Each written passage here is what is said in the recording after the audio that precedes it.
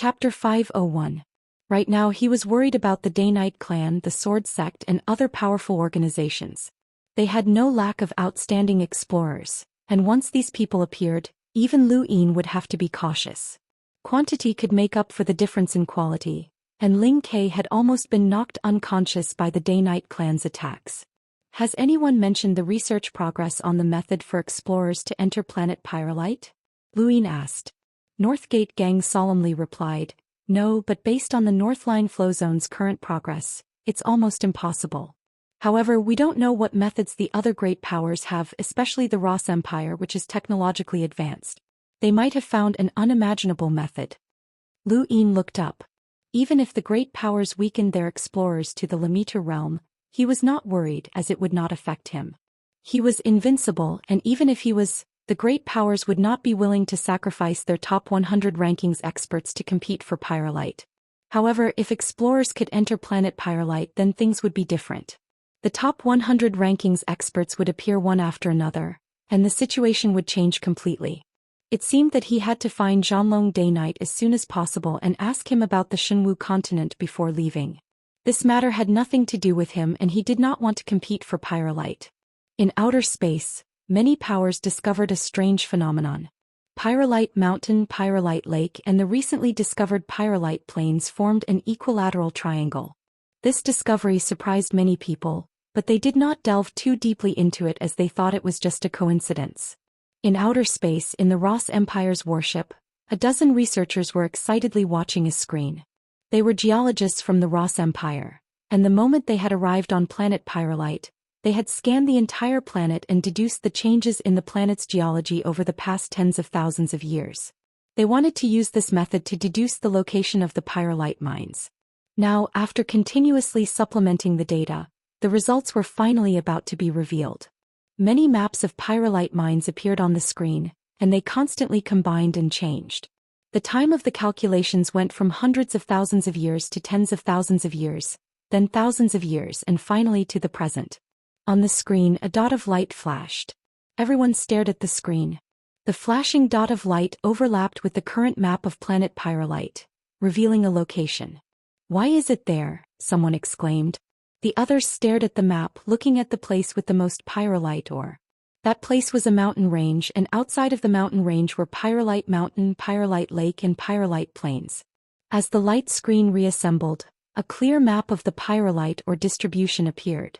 The most eye-catching part of the map was an inverted cone-shaped map with Pyrolite Mountain, Pyrolite Lake and Pyrolite Plains as the points. These cone-shaped maps contained the most Pyrolite ore and went deep into the ground. I understand now. Pyrolite Mountain, Pyrolite Lake and Pyrolite Plain were all formed by a gigantic Pyrolite mine. That gigantic Pyrolite mine was actually under the mountain range and it hadn't moved at all. No wonder we couldn't find it. It's so close to the core of planet Pyrolite that our detectors couldn't detect it.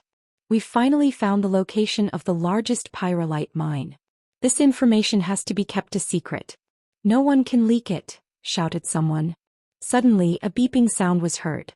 Everyone looked towards the corner and saw a man with an ashen face taking off his gadget. Blood was dripping from the corner of his mouth. He had committed suicide. The others were shocked and hurriedly picked up their gadgets. It's too late.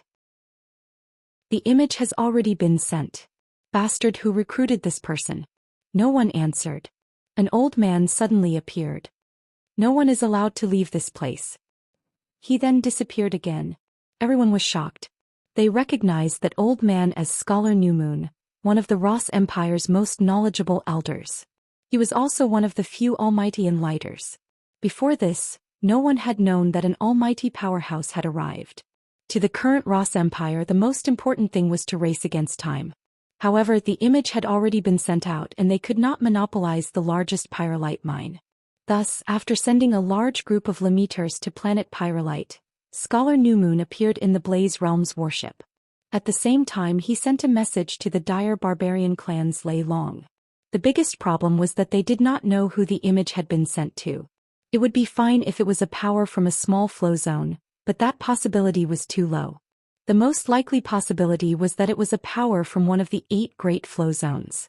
They hoped that it was not the Sword Sect, the Wen family or the Day-Night clan. Otherwise, they would not even have the right to compete. On planet Pyrolite, Lu Yin was just about to leave with Hai Chi when over 100 spacecraft flew towards the mountain range. Northgate Gang and the others were shocked. Why were there so many people trying to seize the mountain range? Lu Yin could not leave as Northgate Gang and the others would not be able to defend the mountain range. Boom, boom, boom. Spacecraft after spacecraft crashed into the mountain range, and many of them headed straight for Northgate Gang and the others. Their actions were rather tyrannical. Northgate Gang and the others did not hesitate and immediately attacked.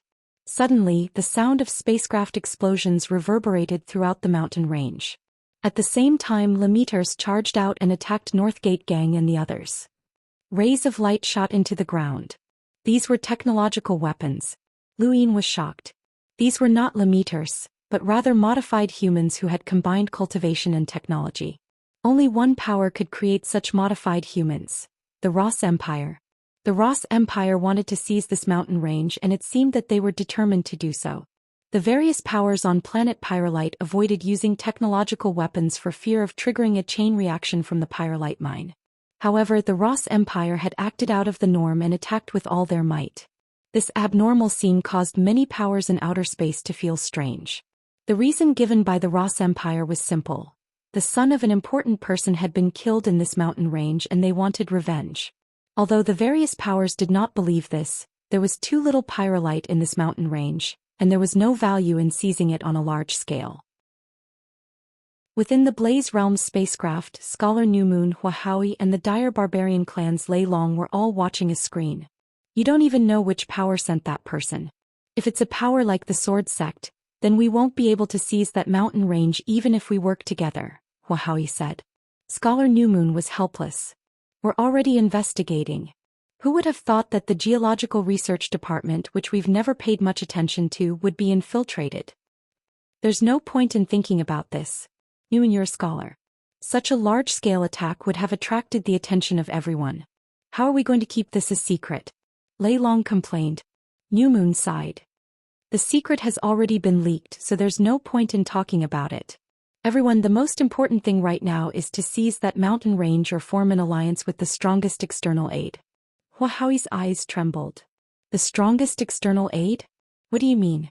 Whoever becomes an unparalleled limiter will be the strongest external aid, New Moon said confidently.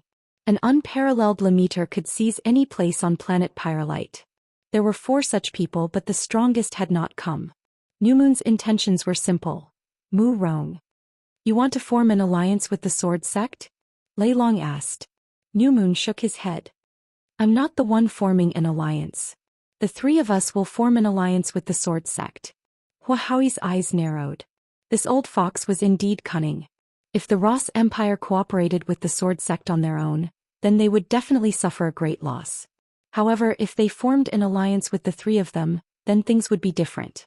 No matter how powerful the Sword Sect was, it would not be able to directly suppress the 3 of them. It was no wonder why the old fogey had come looking for them first instead of forming an alliance with the Sword Sect. Huahui was even more afraid of being silenced by the Sword Sect, which was why he wanted to form an alliance with the 3 Enlighters. Although the news has already spread, it shouldn't spread too quickly. We need to seize that mountain range in the shortest time possible and then use the map and the mountain range as a condition to form an alliance with the Sword Sect. Only then will we be able to guarantee the greatest benefits, New Moon said slowly. Huahui and Lei Long did not object as this was their only option. Half a day later, they had thought that the mountain range would be quickly seized by the Ross Empire cyborgs, but reality was the exact opposite of what they had expected. Those cyborgs had been crushed by a single girl. Atop a mountain range on planet Pyrolite, Hai Chi-Chi's domain enveloped the entire mountain range. Cyborgs were defeated one after another, and their bodies fell to the ground while emitting green smoke. Her attacks were not heavy and she did not kill them. However, her attacks were enough to render the cyborgs unable to attack again. Northgate Gang and the others were dumbfounded. They had not expected Hai Chi-Chi to be so powerful, and the strength of her domain made them sigh in amazement. Lu Yin was not surprised as Hai Chi-Chi's domain was much stronger than his, and she might even have comprehended a force field. She could be ranked within the top 3 on planet Pyrolite and she was only second to Mu Rong.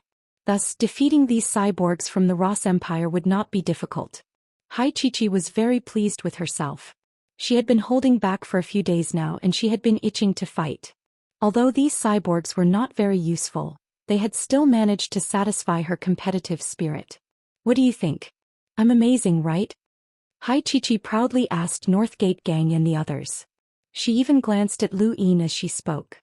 Northgate Gang immediately praised her, but he was still met with Hai Chichi's merciless ridicule.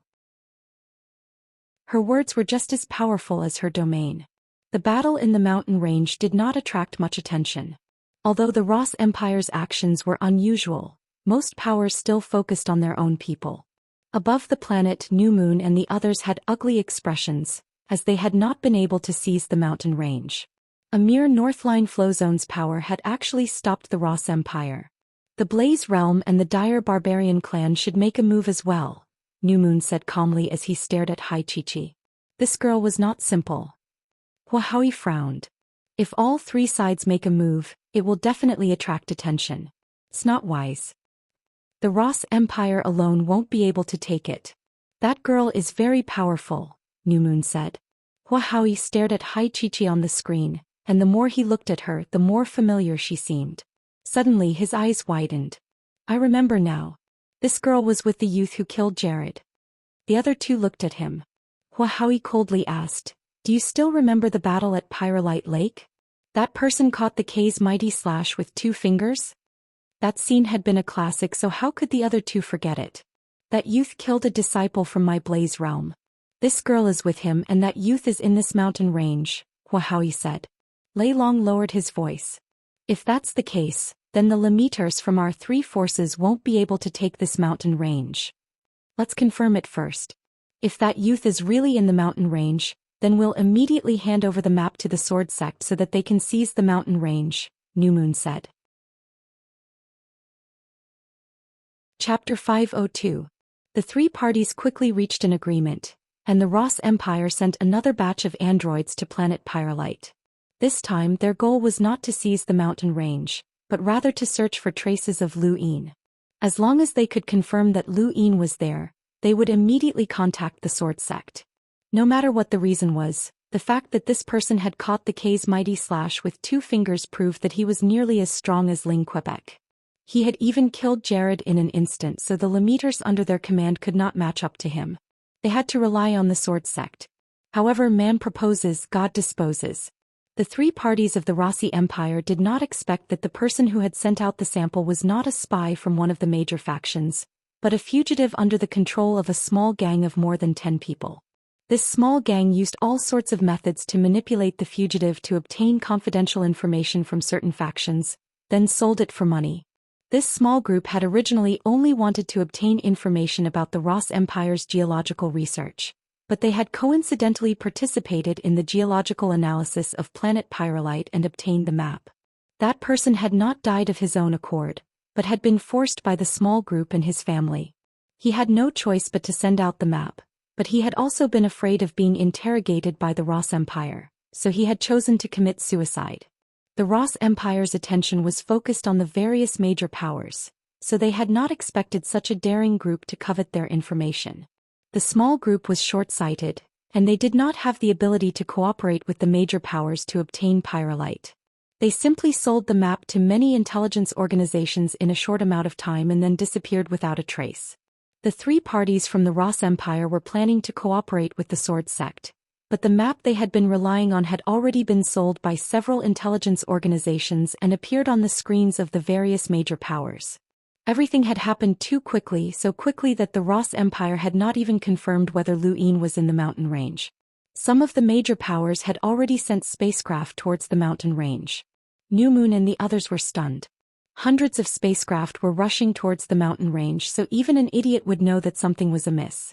Huahui stared at New Moon. What's going on? New Moon frowned, but before she could speak, someone reported that the map had been sent out, and every major power had a copy. This report left Huahui and the others speechless for a long time. This was the bargaining chip they had used to cooperate with the Sword Sect, so how had it been leaked so quickly? Were the people who had obtained the map idiots? Or did they not understand the value of Pyrolite? They had assumed that the powers who had obtained the map would secretly try to seize the mountain range like them. Who would have thought that they had no plans to take the pyrolite and simply sell it for a good price? The three parties' plans fell through, and they no longer had the capital to work with the sword sect.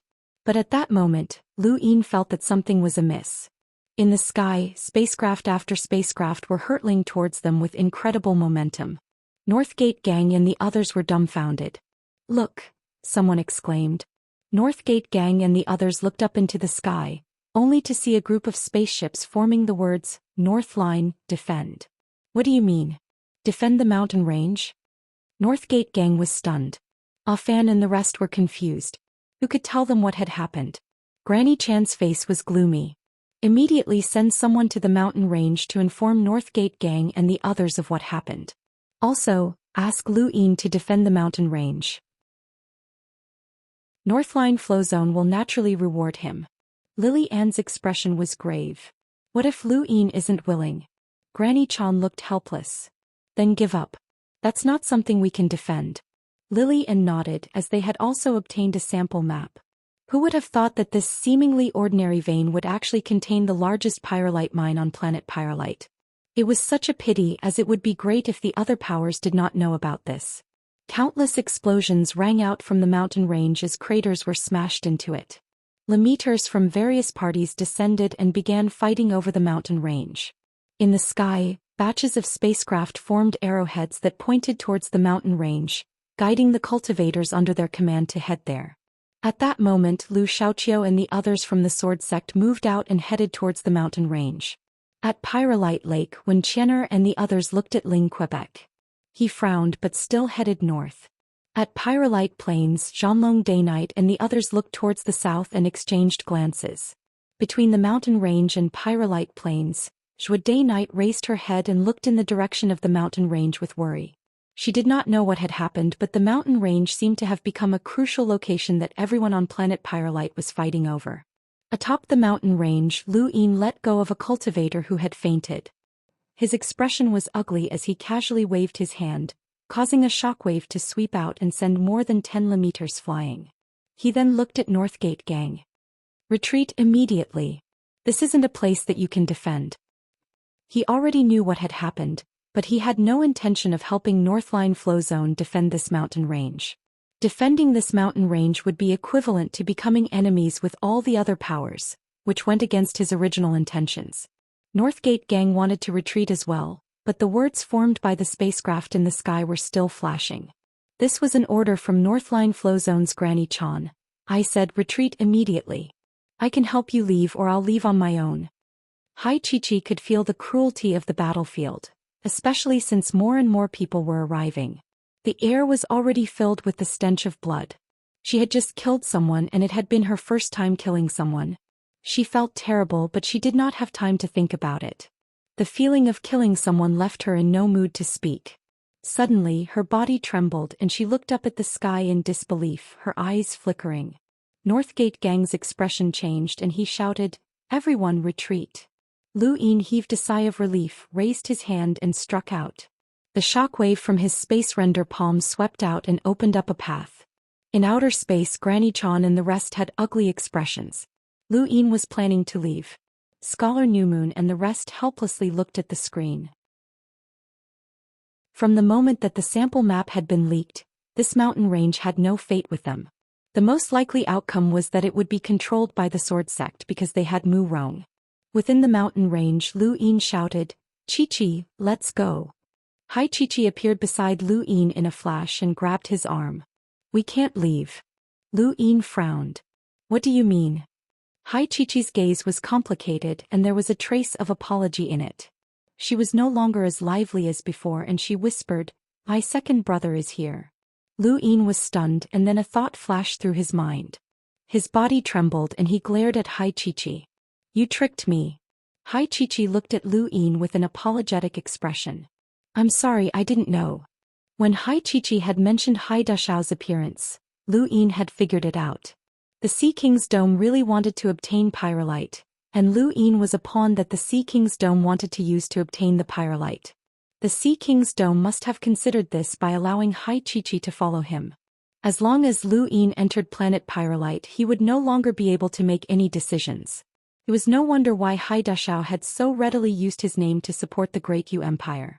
The Sea King's Dome only wanted Lu Yin to enter planet Pyrolite, and as long as he did, Hai Chichi would definitely be able to expose his identity. At that time he would have to help the Sea King's Dome obtain the Pyrolite, as the Great Yu Empire was under the Sea King's Dome's protection. Right, those battle videos on the internet had been deliberately shown to him by Hai Chichi.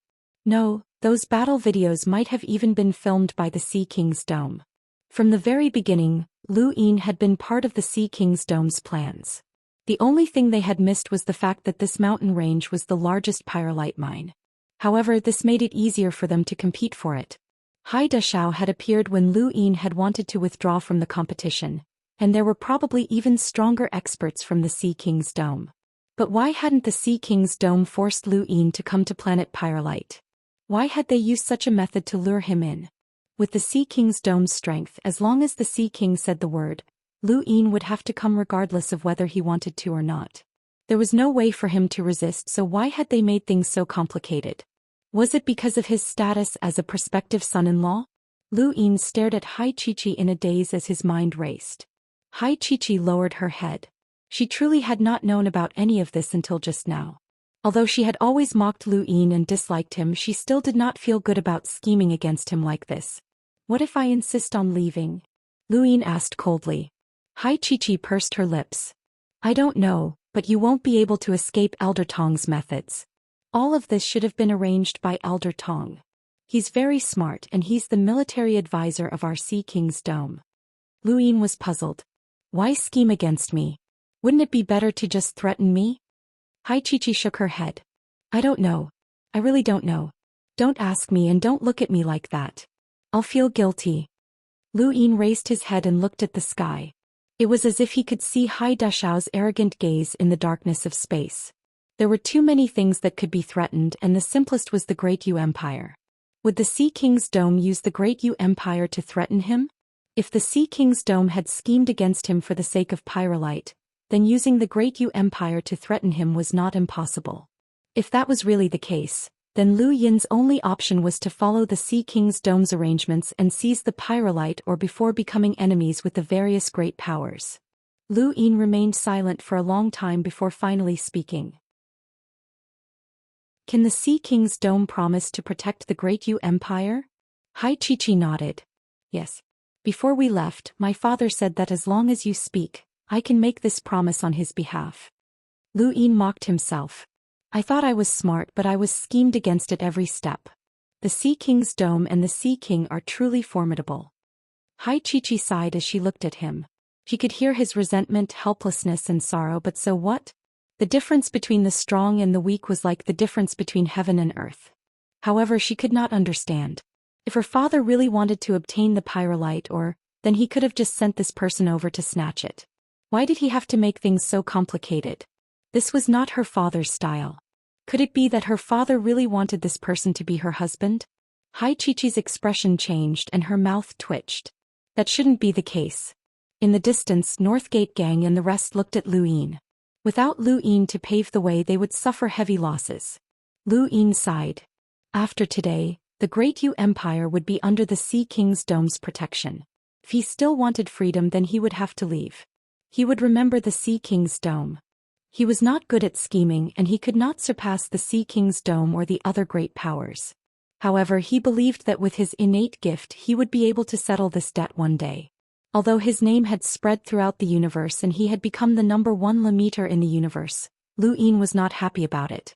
The various great powers were like giant pythons that coiled around him, making it difficult for him to breathe. Because of this, he had no choice but to think of all sorts of ways to obtain various identities in order to protect himself. These powers had monopolized the universe and monopolized the paths of countless cultivators with no background. Perhaps this was one of the reasons for the rise of the 10 Arbiters Council. The council gave young cultivators a relatively fair environment and background, even though this background was still shrouded by the various great powers. Chapter 503. More and more people are coming. Northgate Gang couldn't help but shout in the distance.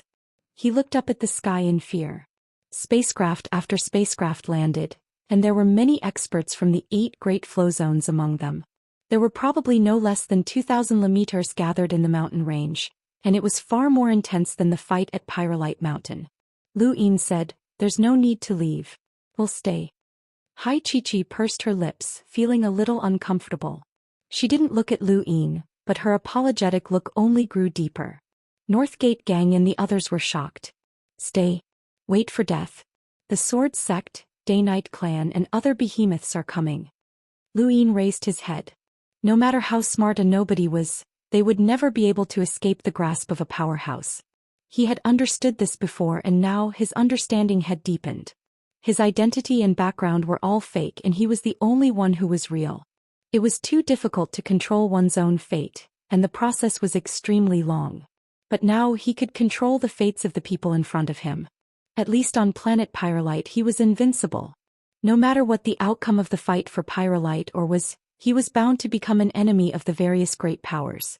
Perhaps he was born to be unable to stand on the side of justice. The Sea King's Dome had schemed against him and had never interfered in the struggles of the innerverse or outerverse, which meant that Lu Yin could not join them. In that case there was only one path, Leon's Armada. Lu Yin smiled bitterly as he had never thought that he would have to travel to the Cosmic Sea in such a manner. He wasn't worried about whether or not he could reach the Cosmic Sea safely. Although he didn't know how strong Mr. Mu was, it shouldn't be a problem for him to send him safely to the Cosmic Sea. Perhaps after leaving planet Pyrolite he would never be able to return to his ordinary life. The Cosmic Sea or even the legendary Neoverse would be his path. In that case he would make this battle on planet Pyrolite even more splendid. Up until now the people from Northline Flow Zone hadn't attracted much attention, as there were too many cultivators fighting. Lu Yin and the others quietly watched from a mountain peak. They didn't participate in the battles and nobody took the initiative to cause trouble. Sometimes he really couldn't understand why the cultivators from these small powers would fight to the death, but in the end they would still be snatched away by the Sword Sect. What was the point of fighting so intensely? Reality proved that there were still quite a few smart people. Many spacecraft in the sky formed the words "Stop" and "Unite," and the battles on the mountain range gradually calmed down. The various powers seemed to have come to a decision. Nearly 2,000 limeters stopped fighting and looked up at the sky. A spacecraft entered planet Pyrolite's atmosphere and exploded in the mountain range. A handsome man walked out and looked down at everyone in the mountain range with a smile. "I wonder if anyone still remembers me, Prince Pisces." On the mountain range everyone was looking at him. Dark red smoke rose vertically into the air from all directions, bringing with it a boundless air of desolation. The air was still filled with the smell of blood and at this moment, that man seemed to be the center of the mountain range. Lu Yin's gaze grew more serious. This person had some strength. Lord Pisces? 100 years ago, there was a super genius who defeated a cruiser as a limeter, and he was able to join the 10 Arbiters Council. He was one of the counselors. Someone exclaimed. As soon as he said this, many people suddenly remembered who he was, and they all looked up at the sky in shock. It was rumored that this person had become an explorer a long time ago, but he still hadn't become a cruiser. Why had he appeared here? Furthermore, he seemed to be a limeter. Lord Pisces raised his head proudly. At least someone still remembers me. In the mountain range, someone hesitantly said, "It's not the 10 Arbiters Council but the Youth Council." Many people looked at him. That person looked at Lord Pisces fearfully, but he still replied seriously, "Only the 10 people from this year's council have the qualifications to be called the 10 Arbiters. The previous council members were only counselors, so they couldn't be called the 10 Arbiters." That's right. This year's 10 Arbiters Council is completely different from the previous ones. They've truly given power to the younger generation and they've also created 10 monsters. The previous counselors were at most realm breakers, and they couldn't compare to the current 10 Arbiters. I've heard that Arbiter Zhenwu once defeated several counselors from the previous councils on his own. He's truly separated this council from the previous ones. In the sky, Lord Pisces' face sank and the void around his body distorted. An enormous aura swept across the area, shocking everyone. Let's cut the crap. I've been hired by the various great powers to unite everyone and resist the powerful Sword Sect, One Family and Day-Night Clan, Lord Pisces announced loudly. Within the mountain range, many cultivators looked up at the sky. Countless spacecraft had formed words that represented the various powers' attitudes. There was no point in a chaotic battle, and only by working together would they be able to stop the monopolies of the other powers. At this moment, the second grade hall's experts arrived. Kuang Wang was at the front, and his injuries from the battle with Ling Ke had mostly recovered. Although the second grade hall was the weakest power in the Beast Tamer's flow zone, it was still an organization below the Divine Grade Hall. The entire Beast Tamer's flow zone could be considered a single power, which was the Divine Grade Hall. However, the Divine Grade Hall was divided into the First Grade Hall and the Second Grade Hall. Thus, the Second Grade Hall could completely represent the Divine Grade Hall, and Kuang Wang was an expert from the Divine Grade Hall. When they saw Kuang Wang and the others arrive, the cultivators from the various powers became nervous. The difference between these geniuses and ordinary limiters was too great. Even if there were a few geniuses who had comprehended domains and battle force, they still weren't confident in defeating Kuang Wang. Everyone subconsciously looked at Lord Pisces. Lord Pisces landed on the ground and faced Kuang Wang and the others. Many of the pyrolite mines on planet Pyrolite have been snatched away by you. The various powers have joined forces here and we won't back down. Kuang Wang remained calm. You're also an explorer whose realm has been weakened.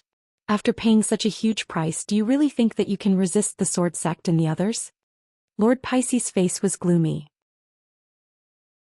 He was an explorer, but his realm had been forcefully weakened, and he would never be able to step into outer space again. To him this was cruel. Only by defending this mountain range and making contributions would he be able to live out the rest of his life in peace and give his descendants a chance. Although he had been famous when he was young, he had been unable to break through to become a cruiser, which had led to his current situation. He did not want his descendants to suffer the same fate. Under the seemingly arrogant appearance, there was a heart of despair. The power behind him had promised him that as long as he defended the mountain range, his descendants would receive the greatest support from the sect. He had to defend the mountain range. It's not just me against the sword sect but all of us. Lord Pisces shouted. Behind him on the mountain range, more than 2,000 limiters roared back. At this moment, no matter what kind of grudges they had with the powers behind them, they had to set them aside. If they wanted to defend the mountain range, they had to join forces. In the distance, Shi Yu and the others had also arrived and they stared at the mountain range in shock. These small powers had finally been forced to this point, but was there any use? Even further away, Ling Ke and the Wen family's cultivators were rapidly approaching. The Day-Night clan, Sword Sect and other powers were also rapidly approaching. More than half of planet Pyrolite's cultivators had gathered in this mountain range, and all of the strongest limiters had arrived. They're here, Northgate Gang said in a trembling voice as he stared at the group of people approaching from below. This group was led by Ling Ke and the Wen family's cultivators. The arrival of the Wen family caused the more than 2,000 limiters present to tremble. Rather than the Wen family, it was more accurate to say that it was Ling Quebec. His appearance instantly attracted everyone's attention. Kuang Wang's expression changed and he stared at Ling Quebec. This person had severely injured him with a single slash, and his strength was unfathomable. Lord Pisces' eyelids twitched as this was the most difficult moment for them. However, he had already thought of a solution. When Qianer and the others followed behind Ling Ke and stared at the peaceful mountain range with unfriendly expressions. The situation was on the verge of erupting. You can all leave now, Ling Ke said as he coldly swept his gaze across the front. Even Lord Pisces was ignored by him as he was nothing more than an outdated piece of trash from 100 years ago. The universe had undergone a revolution, and ever since the appearance of the 10 arbiters, the younger generation was completely different from the past. In the past, Lord Pisces had been weakened from an explorer to a limiter, and he had possessed unparalleled strength. Now, however, he was nothing in Ling Ke's eyes. Lord Pisces could feel Ling Ke's indifference and he was furious, but he forcefully suppressed it. Brother Ling, we can retreat, but can you stop Mu Rong by yourself? Ling Ke frowned. You and I can work together along with the 2,000 cultivators present and the people from the second grade hall. How about that? Lord Pisces suggested. This was his plan, and it was also something that the various great powers had come up with. It was a plan that could not be considered a plan, but rather, it was to drive the wolf to devour the tiger. As for the final outcome, it would depend on the will of the heavens, as no one could guarantee that they would be able to defeat Mu Rong and Ling Quebec. These two could not be defeated by numbers, unless one possessed a technique like the Day-Night clans that could damage one's spiritual force. Ling Ke had already suffered a loss before, and he would not repeat the same mistake. When Qianer was tempted, they had already been defeated in the contest for Pyrolite Mountain, and Mu Rong could not be defeated by Ling Ke alone. Ling Ke's eyes narrowed. Working together? It was a good idea, but it was a little embarrassing. At this moment the Day-Night clan arrived, and they attracted everyone's attention once again. Night Queen Yanqing looked at the peaceful mountain range and raised an eyebrow. This group of trash had actually teamed up. Lord Pisces looked at Night Queen Yanqing and shouted, "Day-Night clan members, how about we work together to defeat Mu Rong first? Otherwise, no one will be able to keep him in check." Night Queen Yanqing's eyes flashed, and she looked at Ling Quebec. Ling Ke looked over at the same time. Although he did not speak, it was clear that they had decided to work together. At that moment, a sharp aura rushed over. They had finally arrived at the sword sect. Lu Xiaoqiu and Lu Xiaoyun walked at the front while Yo Yi excitedly followed behind them. Mu Rong was at the back with a calm expression. Mu Rong's appearance was like a huge mountain weighing down on everyone's hearts. At this moment, this mountain range was filled with the universe's top limiters. Outside of planet Pyrolite, the various great powers were all staring at the mountain range. Lord Pisces took a deep breath and looked at the Sword Sect members. He shouted, "Sword Sect members, are you trying to seize this mountain range?" Lu Xiaoyun looked at Lord Pisces. "So what if we are?" Lord Pisces' gaze was fierce. "You've already taken over Pyrolite Mountain, and the Pyrolite ore in this mountain range should be divided equally among the various great powers. If the Sword Sect still wants to seize it, then isn't that too much?" Lu Xiaoyun ignored Lord Pisces as the current situation was clear to her. She turned back to look at Mu Rong. Mu Rong stepped forward. "If you want to block me, then feel free to try." He did not care about Lord Pisces at all. From start to finish, all of their schemes and alliances had been useless. Only a few people could truly decide everything. I'll add another chapter at 3 p.m. Thank you all for your support. Thank you. Chapter 504. He did not care about this so-called alliance.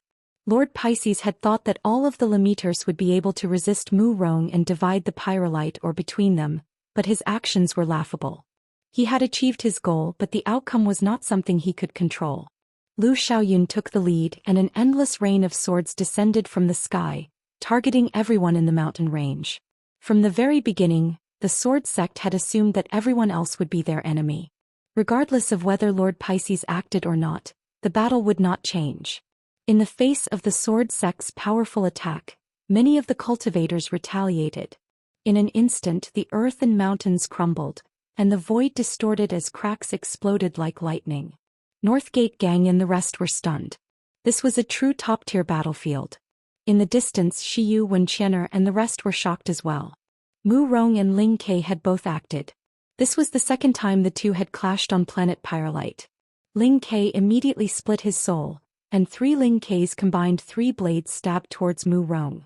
On the ground, green grass spread, and the farmer boy's song appeared at the right time. The 3 Ks' mighty slashes froze in the void, and in the next moment, Zhanlong Day-Night and Night Queen Yanqing attacked Mu Rong at the same time. Lu Xiaoqiu raised his sword and sword light flashed, illuminating planet Pyrolite with a cold light. A top-tier battlefield was not something that ordinary people could participate in. Lord Pisces stared blankly. He had thought that he had the situation under control and could unite everyone to resist the Sword Sect, but when the battle truly began, his plan seemed laughable. He realized that even without him, the battle would not have changed at all.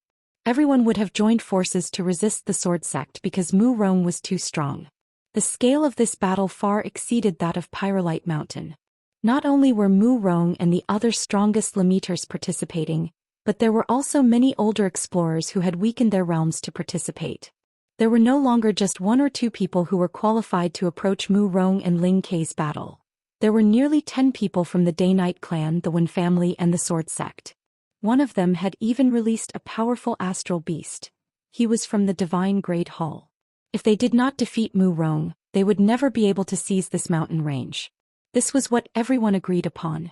Above the planet, the various great powers stared at the mountain range. Perhaps this would be the biggest battle since the start of the Pyrolite War. Countless spacecraft descended like shooting stars, and Lemeters appeared one after another to join the battle.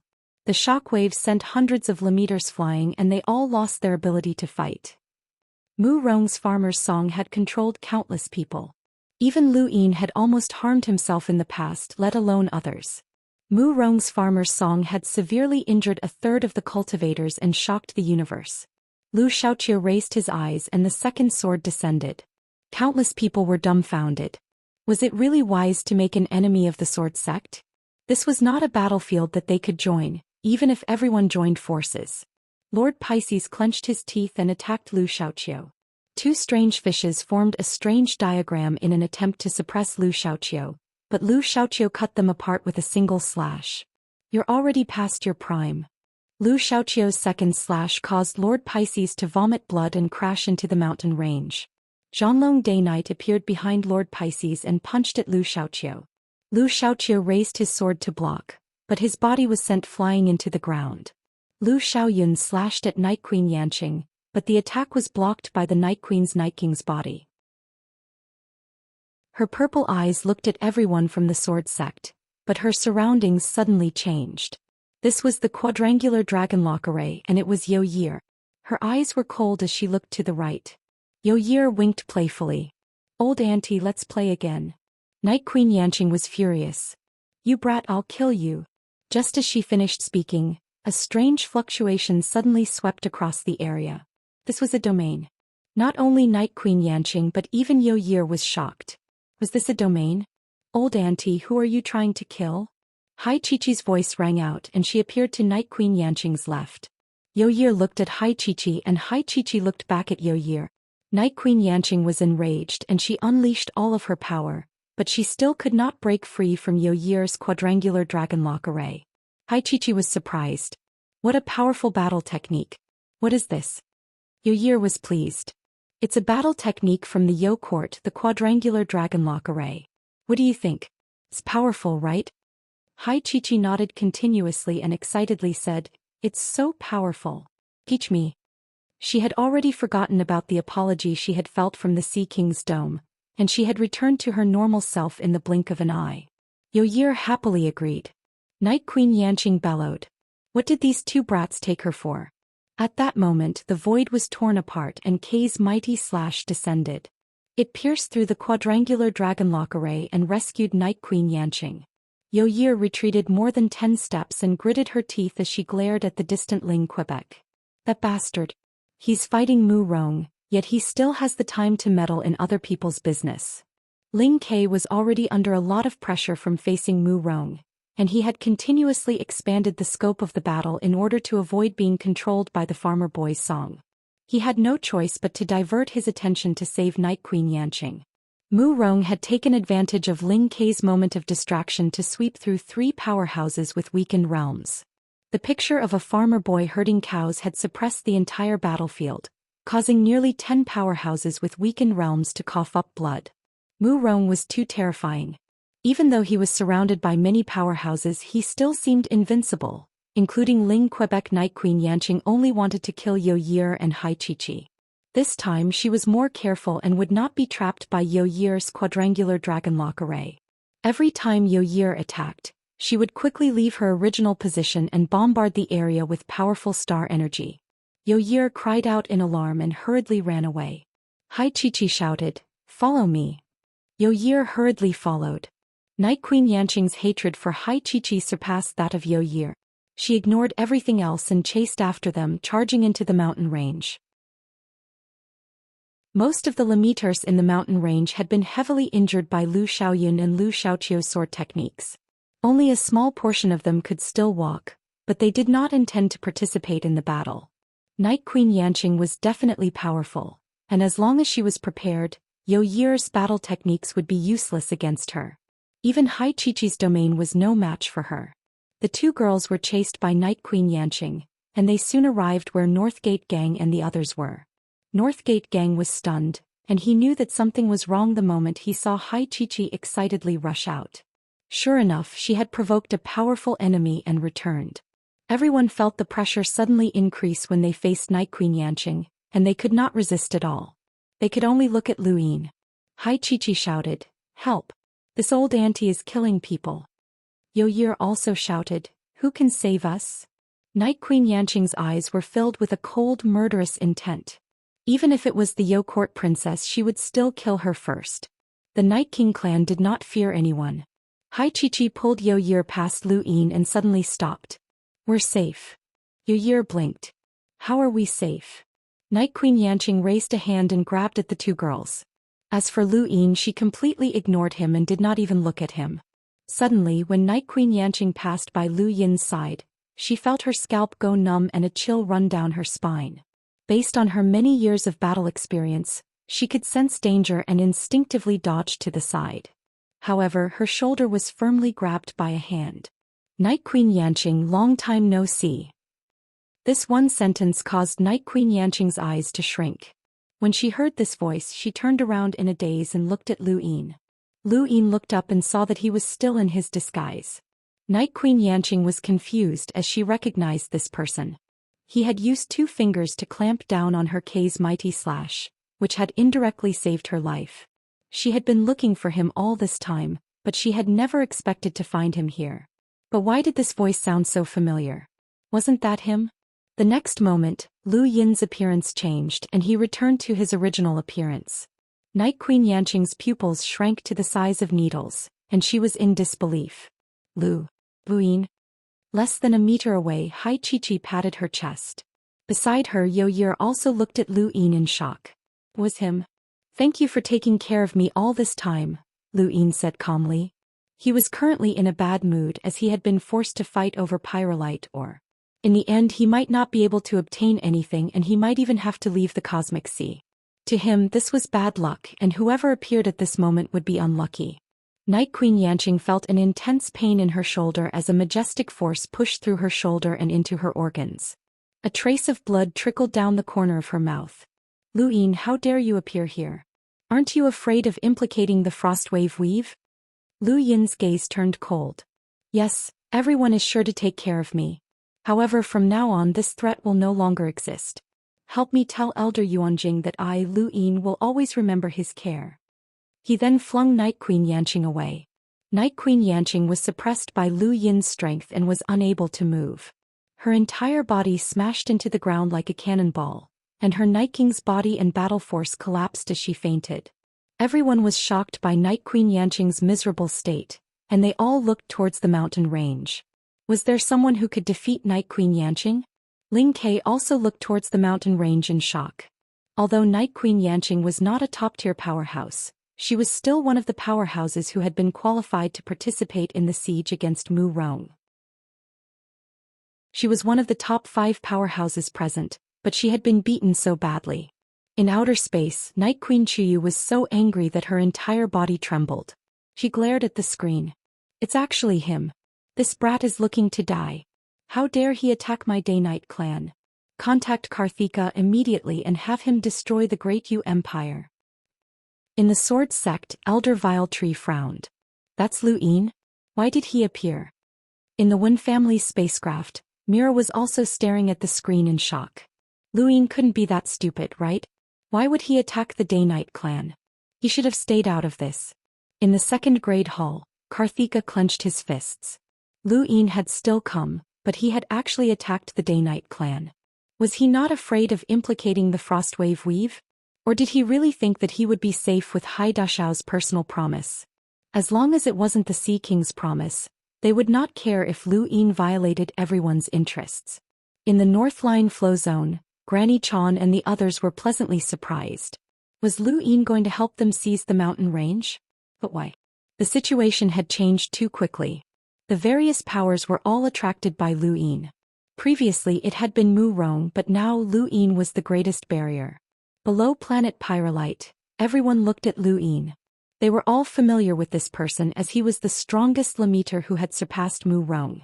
He was an invincible powerhouse. Mu Rong and the others stopped fighting. Underground, Lu Xiaoqiu and Zhanlong Day-Night walked out and stopped fighting as well. Lord Pisces' face went pale and he looked up. There was someone even more ruthless here? Lu Yin's appearance had changed the situation once again. He was no longer afraid of being surrounded, and since he had decided to act, he would not hesitate. He would show these people what it meant to be an invincible Lemiter. Thank you for Little Pow's tip, and thank you all for your support. Thank you, thank you, thank you. The second volume was about to begin. Chapter 505. Outside the mountain range, Zhou Xian looked at Lu Yin with a complicated expression. Are you going to make a move? All of your previous concealment will be meaningless. He alone was like a tall mountain. His shadow seemed to envelop everyone. At this moment, even Mu Rong's shadow was dim. High up in the sky, a group of spacecraft suddenly formed words that read, "Join forces to kill Lu." These were simple words, but they displayed an unparalleled determination. These were the Daoist clan's spacecraft. The next moment, Zhanlong Daoist was the first to attack. He raised his right fist and gathered all the strength in his body before striking out with a majestic might that distorted the void. Lu Yin, it's been a long time. Lu Yin's gaze turned cold as he watched Zhanlong Daoist's fist approach. Everyone watched as Lu Yin slowly raised his right palm. Boom. There was a loud explosion and dust flew everywhere. The shockwave transformed into visible ripples that pushed Haiqiqi and the rest away. The mountain range split apart and a horizontal crack appeared in the void. Countless people were shocked by this scene. With a whoosh, the dust settled, revealing Lu Yin's calm face. He hadn't even taken half a step back, and his palm was still tightly gripping Zhanlong Daoist's right fist, preventing him from advancing or retreating. Countless people were dumbfounded, their mouths hanging open as they stared at the scene in disbelief. This was Zhanlong Daoist, a top powerhouse of the Daoist clan who had fought Lu Xiaoqiu to a standstill. He was someone who was qualified to join in the siege against Mu Rong, but Lu Yin had easily blocked his punch. It had to be known that even Ling Ke and the others had to either defend themselves or dodge Zhanlong Daoist's punch. None of them had been able to block it as easily as Lu Yin. Zhanlong Daoist stared at Lu Yin, his eyes flickering with disbelief. Your strength. Lu Yin's eyes narrowed. You're too weak right now. He then exerted force with his right palm, and with a crack, Zhanlong Daoist's right fist was broken. His entire body was smashed into the ground like Night Queen Yanqing, and he spat out a mouthful of blood. Lu Yin looked down at him. I'll look for you after I've dealt with the others. He then took a step forward and disappeared. When he reappeared, he was already at the bottom of the mountain range. In just 2 moves he had defeated 2 top powerhouses of the Daoist clan. Lu Yin's strength left a shadow in everyone's hearts. Yo-Year was shocked. This person was indeed powerful. Haiqiqi blinked. This guy was actually quite pleasing to the eye. It made sense for her father to make him his son-in-law. No wonder he hadn't forced Lu Yin to steal the pyrolite mine. Wait, that wasn't right. What was she thinking? What was she thinking? What son-in-law? There was no such thing. In outer space, Night Queen Chuyu's expression changed. Zhanlong Daoist and Night Queen Yanqing had both been defeated, and their opponents had only attacked twice. How could this be? Was the gap between Lemeters really that great? Lu Yin's strength reminded her of the 10 arbiters. On planet Pyrolite, below a mountain range, Sir Pisces stared blankly at Lu Yin, who had suddenly appeared in front of him. This person had appeared in front of him in the blink of an eye, and he was now less than 5 meters away from him. Ling ling ling K ling ling ling. Calm to ling ling to the Daoist. Ling Ke raised his head and took a few steps forward. He stared at Lu Yin coldly. How domineering. Lu Yin, even if you're the strongest Lemeter, can you stop everyone? Lu Yin looked at Ling Quebec. You can try. Ling Ke's eyes widened. Everyone attack together. If we don't defeat him, no one will get this mountain range. He then took the initiative to attack. His K's mighty slash tore through the void and stabbed towards Lu Yin. He used his full strength right from the start, as he had already guessed that Lu Yin was the one who had caught his K's mighty slash with 2 fingers. Lu Yin was not someone with an extraordinary innate gift. Aside from this person, who else could have caught his K's mighty slash with 2 fingers? To the side, Mu Rong also attacked. He had chosen to team up with Ling Ke against Lu Yin. Previously, Ling Ke and the others had joined forces to attack Lu Yin, but now everyone joined forces to attack Lu Yin. The void tore apart in front of Lu Yin, and the K's mighty slash appeared in front of him. He raised a hand and flicked his finger, causing the blade to fly to the side with a bang. He then raised a palm to face Ling Quebec. At this moment he had already moved all of the fates and from his heart and left arm away, hiding them under his clothes. In other words, 2/3 of his sealed physical strength had been released. At this moment Lu Yin was invincible. The shockwave from the space render palm shattered the void, and it roared like a monster as it charged towards Ling Quebec. Ling K's pupils shrank. He knew that Lu Yin was very strong, but it shouldn't be this exaggerated. Flicking away his K's mighty slash with a single finger was enough to topple Ling K's worldview. There was a boom as the space render palm swept out in one direction.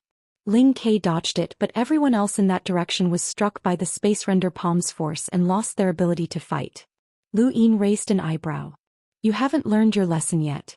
Your song is useless against me." Then his body trembled and the void tore apart. He raised a palm and aimed it at Mu Rong. Mu Rong's face changed and he hurriedly dodged. A huge shockwave blasted out from where he had been standing. Two palms had forced Ling K and Mu Rong to retreat.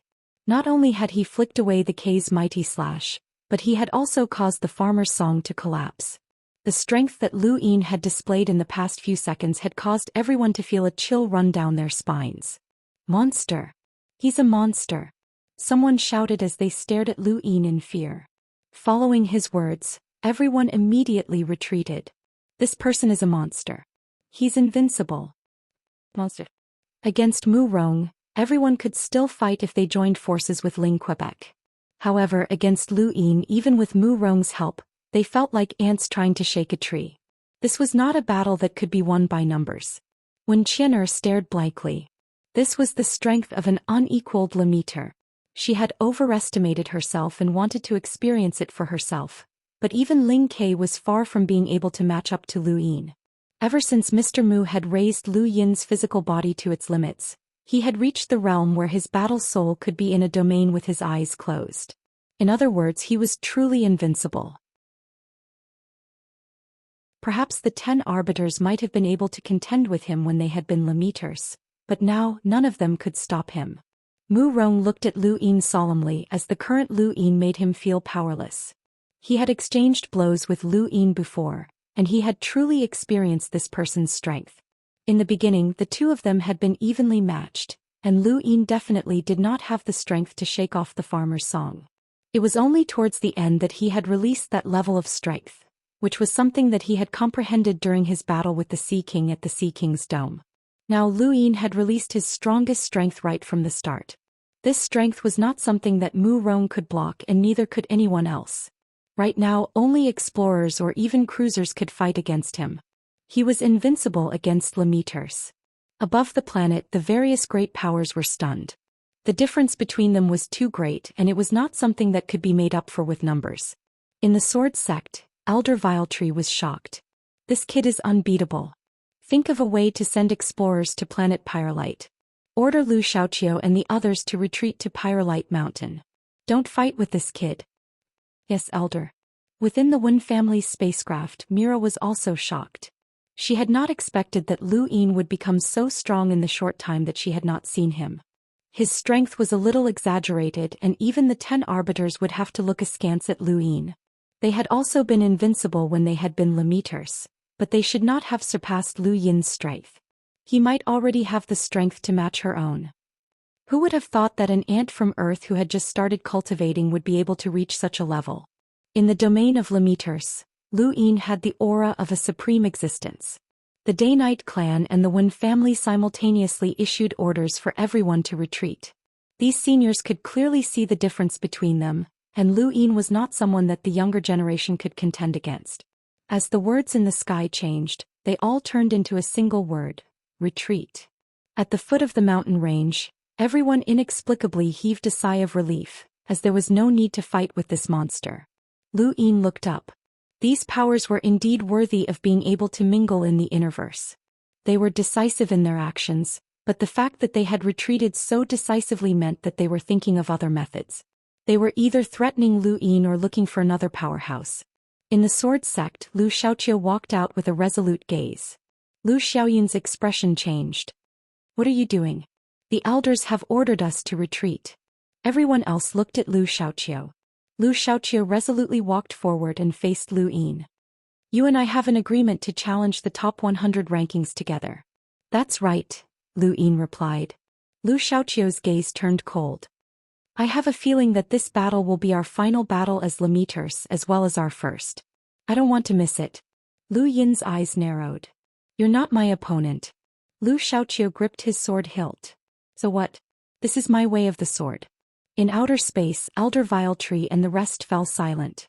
Lu Xiaoqiu had inherited the 13 swords because of his own way of the sword. Regardless of whether he won or lost this battle, he had to take action. Otherwise, his way of the sword would crumble. Compared to a Lu Xiaoqiu whose way of the sword had crumbled, they would rather fight him regardless of whether they would live or die. Of course, the sword sect did not believe that Lu Yin would dare to kill Lu Xiaoqiu. Lu Yin's head hurt. People with such high beliefs were the most troublesome. Zhang Dingtian was one and Lu Xiaoqiu was another. Lu Yin himself had cultivated to his current level by relying on his die and luck, and he did not have such beliefs. At this moment when he saw Lu Xiaoqiu's resolute gaze, Lu Yin felt that he lacked something. He himself should have some sort of belief. Go ahead, Lu Yin said calmly. Everyone looked at Lu Xiaoqiu. Even Ling Ke and Mu Rong had not been able to defeat the fourth sword. Was Lu Xiaoqiu going to use the fifth sword? Each of the 13 swords was shocking and everyone wanted to see the might of the fifth sword. Lu Xiaoqiu took a deep breath and gripped his sword hilt tightly. His eyes were resolute and he was indeed going to use the fifth sword. This was a sword that he had yet to comprehend. Using the fourth sword as a limiter was already very terrifying, and the fifth sword should have been something that he could only come into contact with after becoming an explorer. But now he had to use it or else he would not even have a chance. Perhaps after the fifth sword he would become a cripple. But he did not regret it. At the foot of the mountain range, many cultivators continuously retreated, afraid that they would be caught in the crossfire. Lu Yin did not attack as he wanted to show his respect for Lu Xiaoqiu's beliefs. He would give Lu Xiaoqiu enough time. The cultivators continuously retreated, and one of them suddenly looked at his sword in shock. His sword was shaking and soon after many swordsmen cultivators around him also noticed that their swords were shaking, as if they were not under their control. This was a force field that had not yet been displayed but it truly existed. The fourth sword manifested this force field in the form of sword qi and it was the strongest attack. At this moment this force field had merged with the environment. Chapter 506. Yo-Year looked down from the mountain range and she recalled a description of the sword sect's fifth sword from her seniors. Man and sword as one, sword and domain as one, man and domain as one. This is the fifth sword. What did you say? Hai Chichi was confused. Yo-Year shook her head. Nothing. Do you think that person can block the fifth sword? Hai Chichi rolled her eyes. I don't know. Below the mountain range, Lu Yin's expression turned serious. He could feel Lu Xiaoqiu's force field and the terrifying power of the fifth sword that seemed to merge everything into one. This sharp aura had yet to appear, but it had already caused cracks to appear in the void. In Lu Yin's eyes, Lu Xiaoqiu had already transformed into a sword, and countless spatial cracks had spread out from his body. Ling Ke stared at Lu Xiaoqiu in shock. The sword sect's 13 swords truly lived up to its name. If Lu Xiaoqiu had completely comprehended this sword, then Ling Ke might not have been able to defeat him. Mu Rong also stared at Lu Xiaoqiu in amazement. The inheritors of the 13 swords were indeed not simple. Countless people were looking forward to Lu Xiaoqiu defeating Lu Yin in one strike. Lu Xiaoqiu suddenly opened his eyes and unsheathed his sword. With him at the center, a sharp aura spread out in a circular manner. Everything within 100 meters, 1,000 meters, 10,000 meters was enveloped by this aura, and it caused everyone's scalps to go numb. This was a power that could decide their life or death. Mu Rong raised a hand and a very thin trace of blood appeared on his palm. It wasn't just him. Everyone who had been enveloped by the fifth sword had been injured to varying degrees. Many cultivators were terrified and they hurriedly retreated. Lu Yin raised a hand and flicked his finger. The void flickered and a white shockwave slashed towards the ground. The fifth sword had not been completely released but it was already trying to injure Lu Yin. It was impossible. After coming into contact with the fifth sword's power, Lu Yin suddenly shook his head. You can't use this sword. No one had expected Lu Yin to suddenly say such a thing, and most of them were confused. Only a few looked at Lu Xiaoqiu with pity. In the starry sky, Elder Viletree shook his head and sighed. The fifth sword, man's sword and domain is one. He managed to fuse man with his aura and man with his sword, but he was unable to fuse his sword with his domain. His power leaked out, causing him to fail on the verge of success. Behind Elder Viletree, Lu Sanjian looked at the screen with pity. If he could use the fifth sword, then Xiaoqiu would definitely be the strongest. Elder Viletree calmly replied, Not necessarily. No, that's not right. Even if he can use the fifth sword, he's still not the strongest. He then looked at Lu Yin. I've seen this kid's battle with Mu Rong. This kid possesses extreme strength, and it's not something that a powerhouse at the same level as him can contend against unless they've also reached the pinnacle in a certain aspect. Lu Sanjian was confused. Extreme. Elder Viletree sighed in amazement. Yes, the pinnacle, just like the 10 arbiters. Lu Sanjian was shocked. This kid can rival the 10 arbiters? Elder Viletree did not answer, but he did not deny it either. The sword sect had the 10 arbiters, so they were well aware of their strength. Their monstrous reputation was not an exaggeration. It was the truth. Even for a powerhouse like Lu Sanjian, who was close to becoming an enlighter, the 10 arbiters' strength when they had been limiters was inconceivable. It was precisely because they understood the 10 arbiters' strength when they had been limiters that they did not pay much attention to Lu Yin and the other 10 arbiters candidates. The difference was too great, and they were not even on the same level. The so-called 10 arbiters candidates were just words of encouragement, but now someone who could rival the 10 arbiters had appeared.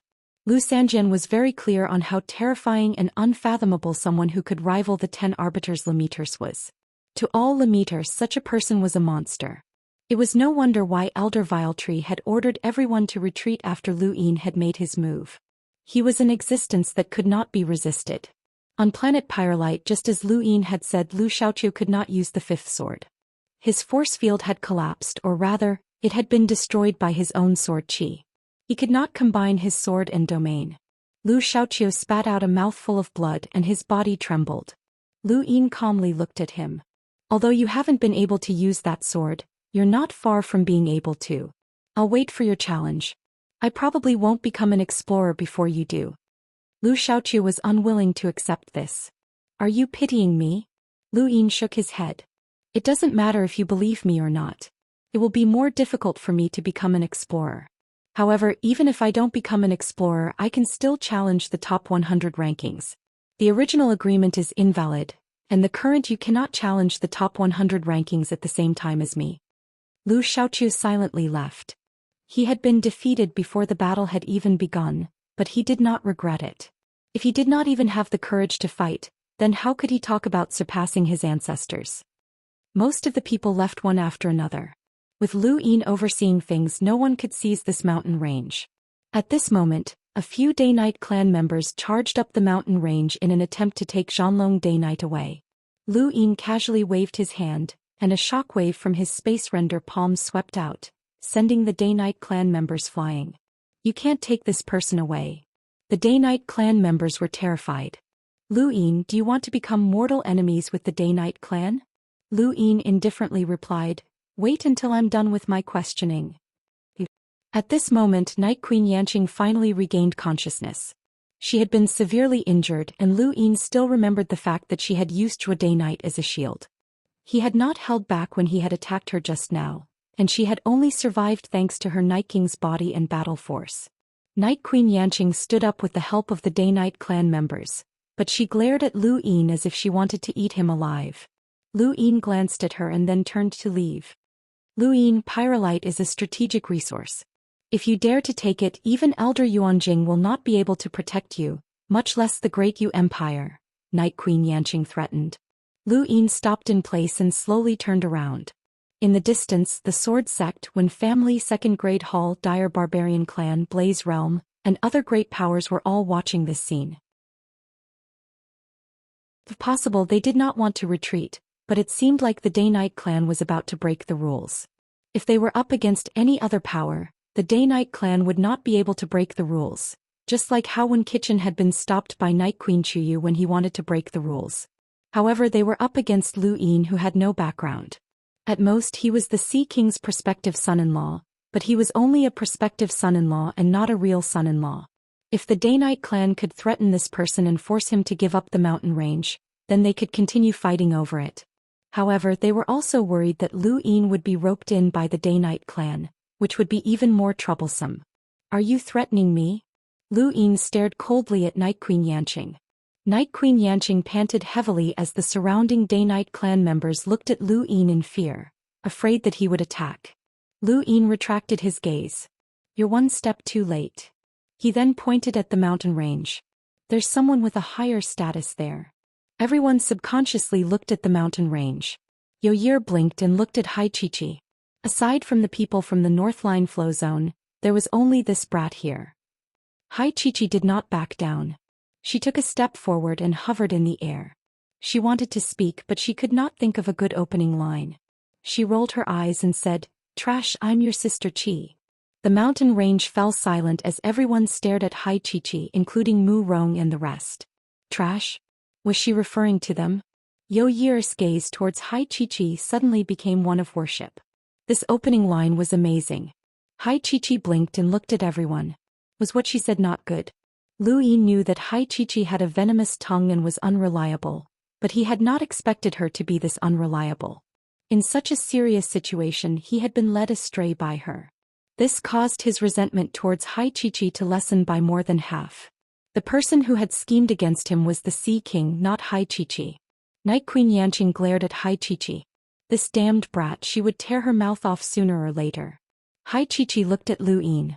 Lu Yin answered, "Her name is Hai Chi-Chi and she's the Sea King's daughter." There was an uproar below the mountain range and everyone stared at Hai Chi-Chi in shock. The Sea King's daughter? Mu Rong was shocked. He had participated in the Sea King's son-in-law selection, but he had never seen the Sea King's daughter before. Was this person really the Sea King's daughter? He suddenly rejoiced that he had not pulled out the Sea King's trident. Ling Kei stared blankly, feeling that something was amiss. The Sea King's daughter's opening line was a little too brazen. Xiyu looked at Hai Chi-Chi. She was Lu Yin's fiancée? The two of them were quite compatible. Night Queen Yanqing's pupils shrank. The Sea King's daughter. No wonder she dared to humiliate her. She suddenly felt that she would never be able to do anything to this brat in this lifetime. Yu Yer was shocked. She was the Sea King's daughter? Hai Chi-Chi raised her head and looked at everyone with satisfaction. This was the effect she had wanted, and this was the way she had wanted to appear. It was too flashy. As a woman, she wanted to be in the limelight even more than a man, but she had always been suppressed in the Starfall Sea. She had agreed to the selection so that she could find someone to accompany her, and now her dream had finally come true. Night Queen Yanqing was speechless when the Sea King's daughter appeared. Allowing his daughter to accompany Lu Yin was a clear indication of the Sea King's attitude, and the Day-Night clan's threats were useless against him. The others sighed. Sure enough, Lu Yin definitely had something to rely on if he dared to make a move.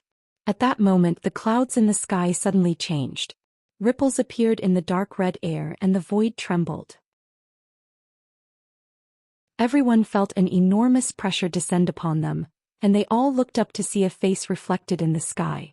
It was the second-grade hall's Enlighter, Karthika. This was the first time an Enlighter had directly intervened on planet Pyrolite since the beginning of the struggle. The Sea King's dome has not promised to protect your country. Kid, I advise you to think about the consequences before you act. Karthika's voice spread throughout planet Pyrolite. Lu Yin's eyes narrowed. Hai Chi-Chi suddenly shouted, "You scared me to death, you shameless old man. Get rid of your stupid face."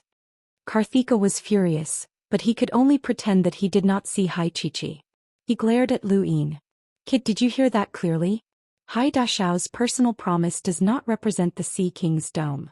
Furthermore, the Sea King's dome will not interfere in the struggles of the inner verse and outer verse, so your country will not be protected by the Sea King's dome." Lu Yin did not respond and he just looked into outer space. "It's time for you to show up, Hai Dashao." Sure enough, Karthika's face changed the next moment, and he disappeared from everyone's sight. Planet Pyrolite fell silent once more, and at this moment, the enlighters from the various great powers were all staring at a young man standing outside of planet Pyrolite with astonishment. This person was Haida Xiao. Haida Xiao's appearance had caught the various great powers completely off guard. Was the Sea King's dome going to interfere in the struggle for planet Pyrolite? Thank you, Kalian, for your tips. Thank you, brothers.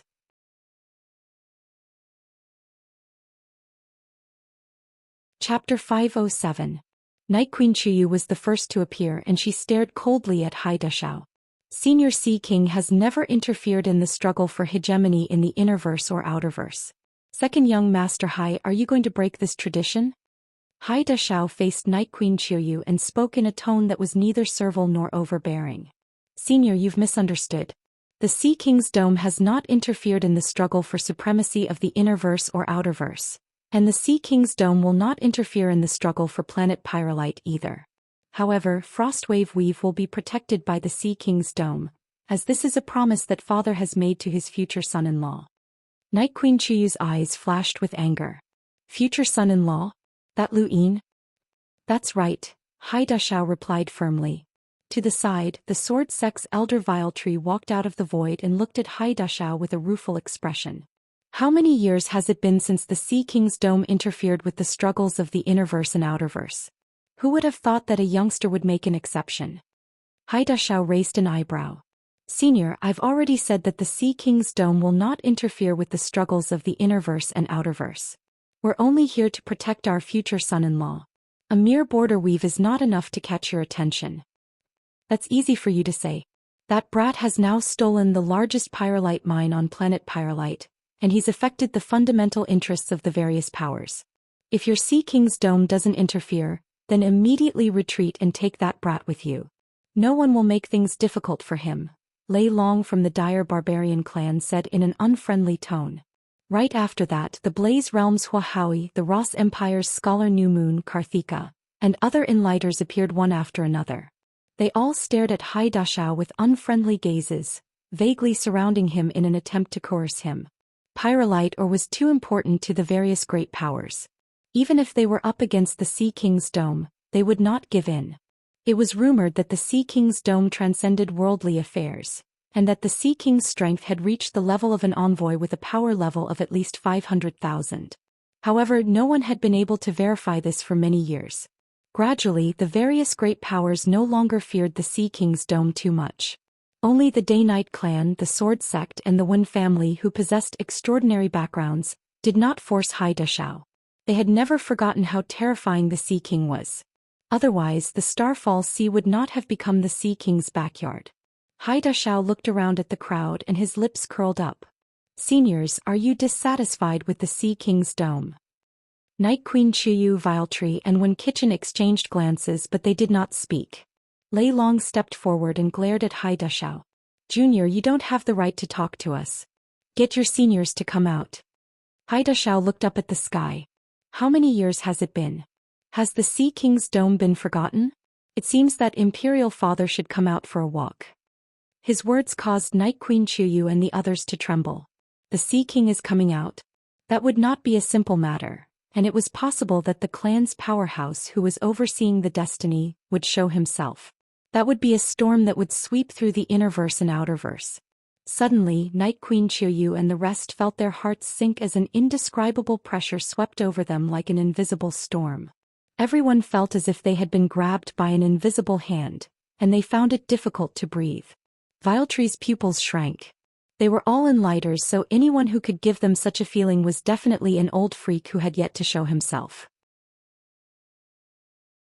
After thinking about it, he immediately asked, I wonder which senior from the Sea King's dome has arrived? Please show yourself. Lei Long and the others turned pale. Did this pressure come from the Sea King's dome? Haida Xiao smiled as he looked at Lei Long, Huahui and the others. Beside him, an old figure slowly appeared. The old man's back was stooped and he was only about a meter tall. His appearance was ordinary and he was dressed casually. He looked like an old man from next door, and his cloudy eyes seemed to be unable to see anything clearly. However, when this old man appeared, Viletree and Night Queen Chuyu's expressions changed. They had roamed the Starfall Sea when they were young and had visited the Sea King's dome. They had seen this old man before and he was Elder Ren, one of the 4 great elders of the Sea King's dome.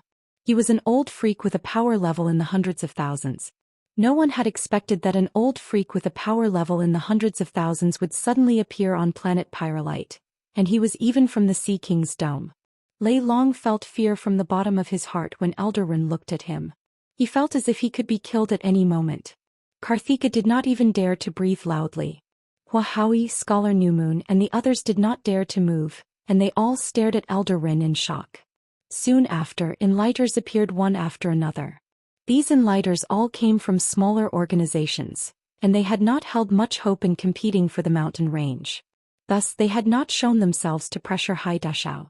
However, now that Elder Ren had appeared, all of the enlighters showed up, including Granny Chan, in order to show their respect. If someone uploaded this scene to the network, it would definitely shock countless people. It was rare for even one enlighter to appear in the Outerverse's various weaves, but here more than 10 of them had appeared at once, which caused even the heavens to tremble. Elder Ren looked around and slowly said, "It's been a long time since I've been out and about. I've almost forgotten what the astral wilderness is like. How nostalgic." The sword sex Vile Tree stepped forward and bowed respectfully. This junior greets Elder Ren. Does Elder Ren still remember this junior? Elder Ren looked at Vile Tree with his weathered eyes, and a faint smile appeared on his face. "So it's you, kid. You've grown old as well." Vile Tree respectfully replied, "I didn't expect Elder Ren to still remember this junior." Elder Ren smiled. "You're a genius from the sword sect. Of course I remember you." He then looked at Night Queen Chuyu with a flash of astonishment. "Young lady, you're here as well." Night Queen Chuyu stepped forward and bowed. "Greetings, Elder Ren." Elder Ren nodded, but then he suddenly thought of something. "Where's that kid?" Night Queen Chuyu's body trembled and a bitter look appeared in her eyes. "He's not here." Elder Ren sighed and looked at Night Queen Chuyu. "In the end we still separated. This is fate and you can't blame anyone else." Night Queen Chuyu closed her eyes to hide the pain in her eyes. When Northline Flowzone's old monster Northgate Taisui, whose power level was in the hundreds of thousands, had appeared, the various great powers had not been too alarmed. The main reason was that Northline Flowzone was too weak. Even if Northgate Taisui's power level surpassed Elder Ren's, his status in the universe was still low. This was the power of the Sea King's dome. Even the Day-Night clan and the Sword sect had no choice but to lower their heads. Hai Dashao spoke up and pointed at Lei Long. "Elder, that person said that our Sea King's dome is not qualified to manage Frostwave Weave." Lei Long's expression changed when he heard this. "Hai Dashao, don't spout nonsense. I never said that." Elder Ren looked at Lei Long and his turbid eyes suddenly changed. Lei Long felt as if the heavens had become unfamiliar, and his power had completely escaped his control. He spat out a mouthful of blood and his face turned pale. Everyone was shocked as this was too terrifying. Lei Long was an enlighter with a power level in the hundreds of thousands, but he had not been able to retaliate at all. Elder Ren did not attack a second time. "Out of respect for your clan's elders, I'll let you off this time." Lei Long lowered his head with a venomous look in his eyes, but he did not dare to speak again. Those who could cultivate to the enlighter realm were geniuses among geniuses, and those who could cultivate to power levels of 300,000 to 400,000 were even more geniuses. Furthermore, Elder Ren was from the Sea King's dome, and even someone at the same level as him would find it difficult to defeat him, let alone Lei Long, who was much weaker than Elder Ren. Challenging a realm breaker was not too difficult for a powerhouse from the Sea King's dome. The surrounding enlighters subconsciously distanced themselves from Hai Dashao, not daring to approach him. Wen Kitchen stepped forward and bowed to Elder Ren. Junior Wen Kitchen from the Wen family greets Elder Ren. Elder Ren looked at Wen Kitchen and nodded with a smile. The Wen family is a reasonable family and they're all scholars. I like to talk to scholars. Wen Kitchen smiled bitterly and bowed to Elder Ren again. Senior, may I ask if what second young master Hai said is true? Does the Sea King's dome want to protect Frostwave Weave and Luin? Elder Ren shook his head. Oh. Everyone's eyes lit up. Hai Dashao was stunned and he looked at Elder Ren strangely. Elder Ren slowly explained, the Sea King's dome is not protecting Frostwave Weave and Luin. Rather, it's protecting the future son-in-law of the Sea King's dome and his hometown. Nonsense, that's not the same. Everyone cursed inwardly, but no one dared to say it out loud. Wen Qichen smiled bitterly. Junior understands. The Wen family will not act against Lu Yin or his friends. In the battle on planet Pyrolite, the strong will win and the defeated will retreat. Elder Ren nodded and looked at Wen Qichen approvingly. Kid, you're very sensible. Not bad, not bad. You're worthy of being a scholar. Wen Qichen was speechless. Elder Ren was scolding him, and no matter how he looked at it, it sounded like he was being scolded. However, the praise on Elder Ren's face was very strange, and Wen Qichen did not know if the old man was praising him or scolding him. Everyone understood that the Sea King's dome wanted to protect Lu Yin, and they could not threaten that youth. It was no wonder why the elder had dared to act so recklessly. In the battle on planet Pyrolite, Lemeters had no chance. Lu Yin was like a mountain that no Lemeter in the universe could cross. The only way to do so was to become an explorer. After Wen Qichen, Night Queen Chuyu, Viletree, and the other Enlighters left, one after another. Lei Long's expression was vicious, and when he returned to his spacecraft, he immediately ordered his subordinates to speed up the search for a way for explorers to enter planet Pyrolite. He even wanted to find a way for cruisers to enter. As long as cruisers could enter, planet Pyrolite would belong to the Dire Barbarian clan because Avery was here. It wasn't just the Dire Barbarian clan. All of the other powers focused their attention on finding a way for explorers to enter planet Pyrolite. All of the Lemeters on planet Pyrolite had retreated from the mountain range. Only one person remained, Zhanlong Dayknight, who had been captured by Lu Yin. Karthika's disappearance made Lu Yin realize that all threats no longer existed, and the Sea King's dome would shoulder the burden. However, he was not happy, as this meant that from now on Frostwave Weave would belong to the Sea King's dome, and as long as he did not withdraw, he would also belong to the Sea King's dome. He was not naive enough to believe that the Sea King was protecting him out of kindness. However, that was a matter for the future. Right now, he wanted to know what had happened to Shenwu continent and why Zhanlong Dayknight had been able to leave. Zhanlong Dayknight had been severely injured by Lu Yin's attack, but with his freakish recovery abilities, he woke up in less than half an hour. The injuries on his body had even healed considerably, which made Hai Chi rather curious. Zhanlong Dayknight crawled up with great difficulty and looked at Lu Yin before spitting out a mouthful of blood. Long time no see. Lu Yin looked at Zhanlong Dayknight. You know why I kept you here? Zhanlong Dayknight grinned. Do you think I'll tell you? A cold glint flashed through Lu Yin's eyes. You can choose not to tell me, but I can also choose to kill you.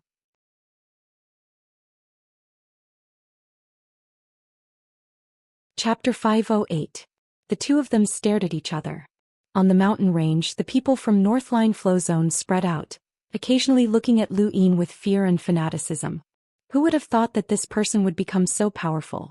Northgate Gang looked at Lu Yin as if he had seen a ghost.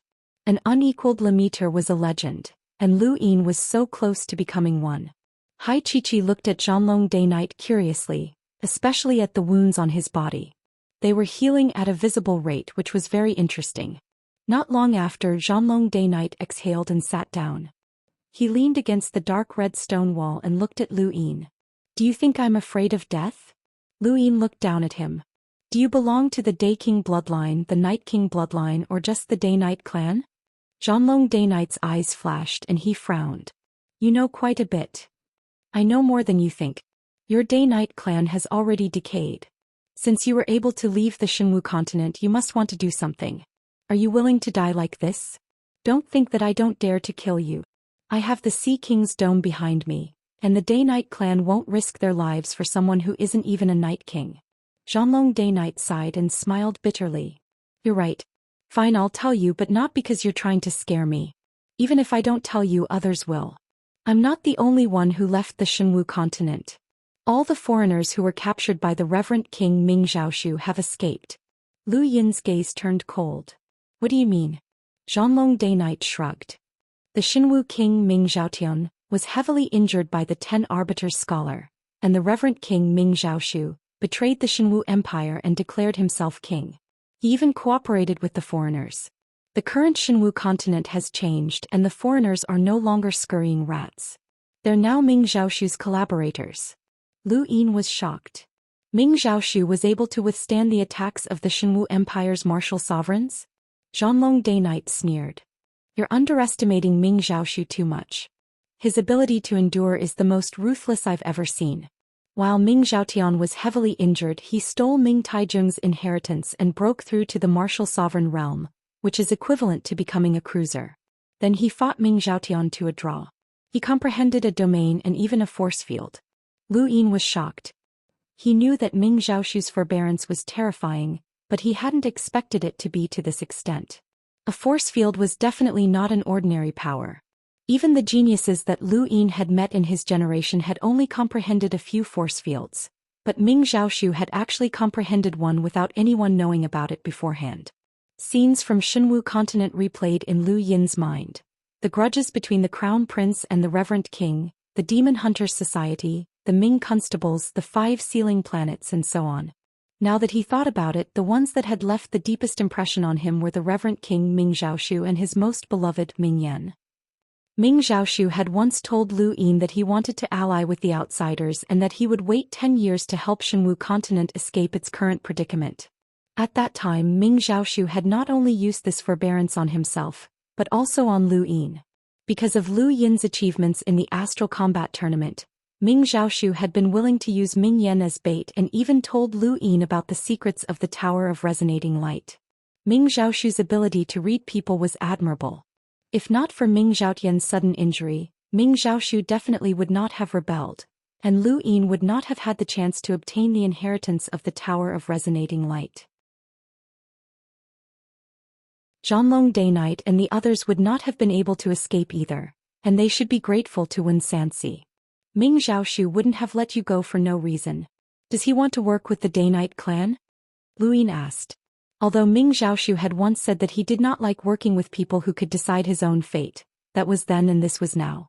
For the sake of obtaining Ming Taizheng's inheritance, he had betrayed the Dainite clan in advance. Once the pressure became too great, it was very likely that he would borrow the strength of a powerful clan. Zhanlong Dainite replied, "Not at the moment, but he asked me to pass on a message to the clan. The Shenwu continent is not as simple as it seems. The 5 sealing planets are not Ming Taizheng's handiwork." Lu Yin was shocked. It seemed that obtaining Ming Taizheng's inheritance had given Ming Zhaoshu a deeper understanding of the Shenwu continent. He must have grasped some sort of secret, which was why he dared to ask Zhanlong Dainite to pass on a message to the Dainite clan. In other words, this secret could force the Dainite clan to help him at any time, making him practically invincible. Is there anything else? Lu Yin asked as he was most concerned about Ming Yan. Zhanlong Dainite frowned. What else do you want to know? I've already told you everything. Why did you attack Ming Zhaoshu's daughter back then? Lu Yin asked. Don't you already know? It was to provoke a fight between Ming Zhaoshu and Crown Prince Ming Hao. What happened after that? After Ming Zhaoshu's betrayal, didn't Crown Prince Ming Hao send someone to attack Ming Yan? Lu Yin asked as he stared into Zhanlong Dainite's eyes. Zhanlong Dainite shook his head. I'm not sure. The Shenwu continent has changed and no one cares about a girl's life or death. But since she's Ming Zhaoshu's daughter, she'll definitely be fine. Lu Yin relaxed as it seemed that Ming Zhaoshu had not used Ming Yan to make an issue out of it. He did not dare to ask any more questions as he was afraid that Zhanlong Dainite would find out about his relationship with Ming Yan. That would be another weakness for Lu Yin. He did not intend to kill Zhanlong Dainite, and even if the Frostwave Weave belonged to the Sea King's dome, Lu Yin would not join it. Although Zhanlong Dainite was from the Dainite clan and not the Night King clan, he had comprehended the Dainite restoration technique and held an important position in the Dainite clan. Killing him would not be any better than killing Night Queen Yanqing. Lu Yin had already asked everything he needed to know, so he waved a hand. You can leave now. Zhanlong Dainite raised his brows. You're willing to let me go? There's no enmity between us, so killing you won't do me any good. Zhanlong Dainite spat out another mouthful of blood. By this time his injuries were more or less healed and he looked at Lu Yin seriously. I owe you my life. He then leaped up and charged towards Pyrolite Plains. Lu Yin watched Zhanlong Dainite leave and then looked away. It seemed that he could not wait much longer. Even if he used Darkstar Gorge to divert the threat of external enemies away from the Shenwu continent, the internal situation would become increasingly unstable. Ming Zhaoxu was a cruiser and he could fight evenly with Ming Zhaotian while he was heavily injured. But once Ming Zhaotian recovered, Lu Yin would be in trouble. He would definitely do his best to prevent Ming Zhaotian from recovering, but for how long? Ming Yan would not be safe in the chaotic Shenwu continent. Should he head to Shenwu continent after the battle on planet Pyrolite ended? With his current strength, what could he accomplish if he went to the Shenwu continent? What a headache. That person's injuries healed so quickly. Did he take any medicine? Hai Chichi asked curiously. Lu Yin fell silent. Hai Chichi looked at Lu Yin and pouted. I've already explained. I really don't know. Don't you believe me? Lu Yin glanced at her and then said, his name is Zhanlong Day Night, and he cultivates the day-night restoration technique. His recovery speed is several times or even dozens of times that of a normal person. Hai Chichi was shocked. There's such a powerful technique. The day-night restoration technique sounds very powerful. He's a professional punching bag. Lu Yin turned around. Everything that came out of Hai Chichi's mouth had changed. No enlighters appeared to threaten them, and when a cultivator from Northline Flow Zone arrived to explain the situation, Northgate Gang and the others finally relaxed. This mountain range had already been confirmed to be theirs. Oh, it was Lu Yin's. No, it was the Sea King's. No one was stupid, so why would Lu Yin want pyrolite? Even if he obtained pyrolite, he would not be able to use it. Once Frostwave Weave was branded as the Sea King's Dome, it would no longer be able to participate in the struggle between the Innerverse and Outerverse. Only the Sea King's Dome would be able to obtain pyrolite. Northline Flow Zone was currently vexed over whether or not they could get a share of the loot from the Sea King's Dome. Granny Chan was even considering whether or not she should invite Northgate Taisui over to have a chat with Elder Ren. Planet Pyrolite was temporarily stabilized, and with Elder Ren overseeing it, no one dared to threaten Lu Yin. The video of the battle at the mountain range was circulated and spread all over the internet, causing countless people to be shocked. In Frostwave Weave, Hu Qingshan, Hu Shaoling, and the others watched the video with expressions of shock and pride. This was their royal regent. In Yu Academy, Schutz, Gerbach and a few others were stunned. Behind them, Jerlin, Geraldine, Varen, Parlai, Eddie, and the others who had participated in Earth's trial were all stunned. This was too terrifying. Was this the power of an unequaled Limiter? This completely surpassed their understanding.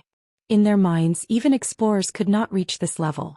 The people from Earth who had joined Yu Academy also watched the video, including Fu Xiaoshu, Jin Tong, Song Shi, Xiao Yu Huansha, Qin Xian and the others. Most of them watched the video fervently. Indeed, Earthlings were not weaker than humans and they could also produce unequaled powerhouses. In the Anna family, Jenny Anna stayed in a dark room and calmly watched the video. You're getting stronger and stronger. You're so much stronger than when you were in San Dios. In prison, Sigmund Mathers watched the video excitedly. In front of him was Wukai Mathers, who had participated in Astral 10's entrance exam and lost an arm, but had obtained a battle technique. Now his name had spread throughout Frostwave Weave. Not only had he joined Yu Academy, but he had even surpassed Gerbach and the others to become the only person who could fight against Schutz. In the Blade Master Mercenaries, Dina was drunk and had one arm around Ian as she watched the video.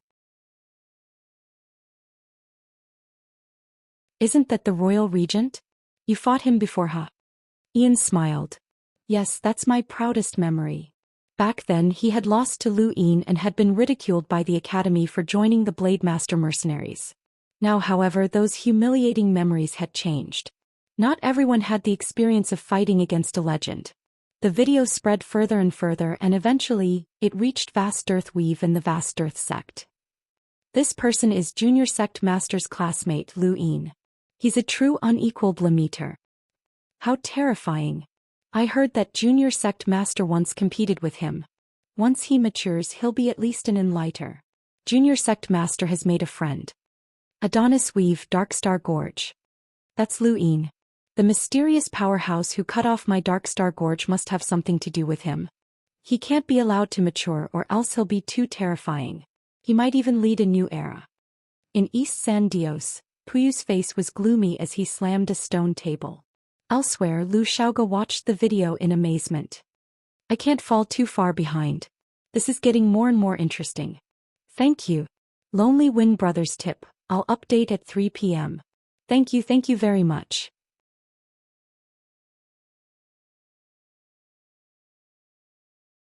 Chapter 509. At Wendy Yushan's residence, a girl tripped and got up. She looked around in confusion. Where am I? Why am I here? After a while the girl cried out, so that's how it is. Oh no, I have to deliver tea to the counselor. She hurriedly stood up. Her name was Zhou Xian and she often lost her memories. In outer space, a luxurious spacecraft was cruising through space. Inside, the alluring Madame Naylan was watching a screen with a strange glint in her eyes. If you can lead an era, then so what if you become enemies with the 10 arbiters?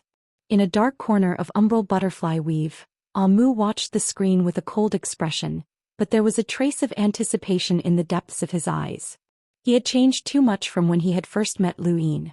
In North Castle Weave, on a bustling planet that was close to the astral wilderness, there was a place known throughout the universe, the Mavis Bank. Universal currency floated down like leaves, showcasing the Mavis Bank's extravagance. A man walked into the Mavis Bank and took a deep breath before finding the bank manager. Half an hour later, the man walked out with the manager's shocked gaze behind him. All of the star essence in their branch had been exchanged for. The same thing was happening at other banks as well. Every bank or family that had star essence had been exchanged for by a mysterious person. This incident did not attract much attention until a month later, which was exactly 1 month after Lu Yin and the others had occupied the mountain range. The Ross Empire's warship exploded and Scholar New Moon tried to intervene, but he was stopped by a mysterious enlighter, and a fierce battle broke out in outer space. The battle was short, but it attracted the attention of all the powers. Soon after, a piece of news was revealed. More accurately, it was not news, but rather a method to allow explorers to enter planet Pyrolite. The Ross Empire had always been at the forefront of technology, and they were the most likely to allow explorers to enter planet Pyrolite. Thus, the other powers had been keeping an eye on them. No one knew who the enlighter who had attacked the Ross Empire was, and even if they did, they would not interfere since the benefits would be split evenly. The method developed by the Ross Empire was simple and crude. It was to cover the outermost layer with another layer of skin, similar to clothing. An explorer's body would undergo a transformation that resonated with the universe. If they wanted their body to function, they would need to absorb star energy, or else they would enter a period of exhaustion. In fact, this was the price that explorers had to pay in order to wander the universe with their physical bodies. If they didn't want to absorb the energy from the outside world, they would have to put on another layer of skin, and this layer of skin had to be made of star essence. Otherwise, an explorer's physical body would still unconsciously absorb the energy from planet Pyrolite, which would cause the Pyrolite to enter their body and cause them to self-destruct. When this method was exposed, the various great powers immediately began researching its feasibility. At the same time, they ordered people to search for all the star essence in the nearby weaves. However, when they made their move, they discovered that regardless of whether it was North Castle Weave, Grand Top Weave, Lars Weave, or any of the other weaves, the star essence in the nearby weaves had almost all been used up. They were not stupid, and they immediately realized that the Ross Empire must have been the one to redeem the star essence. They had no choice but to set their sights on even more distant weaves as well as gather star essence from the Innerverse. They had also considered Frostwave Weave, but Frostwave Weave had been isolated from the outside world due to Lu Yin's orders. Since Eldarin was still around, none of the great powers dared to do anything to Frostwave Weave, so they could only give up. In a month's time, a third of the Pyrolite ore on Pyrolite Mountain had been harvested. It was about the same in other places. Pyrolite ore had long since been harvested, and battles were constantly breaking out on planet Pyrolite. As for the mountain range that Lu Yin occupied, it had already been dug deep into the ground and Pyrolite was being mined there as well. However, no one knew exactly how much Pyrolite was being mined there, but one thing was for sure. There were more Pyrolite mines than Pyrolite Mountain, Pyrolite Lake, and Pyrolite Plains combined. Even so, the various great powers were still very eager to seize control of the mountain range. The longer Lu Yin occupied the mountain range, the more Pyrolite the Northline Flow Zone would mine.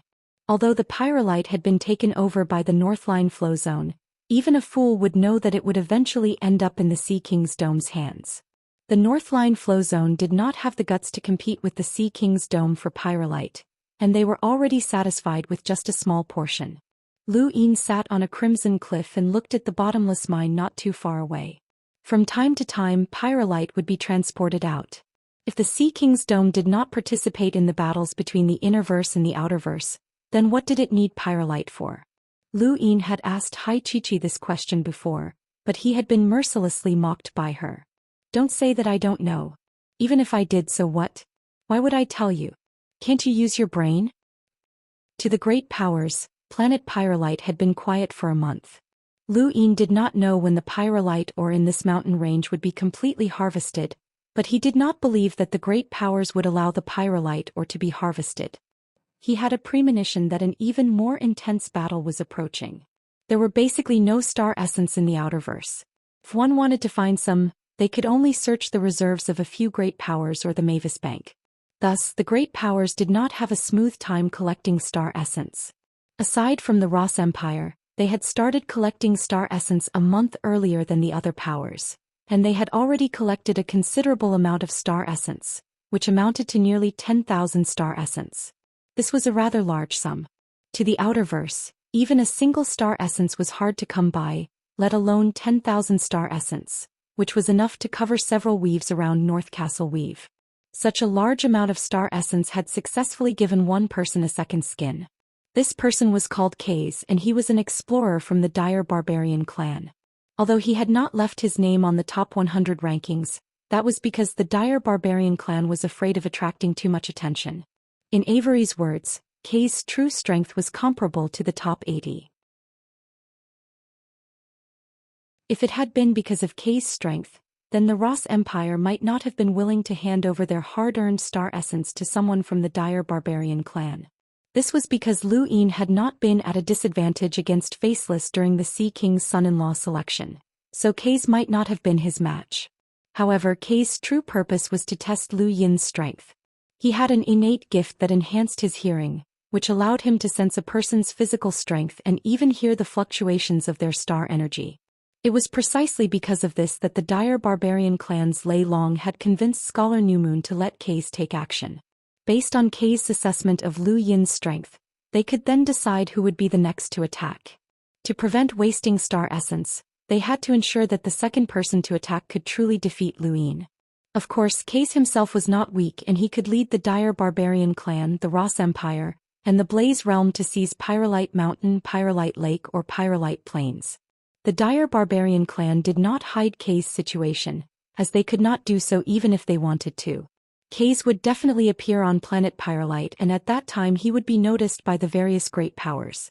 Thus, the Dire Barbarian clan generously exposed Kaze, and under everyone's watchful eyes, Kaze boarded his personal spacecraft and flew towards planet Pyrolite. On the mountain range, Hai Chi cried out, "Someone's coming." Northgate Gang, Offan and the rest all looked up at the sky. It had been a long time since anyone had come to this mountain range, and now that one had appeared they all grew worried. Which power could send an explorer here? The most likely possibility was the Ross Empire. Lu Yin calmly watched as the spacecraft crashed into the ground. There was a loud boom and shockwaves shot out in all directions as a giant crater appeared on the dark red ground. As the dust settled, an ugly-looking man slowly rose into the air. He faced the mountain range and stared directly at Lu Yin. The undulations of an explorer spread out, causing Northgate Gang and the others' eyelids to twitch. So an explorer had finally appeared. The price of sending an explorer to planet Pyrolite was not small, so every explorer who entered planet Pyrolite was not weak. Hai Chi-Chi's eyes widened and she pointed at Kaze in an exaggerated manner. "He's so ugly. He's way too ugly. Lu Yin, he's even uglier than you." Lu Yin sighed as Hai Chi-Chi's venomous tongue could not be changed. She was the type of person who would scold anyone she saw, and he was already used to it. He ignored her and slowly stood up to face Kaze. In outer space, everyone was watching this scene, and Kaze's information was quickly sent to the various great powers. The various powers had not expected that the Dire Barbarian clan had hidden such a character who was comparable to the top 80s of the top 100 rankings. He was definitely an expert, and it was no wonder why the Ross Empire was willing to use all of the star essence they had collected on this person. Kaze stood in the air and stared at Lu Yin. His ears twitched as he listened attentively to the sounds coming from Lu Yin's body. The vibrations of Lu Yin's muscles, the rumbling of his heart, and the flow of his blood were all transmitted to his senses in a way that others could not comprehend. This allowed him to understand the strength of the person in front of him. Lu Yin was not careless, and his eyes filled with star energy as he looked at Kay's.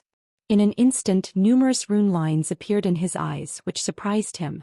This person had a lot of rune lines, surpassing Northgate Lies, who was at the bottom of the top 100 rankings. This person should be able to rival Faceless. This was an expert, and Lu Yin subconsciously shifted the fates and from his heart and left arm, unsealing most of his physical strength.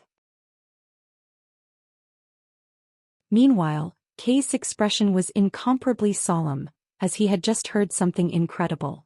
Originally, he had not paid much attention to this mission, as someone who was comparable to the top 80s of the top 100 rankings would be able to easily crush a Lemeter. Even an unequaled Lemeter would not be of much help. However, at this moment he truly understood how abnormal this so-called unequaled Lemeter was.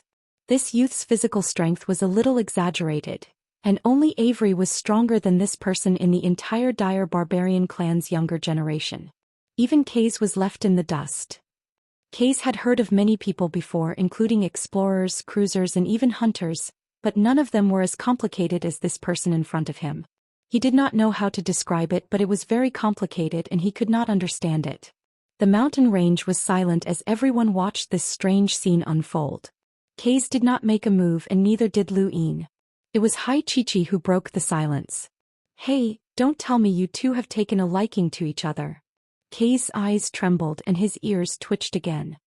He stared at Lu Yin but his mouth did not move.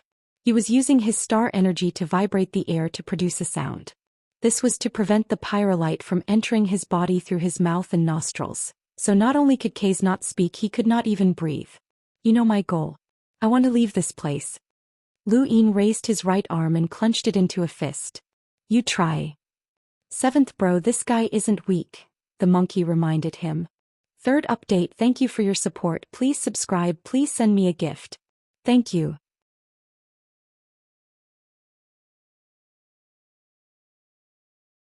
Chapter 5:10. Kays' eyes turned sharp and he raised his hands high. The air trembled and then transformed into lines that intertwined with each other in an irregular manner, forming a sphere that grew larger and larger. Countless people watched this scene. That sound.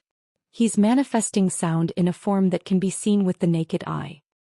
As expected of the Dire Barbarian clan, they're experts at using sound battle techniques. As the sphere of sound waves grew larger and larger, Lu Yin frowned. He did not have the habit of passively taking a beating. He raised a palm and unleashed a space render palm. Space distorted and a visible shockwave formed into a shockwave that blasted towards Kays. No Lemeter could ignore Lu Yin's unsealed physical strength. Back then, Lu Yin had unsealed most of his physical strength and broken Mu Rong's farmer song, forcing Mu Rong to admit defeat. A month ago, Lu Yin had even used 2 of his attacks to force Ling Kai and Mu Rong to retreat. At this moment, Lu Yin's physical strength had reached an abnormal level. Neither Lemeters nor explorers could ignore his attacks, not even the top 100 rankings. Kays heard the attack and was shocked by Lu Yin's strength. He smashed the sphere of sound forward and collided with Lu Yin's space render palm. In that instant, the void expanded and transformed into countless spatial cracks that scattered like black raindrops, causing Northgate Gang and the others to tremble. Lu Yin did not wait for the shockwaves to dissipate. He used flash to appear beside Kays and swept out with his leg. Kays' eyelids twitched and he did not dare to let Lu Yin hit him. He hurriedly retreated, but he was still pushed back 100 meters by the shockwave. Kays gritted his teeth. This freak's physical strength had actually reached such a level. It was no wonder why he'd heard that he'd once suppressed Faceless. Kays could not withstand this level of strength. Helpless, Kays roared and instantly erupted with all of his star energy. His hair stood on end as sound waves converged and ignited like flames. Black flames formed from the sound waves formed Kays' strongest battle technique, raging flames. Everyone in the mountain range felt their hearts skip a beat. It was as if they had heard an earth-shattering boom. Kays pushed his palms forward, and the flames formed by the black sound waves swept across the land. The attack range covered almost a radius of 10,000 meters. Lu Yin's body shuddered as cracks appeared beneath his feet. He frowned and his face paled as the sound wave swept out. His head felt dizzy and his right hand swept out in front of him to tear apart the sound wave. He then leapt towards Kay's and raised his palm to press down on Kay's. Kay's pupils shrank and he quickly retreated. The shock wave from Lu Yin's palm struck his abdomen, causing him to spit out a mouthful of blood.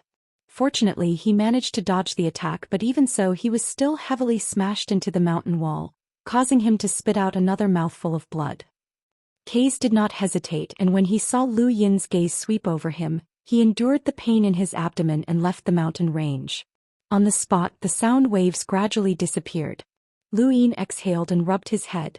This type of sound attack was unavoidable and he had to endure it head-on. It was very painful, but fortunately this person's attack had not reached the limit of what he could endure, or else he would have been in trouble.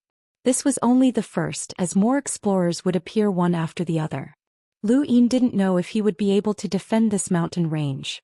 Perhaps it would be even better if he couldn't, as the Sea King would have no reason to blame him, and the various great powers would not target him.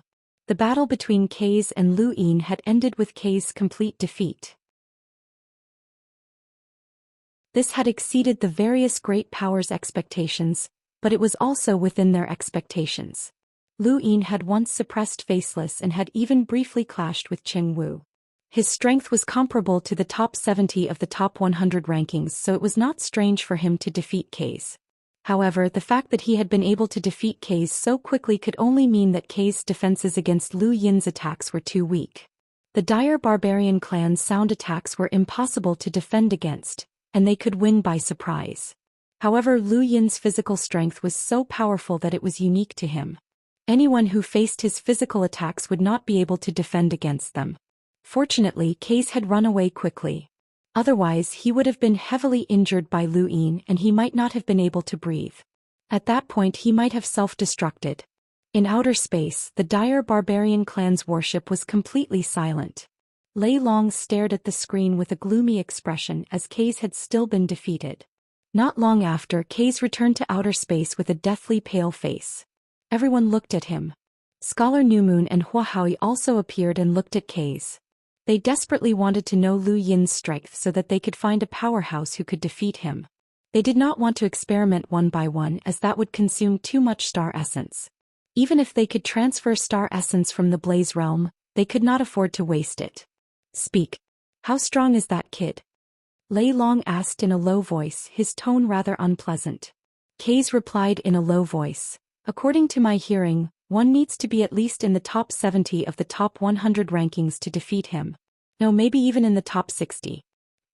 Hua Haoi's expression changed. Is that kid really that powerful? Kay's bitterly replied. His physical defenses are too powerful and they're also very complicated. With his strength he might not be able to defeat someone in the top 70 of the top 100 rankings, but it won't be easy for someone in the top 70 to defeat him either. Everyone fell silent. This meant that that kid's defense surpassed his offense. Interesting. Elder Lei, let me go accumulate star essence. I want to play with him. A voice rang out from a corner. Everyone looked over and Kay's expression changed. Avery? Avery smiled as he looked at the screen. Was his physical defenses strong? Coincidentally, Kay's was the same. He liked people like that and he liked to tear apart those with strong physical bodies. Lei Long was put in a difficult position. Avery, with your strength, if you want to coat your skin with a layer of star essence, you might need 10 times more than Kay's or even dozens of times more. Even the family would find it difficult to come up with such an amount of money. Coating one's skin with star essence was not always the same. Otherwise, even a hunter would be able to step onto planet Pyrolite. The density of star essence would vary according to each person's physical body. Kay's had used up more than 1,000 star essence, which meant that more than 1,000 star essence had been processed to correspond to the amount of energy a human body could absorb and increase its density. The 1,000 star essence had been compressed into a thin layer that formed a new type of skin tissue.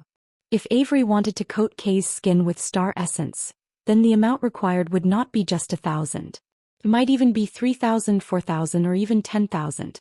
After all, Avery was not just a cruiser but also a freakish genius who was ranked 4th on the top 100 rankings.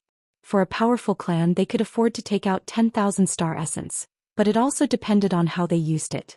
At present they had not reached the point where they needed Avery's help. The Blaze Realm and the Ross Empire also had their own experts, and if the three of them worked together, they would be able to contend with any power. Avery disdainfully replied, "It's because of you conservatives that the clan has been unable to do anything." Anger flashed through Lei Long's eyes, but he did not argue with Avery. This kid was already the pride of the Dire Barbarian clan, and he was the clan's greatest genius in the past 10,000 years. He was publicly recognized as the powerhouse who would stabilize the clan's fate for the next 10,000 years, and he was not someone who Lei Long could criticize. Although Kaze had been defeated, he had successfully logged onto planet Pyrolite and had even fought a battle. This had caused the various powers' desire for star essence to grow even greater. Many powers had already begun to gather star essence from the Innerverse, but the distance from the Innerverse to planet Pyrolite was too great. It would take at least half a month, which made the various powers impatient. Right after Kaze, an explorer from the Ross Empire and another from the Blaze Realm entered planet Pyrolite. They had already been notified by the Ross Empire, so they were able to gather star essence much faster than the other powers.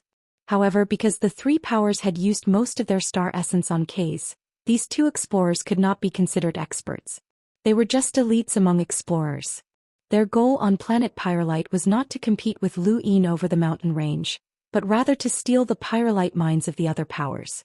Kaze teamed up with two explorers, and aside from Pyrolite Mountain and Pyrolite Lake, they could rob anywhere else, including Pyrolite Plains, which was controlled by the Day-Night clan. Of course, they did not dare to make a move on Pyrolite Plains as the Day-Night clan was too powerful. They could only rob other powers such as the Soul Dream tribe. Shiyu had been warned by the words formed by the spacecraft, and she had led the Soul Dream tribe out of the Pyrolite mines early on to avoid being completely annihilated by Kaze. It had to be said that Myra's idea had prevented many deaths, and it had also caused the skies above planet Pyrolite to become more lively. When Haichichi was bored, she would look at the sky and look at the words formed by the spacecraft. She would also make guesses, and she had actually guessed correctly a few times. "Hey look, the ugly man tribe is facing off against the beautiful woman tribe." Haichichi excitedly shouted as she pointed at the words formed by the spacecraft in the sky. Lu Yin looked up and saw the words formed by the spacecraft occasionally appearing in the sky. "Run B is chasing. K snatch the moon. Run west. Block west. Run north. Block north." The sky was very lively. Lu Yin was speechless as he watched the scene unfold, but Haichichi was very happy. Suddenly, another batch of spacecraft appeared in the sky and crashed into the Soul Dream tribe's spacecraft without hesitation, destroying all of them. The Blaze Realm or the Ross Empire had taken action to help the Dire Barbarian clan intercept Shiyu and the others. The Soul Dream tribe could not help Shiyu and the others in the sky, so it was only a matter of time before they were blocked by the Dire Barbarian clan. Even with Ling Kei's help, the other two explorers could still slaughter the entire Soul Dream tribe. Lu Yin frowned as he had heard quite a bit about the Dire Barbarian clan and the Soul Dream tribe. If Shiyu was captured, she would suffer a fate worse than death. At that moment, a spacecraft crashed into the mountain range. Everyone could not help but look over, including the various great powers in outer space. The mountain range had become a point of interest for all of the great powers. A woman appeared from within the spacecraft. She was beautiful and dignified, and her clothes had a dark blue musical symbol on them. This was the insignia of the Soul Dream tribe. She walked out of the spacecraft and immediately flew towards the mountain range, heading straight for Lu Yin. In outer space, the Dire Barbarian clan members' expressions changed. This woman was Lan Yu of the Soul Dream tribe, and she wanted to seek Lu Yin's help. Lu Yin quietly watched as the woman approached. Haichichi sized up the woman, and she was not bad-looking. "Brother Lu, I'm Lan Yu. Do you still remember me?" the woman asked with an apprehensive expression. Lu Yin nodded. "I do. What's the matter?" Lan Yu bowed to Lu Yin. "Please help save my Soul Dream tribe compatriots. Lan Yu thanks you." Lu Yin raised a hand and helped her up, but he did not immediately reply. Instead, he fell into deep thought. "Thank you. A few words have arrived. Thanks for your tip. I'll update at 3 p.m.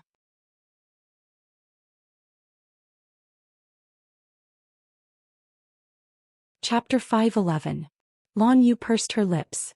Brother Lu, once Shiyu is captured by the dire barbarian clan, her fate will be extremely miserable.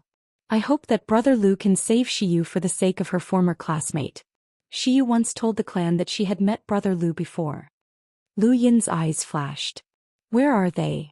Pyrolite Lake. It's currently heading east. Lan Yu was overjoyed. Lan Yu was right. He had interacted with Shiyu before and he did not want to see her die in vain.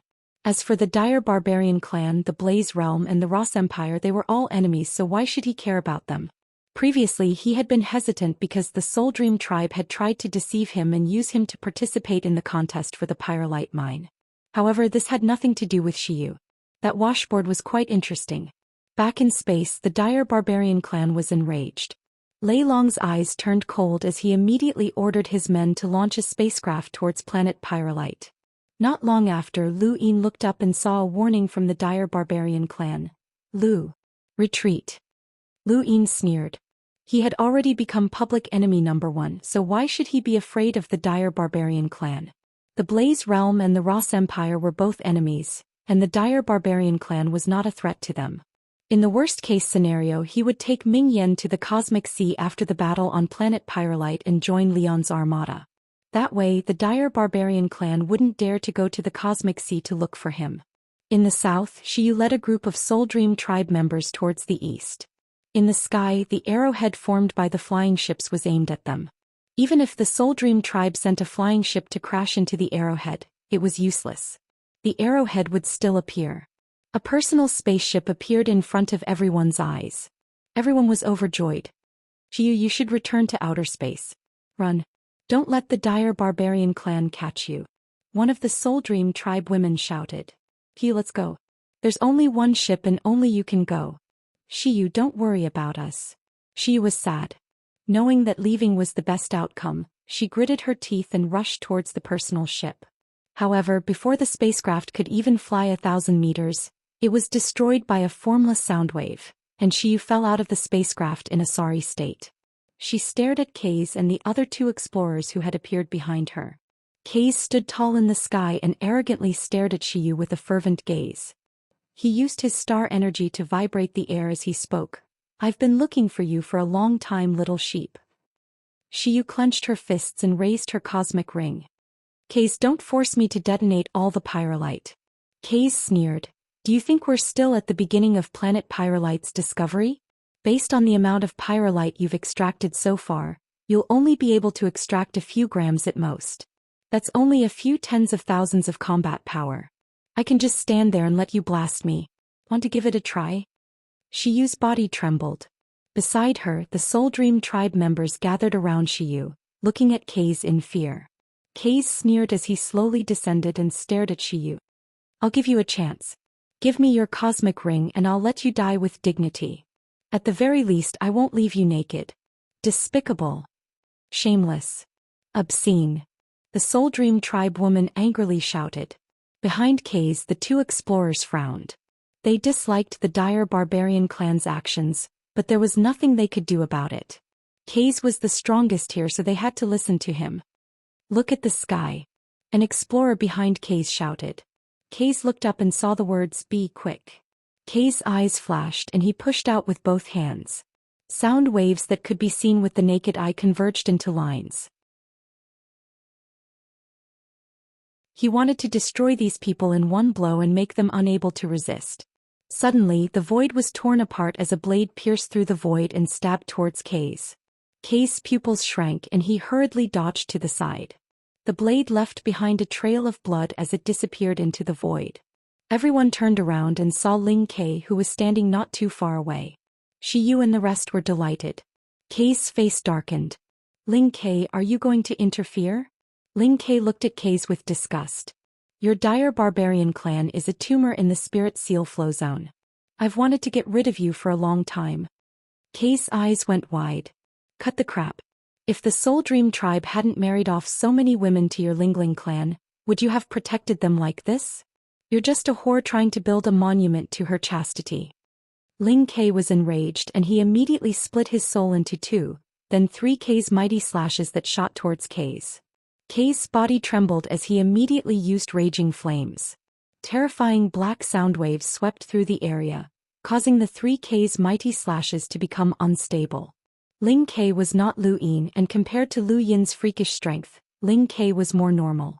He could not easily suppress Ke's strength, and although the 3 combined blades could threaten Ke's, it was not enough to force him to retreat.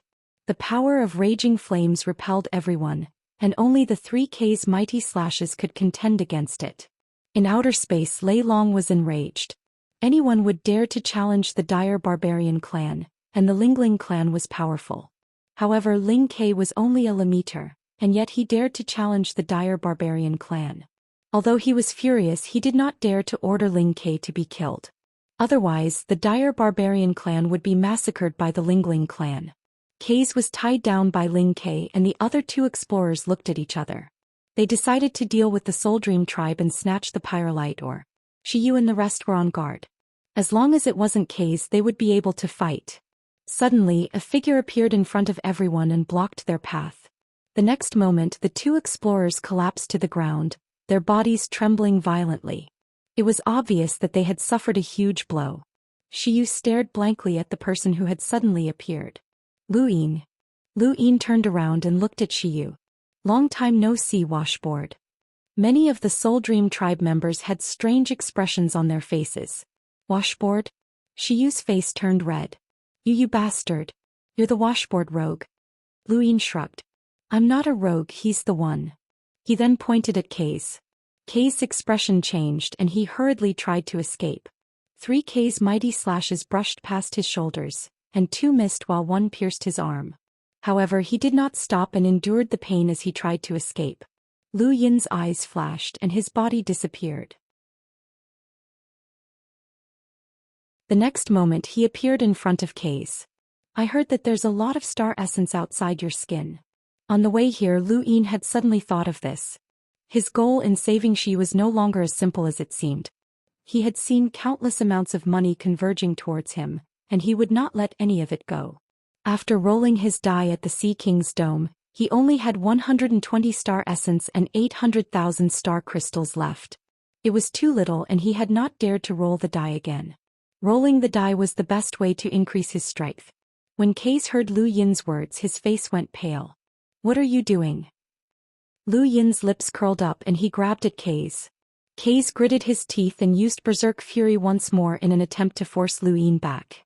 However, Lu Yin's strength increased once more when faced with money.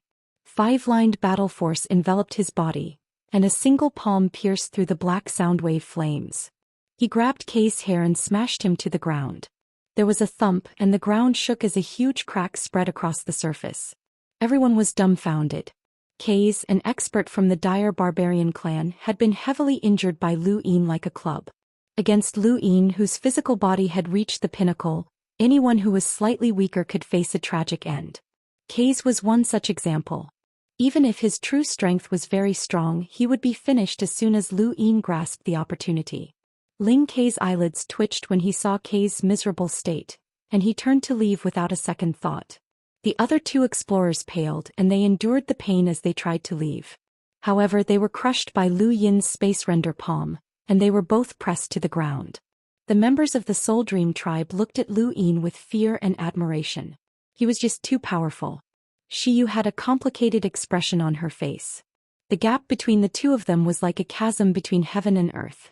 During the astral combat tournament, she had still been determined to catch up to Lu Yin, but now she no longer had the slightest bit of hope. This kind of freak was not someone who could catch up to. In outer space, Lei Long roared angrily, eager to charge onto planet Pyrolite and slaughter Lu Yin. The other powers all had ugly expressions as this kid was incomprehensible. Not many explorers could defeat him, and this kid was already giving everyone a headache. Elder Rin and Hai Dashao stood in outer space and looked at Lu Yin in admiration. This kid is pretty good. After so many years, he's definitely one of the top few in the younger generation that I've seen. Hai Dashao did not deny it, as the strength that Lu Yin had displayed was overwhelming. Lu Yin stepped on Ke's and looked around. He then looked at Shiyu. Are there any spacecraft nearby? Shiyu shook her head. Lu Yin's domain extended further and further into the distance. Finally, he discovered a spacecraft that had been hidden underground in the southwest. This was the only time that the value of a foldable spacecraft could be seen. If Xiyu had one, she would have escaped long ago. It was very fast to ascend from the ground into outer space, and Kay's might not have been able to react in time. Once in outer space, no one was allowed to pursue her. This was a rule which meant that as long as she had a foldable spacecraft, she would be safe. Unfortunately, she did not have one. There was a reason why a foldable spacecraft was so expensive. Right, where's Ling Kay? Lu Yin remembered that Ling Kay had just been here. He looked around, but Ling Kay was nowhere to be found. He had really run off quickly, but Lu Yin did not mind. He grabbed Kay's and brought him outside the spacecraft. After stuffing him inside, Lu Yin thought about it and grabbed the other two explorers. He then ordered one of them to strip the other two of their star essence. Kay's woke up and looked at Lu Yin in shock. Lu Yin's gaze turned cold. What? Is there a problem? Kay's was furious. Don't go too far, Lu Yin. Lu Yin stared at him coldly. Without star essence, it won't be easy for your dire barbarian clan, the Blaze Realm and the Ross Empire to send more people here. My actions will save you a lot of trouble. You'd better think this through. Once you do this, any explorer who appears on planet Pyrolite will be stronger than me. The various great powers won't be willing to waste star essence for nothing, so they'll leave the star essence for the strongest person. Can you stop them? Kay's bellowed. Lu Yin sighed as this was true. Once these 3 star essence skins were stripped, the dire barbarian clan, which had suffered heavy losses, would definitely give the star essence to the safest person. Who was the safest person? Naturally, it would be a powerhouse who would not be any weaker than this person. It had to be said that Kay's words had touched Lu Yin's heart. However, there was one thing that Lu Yin had not revealed. His fates and even the fates and on his right leg had not moved. The various great powers did not know his true strength. Strip them. Lu Yin barked, his tone resolute.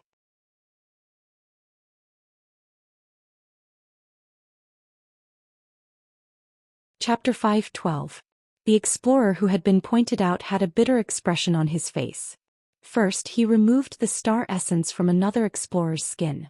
Then he removed Kay's star essence skin and finally he removed his own. He then stuffed the 3 of them into a personal spacecraft and had them take off. Any later and they would self-destruct from breathing in the pyrolite. He didn't want to kill anyone as the people below might not even dare to meet him face to face. Lu Yin was excited as he looked at the 3 sparkling star essence skins on the ground. They had been made at a great cost, but it was a pity that he couldn't sell them for the same amount of star essence. For example, if he used 1,000 star essence to make a single skin, it would be pretty good if he could sell it for 500 star essence. After all, it was only useful on planet Pyrolite, and if he sold it to someone else, it wouldn't be that much even if it was turned into star essence. That wouldn't do as that would be a loss. Lu Yin thought about it. At that moment Xiyu and the others arrived. Lu Yin's eyes lit up when he saw them, and he put the 3 skins back into his cosmic ring. Xiyu walked up to Lu Yin and looked at him with a complicated expression. Her eyes were filled with gratitude, shame and an incomprehensible emotion. Thank you. Lu Yin waved a hand. You're welcome. Washboard. Xiyu raised her brows and glared at Lu Yin. I'm not a washboard. Lu Yin subconsciously glanced at Xiyu's chest. It's a little big. Hooligan. Xiyu blushed, and the other Soul Dream tribe members behind her all had strange expressions. Where are the 3 of them? Xiyu asked. Lu Yin pointed at the sky. Threw them back. He suddenly leaned in close to Xiyu. Want to make a deal? Xiyu retreated, her face red. Stay away from me. Lu Yin pursed his lips and took out a set of star essence skins. I'll sell them to you for 1,000 star essence. Xiyu's eyes went wide and the other Soul Dream tribe members behind her did the same. You took their star essence skins? Lu Yin nodded. How about it? I'll sell them to you for 1,000 star essence. Xiyu stared blankly at the skin but she didn't refuse. Her eyes flickered as it took a long time to make a star essence skin. If she could buy Lu Yin's skin directly, it would be much cheaper and save time. How about it? Do you want it? If you don't want it then I'll sell it to Northline Flow Zone. Before he could speak, a voice rang out from afar. Brother Lu, the Soul Dream tribe wants it. The next person to arrive was Lan Yu. She had been much slower than Lu Yin and had only just arrived. When she saw Lu Yin waving the star essence skins around and hawking them, she hurriedly bought them. He generously tossed the star essence skin to her. 1,000 star crystals, thank you. Lan Yu accepted it. The star essence skin was smooth to the touch, as it was completely constructed from star essence. It felt very comfortable to wear, and with this, the Soul Dream tribe would be able to send another explorer to planet Pyrolite. Brother Lu, you still have 2 more, right? Lan Yu looked at Lu Yin expectantly. Lu Yin nodded and took out the other 2 items. Give it all to us. 3,000 star essence, Lan Yu said excitedly. Lu Yin sneered. I remember that you were the one who spoke to me in outer space. You wanted to trick me and now you're still trying to trick me. Lan Yu's expression changed and she unnaturally asked, Brother Lu, what do you mean by that? Lu Yin's eyes narrowed. Do you really want me to spell it out? You wanted to tempt me with a marriage alliance and also set the conditions for the Great Yu Empire to enter the Innerverse. You just wanted me to help the Soul Dream tribe compete on planet Pyrolite and establish contact with the Sea King's dome. Am I right? Lan Yu's face paled. She looked at Lan Yu as she had not known about this matter since she had already been on planet Pyrolite. Brother Lu, I think you've misunderstood. Our Soul Dream tribe is sincere about forming a marriage alliance with the Great Yu Empire. If you don't believe me, we can immediately arrange it once we leave planet Pyrolite. We can also provide you with financial support and do our best to bring the Great Yu Empire into the Innerverse. How about that? Lu Yin did not believe her, as the Sea King's dome had already clearly stated that it would protect Frostwave Weave. The Soul Dream tribe was eager to form a marriage alliance and establish a relationship with the Sea King's dome. There's no need to say anything more. I understand your intentions. I still have 2 star essence skins left and I'll give this one to you for 1,000 star essence. Lu Yin gave Lan Yu another star essence skin.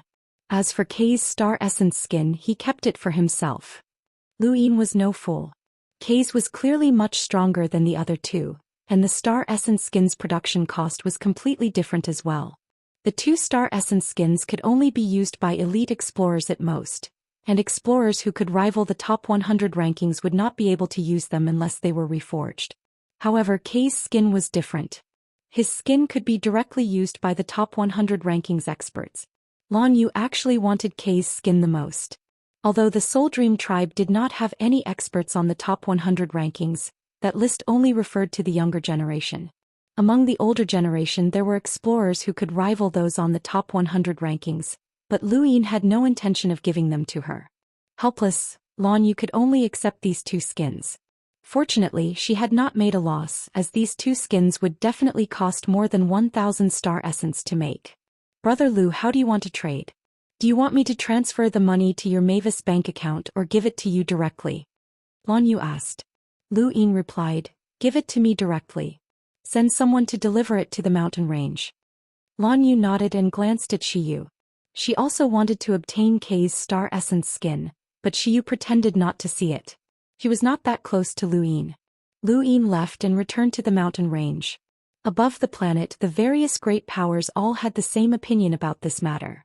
They could not send anyone weaker than Lu Yin to provoke him. Otherwise, not only would they fail to obtain the Pyrolite, but they might also lose their star essence skins.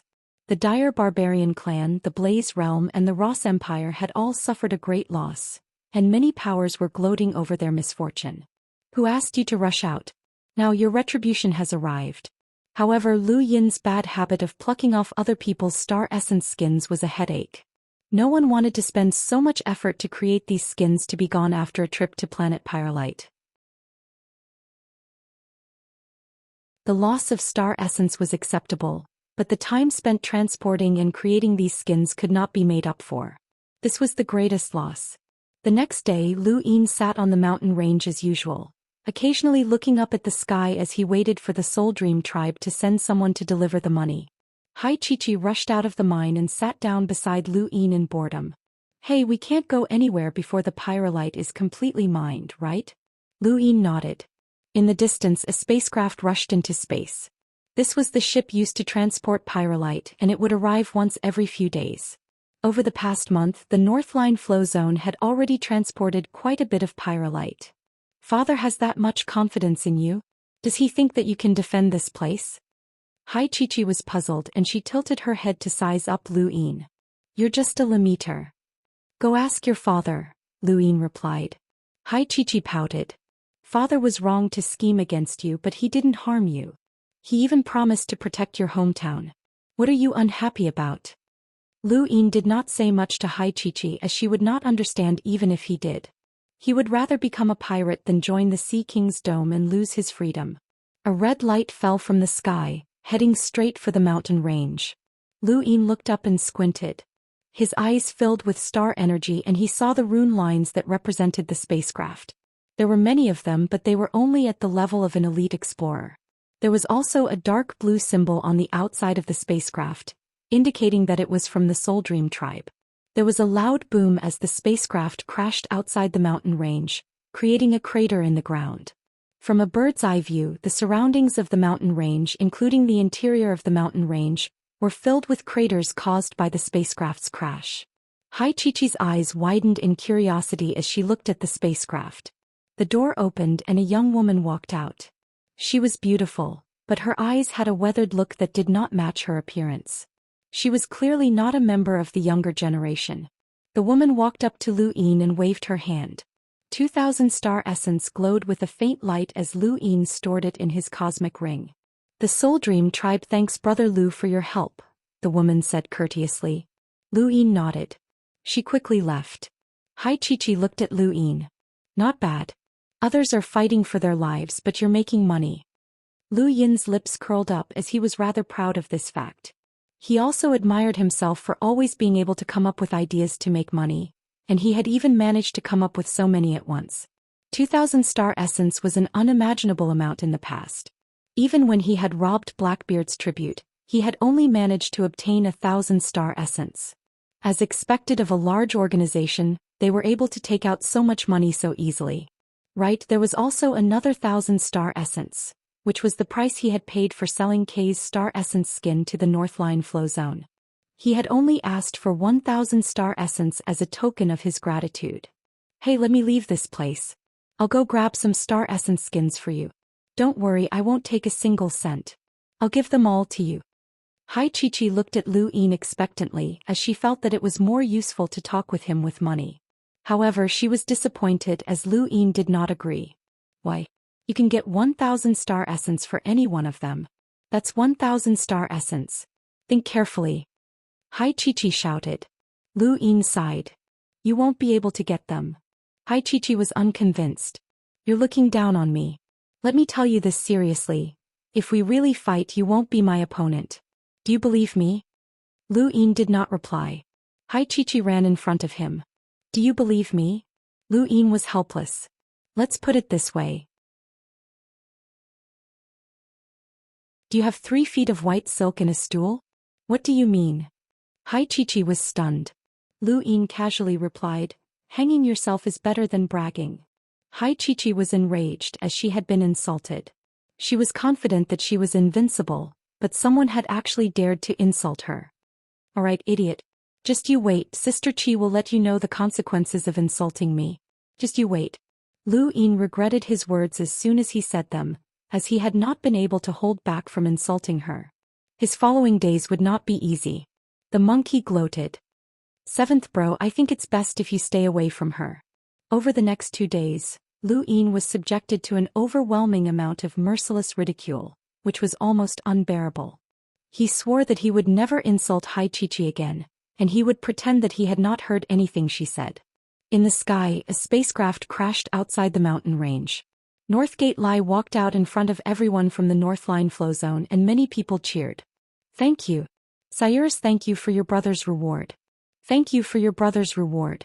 The 3rd update is to thank all the brothers for their support and rewards. Thank you.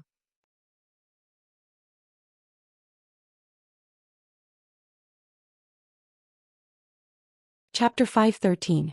Northgate Gang was so excited that he was about to cry. He had been living a life worse than death on planet Pyrolite.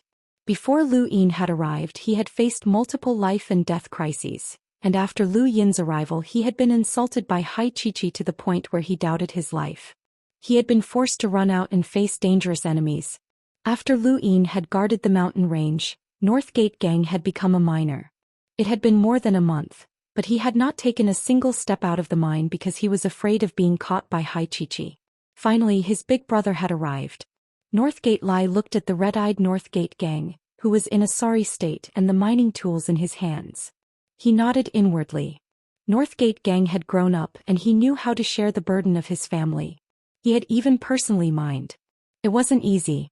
Lu Yin guessed that the newcomer was Northgate Lai, as Kay's star essence skin had been given to him. "Thank you, Brother Lu," Northgate Lai said solemnly. The two had once been enemies and Northgate Lai had been confident that he could suppress this person. However, it wasn't until the Sea King's son-in-law selection that Northgate Lai realized how laughable his thoughts had been. This person had long since surpassed him. Lu Yin casually replied. Northgate Lai took out 2,000 star essence from his cosmic ring. "Brother Lu, I know that this isn't enough to compensate for the star essence skin, but this is all we can offer for now. We'll definitely pay you back in the future." Lu Yin was stunned. "Just give me 1,000. Didn't I say that I'm only selling it for 1,000? Northgate Lai seriously replied. "That star essence skin is definitely worth more than 1,000. 3,000 is more like it. Northline Flow Zone doesn't want Brother Lu to suffer a loss. You saved my brother's lives, so Northline Flow Zone already owes you a lot." Since someone was offering him money, Lu Yin had no reason to refuse. He did not stand on ceremony and stored the 2,000 star essence into his cosmic ring. Now he had 4,000 star essence, which was perfect. He wondered how much more money could upgrade the money bomb and universal armor, and he was looking forward to it. Northgate Lai's arrival made the various powers even more anxious. In the outer verse, many spacecraft arrived from the inner verse, transporting a huge amount of star essence. Outside of planet Pyrolite, the various powers were even busier.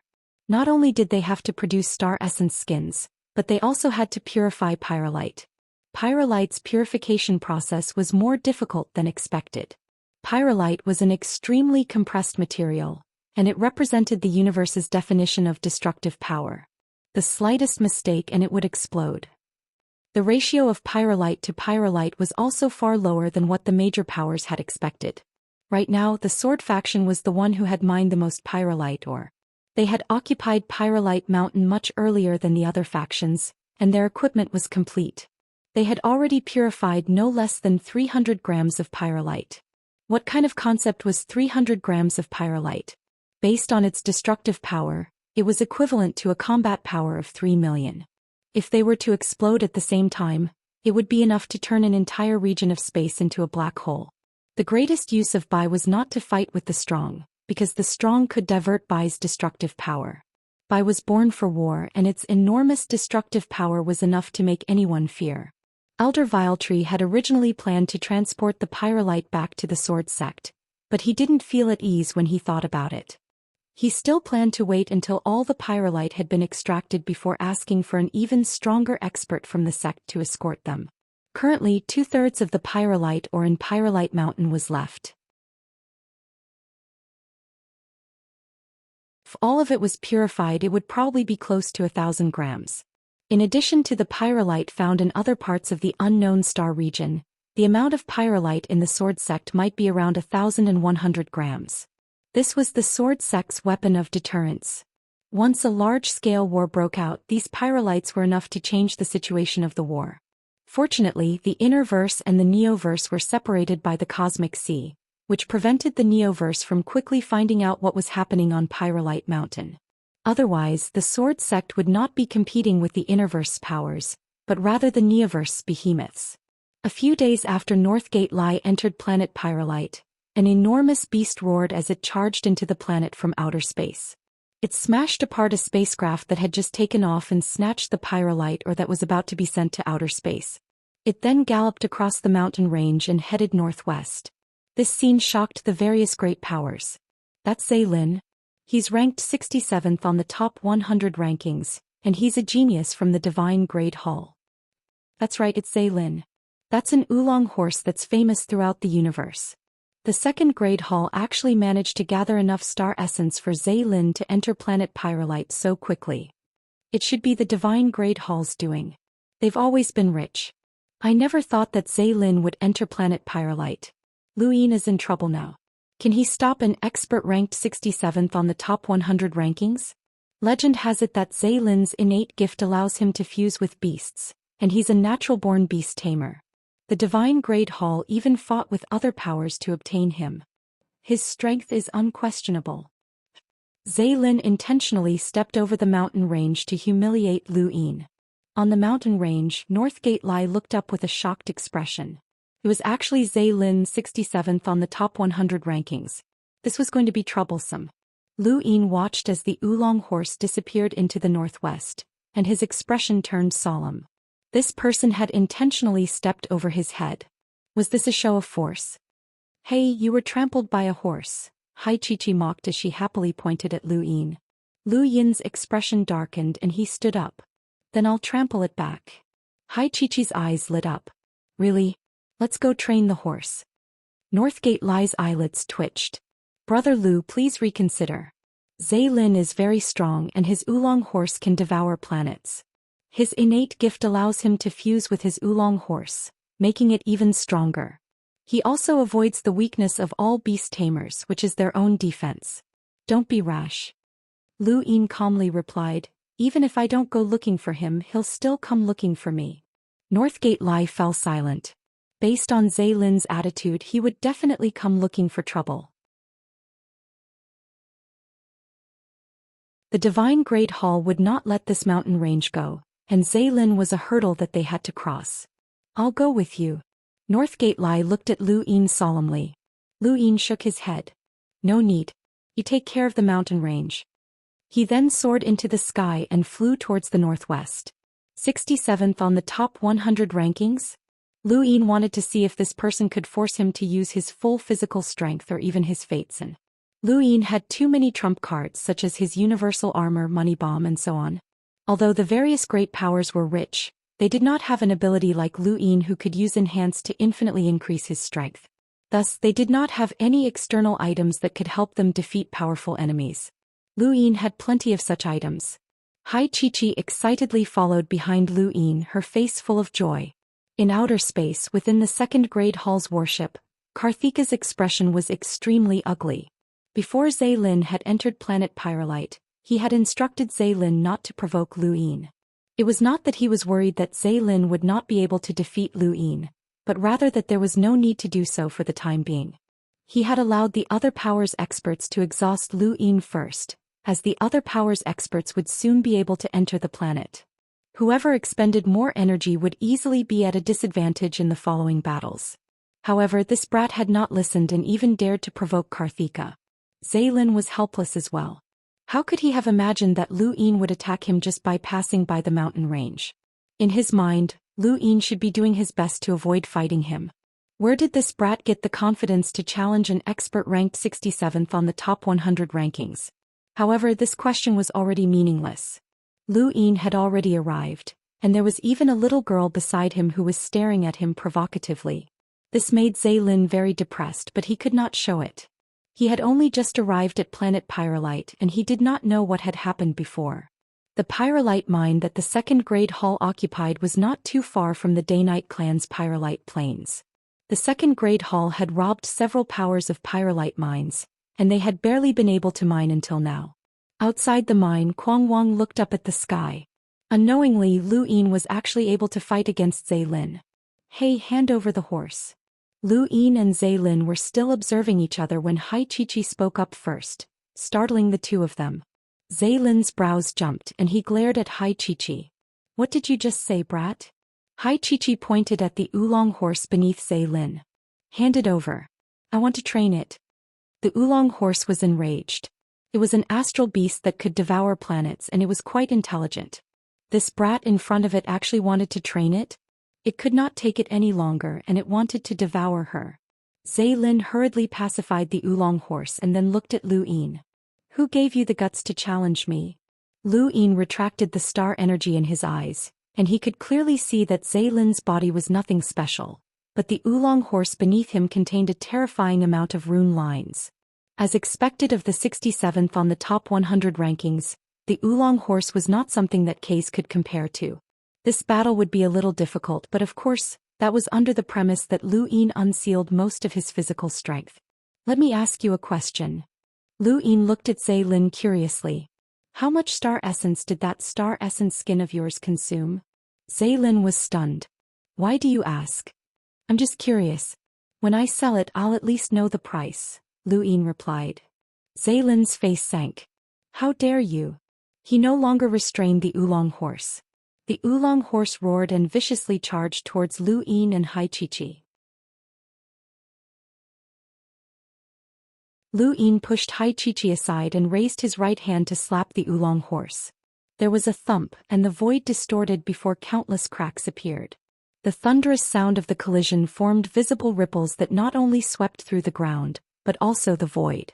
Countless people, including those in outer space, watched the scene unfold. The oolong horse's charge had been blocked by Lu Yin. Zhe Lin's pupils shrank. How was this possible? A Lemmeter had actually blocked the oolong horse's charge? Karthika was shocked as he was well aware of the oolong horse's terrifying charge. Even though he knew that Lu Yin's physical body was strong, who would have thought that it would be this strong? This was a monster. Kaze was the only one who wasn't surprised, as he had been crushed by that monstrous strength before. Lu Yin and the oolong horse were very close to each other, and he placed his palm between the oolong horse's eyes. His muscles bulged and he suddenly took a step back. The oolong horse's eyes were filled with rage and it was almost scarlet. It could feel the provocation of Lu Yin's physical strength, and this was something that it could not accept no matter what. With a loud roar, the oolong horse actually grew larger and stronger. Lu Yin was pushed back and two large spatial cracks appeared beneath his feet. He immediately raised his other hand and exerted strength in both arms, using his strongest strength to forcefully resist the oolong horse's charge. Zhe Lin could feel the oolong horse's unwillingness, and he sat on its back and raised his hand to slap Lu Yin. The oolong horse suddenly roared as it wanted to stop Zhe Lin and compete with Lu Yin in terms of strength.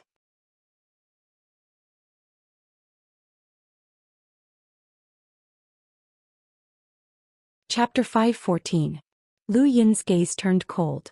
The fates and in his heart and left arm had already been transferred. He had unsealed most of his physical strength, but he was still unable to suppress the oolong horse. As expected of the powerful beast that had brought Zhe Lin to 67th place on the top 100 rankings, the fact that it could devour a planet meant that it had yet to display its full strength. The next moment the oolong horse's body trembled, and under the shocked gazes of countless onlookers, its body grew infinitely larger. It went from a normal horse to the size of a mountain, and its enormous strength spread outwards, shaking the void, the earth, and even the entirety of planet Pyrolite. Zhe Lin looked down at Lu Yin from above. You can't compete with the oolong horse in terms of strength. Even the top 50 of the top 100 rankings, who are renowned for their physical strength, wouldn't be able to do so. Lu Yin was being suppressed. This was the first time he had been suppressed in terms of physical strength since he had left the Blue Ocean. He felt excited as he sensed the oolong horse's intense provocation. He took a deep breath and then invisibly shook his right leg. The fates and that had fused into his right leg had been transferred. There was a soft whooshing sound, and Lu Yin suddenly looked up and stared into the oolong horse's large eyes. Let's see who's stronger. He was also excited. There was a thump as the earth split open and fiery red magma spewed out. Lu Yin withstood the oolong horse's push, and not only that, but his strength also multiplied as he pushed the oolong horse back. At this moment, even Karthika and the other enlighters were stunned. No matter how strong a Lemmeter was, there should still be a limit to his strength. What was this? Some people who were too strong would be labeled as monsters, just like the 10 arbiters. Their strength was unimaginable, so there was no way to compare them. After Lu Yin displayed all of his strength was no longer comparable, as it had already surpassed everyone's understanding. Even Elder Ren, an old monster with a power level in the hundreds of thousands, could not understand how Lu Yin had managed to achieve this. How had he cultivated his strength? In outer space, Avery suddenly appeared and he looked at Lu Yin with excitement and fanaticism. Interesting. This is true power. Kid, I'll wait for you. I'll wait for the day that you become an explorer. I'll wait for you to challenge me. Planet Pyrolite trembled, and Northgate Lai and the rest, Xiu Lu Xiaoqiu Mu Rong Ling Ke Night Queen Yanqing, and the others all felt the boundless power that was passing through the earth and through the air. The oolong horse was unwilling to give up and wanted to increase its size, but Zhou Xian stopped it. This was planet Pyrolite, not some other planet. If planet Pyrolite was damaged, the Pyrolite would explode and everyone would die. However, even Zhou Xian could not appease the Oolong horse. Left with no choice, Zhou Xian could only use his innate skill to merge with the Oolong horse. The next moment, the Oolong horse's gaze changed. Lu Yin could feel that the one controlling the Oolong horse was Zhou Xian. The Oolong horse was no longer competing with him in terms of strength. Lu Yin immediately dodged and used flash to appear on top of the Oolong horse's head. He pressed a hand on its back. 30 stacks 50-fold shockwave palm. Bunga violent tremor tore through the void. The Oolong horse was so large that Lu Yin's palm could not penetrate its body and affect the ground. However, it was reflected back into space by the horse's body, which tore through planet Pyrolite's atmosphere. It even caused a few spacecraft that had yet to leave the planet to explode. Not only was the Oolong horse strong, but its body was also quite strong. Lu Yin's palm did not cause much damage to it, and because it was so large, it was like being stabbed by a needle. The Oolong horse turned around and rammed its huge body into Lu Yin, but he still managed to dodge. Being too large had its disadvantages, and it was helpless against nimble people. Lu Yin retreated 1,000 meters and panted slightly as he looked at the Oolong horse. His attacks were not very effective, and it was indeed difficult to deal with.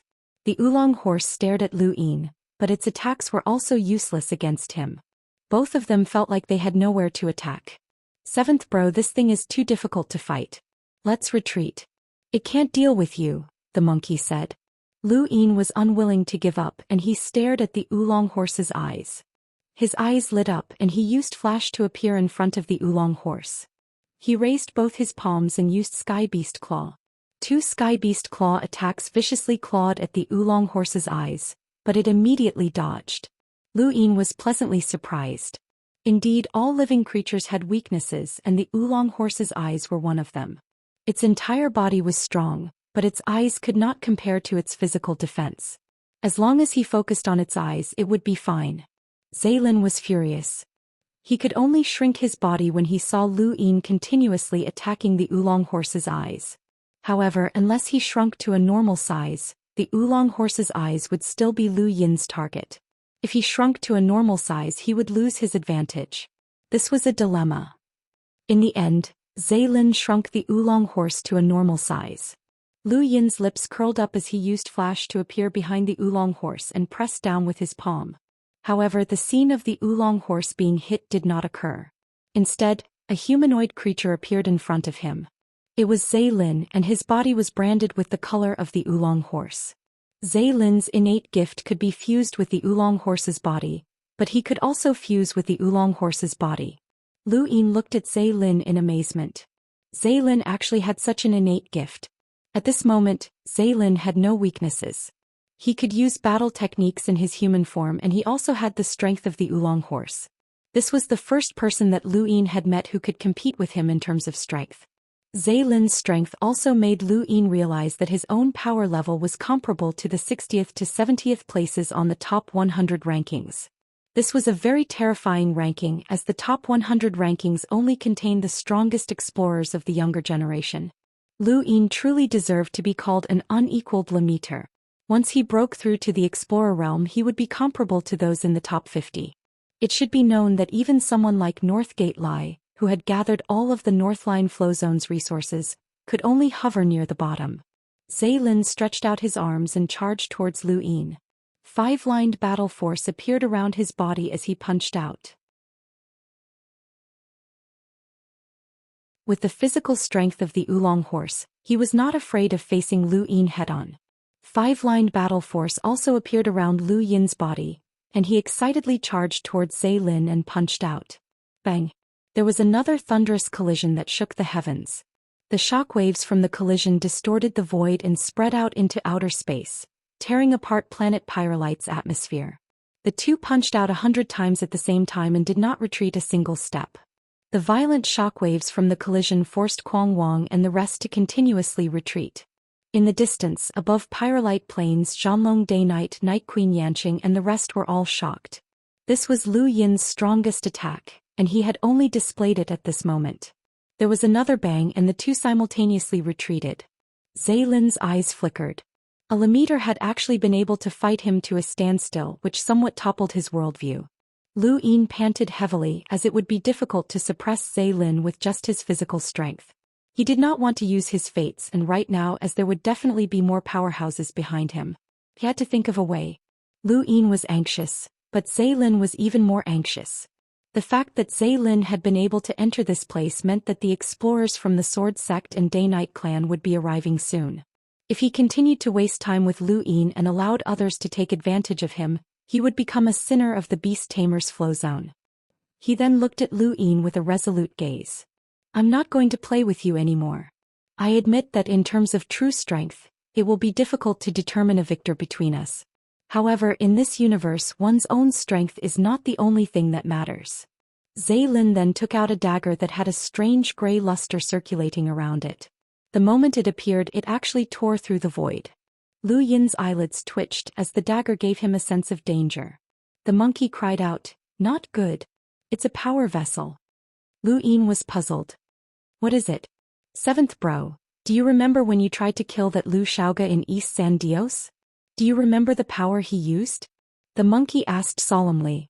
Of course, Lu Yin remembered. With his strength at the time, he should have been able to deal with Lu Xiaoga.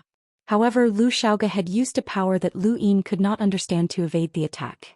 That power had been black and white, and it had definitely been the Day-Night clan's power. I wanted to say it back then, but I forgot about it later. I remember reading in a powerhouse's autobiography that some people can transfer their own power. Lu Xiaoga should have received the power of a powerhouse, which gave him the ability to protect himself from you, the monkey said. So you're saying that this dagger has also been fused with a powerhouse's power? Lu Yin found this somewhat inconceivable. Lu Xiaoga was still a human and this dagger was just a cold weapon. The monkey sternly replied, "That's right. In fact, there are very, very few powerhouses in the universe who are capable of fusing their own power into another person's body. It can be said that the number of powerhouses who are capable of doing so is infinitely close to zero. It has little to do with one's own strength, and it might be related to one's cultivation technique, destiny, or even one's innate talent. However, in this vast universe there will always be some monsters. The person who fused their own power into Lu Xiaoga's body is a monster, and such monsters have appeared since ancient times." Lu Yin looked at the dagger in Zaylin's hand and narrowed his eyes. This was troublesome as he did not know what kind of power that dagger possessed. It felt like he was facing off against a powerhouse with an unknown innate gift. It seems like you know about the existence of power vessels. Zaylin saw Lu Yin's serious expression and stared at him. I don't want to use the power vessel against you. Leave that mountain range on your own or else you might die to it. Lu Yin's eyes flickered as he was caught between a rock and a hard place. Seventh bro, power vessels are scary, but you can treat them as another type of innate gift. Furthermore, most power vessels can only be used once. This guy definitely isn't being kind by not attacking you, but rather because he doesn't want to waste the power vessel. Can fates and block a power vessel's attack? Lu Yin asked in a low voice. I don't know. Nobody knows what kind of power vessel it has. The monkey was unsure. Zaylin frowned and stared at Lu Yin. I'll say it one last time. Leave the mountain range and I'll let you go.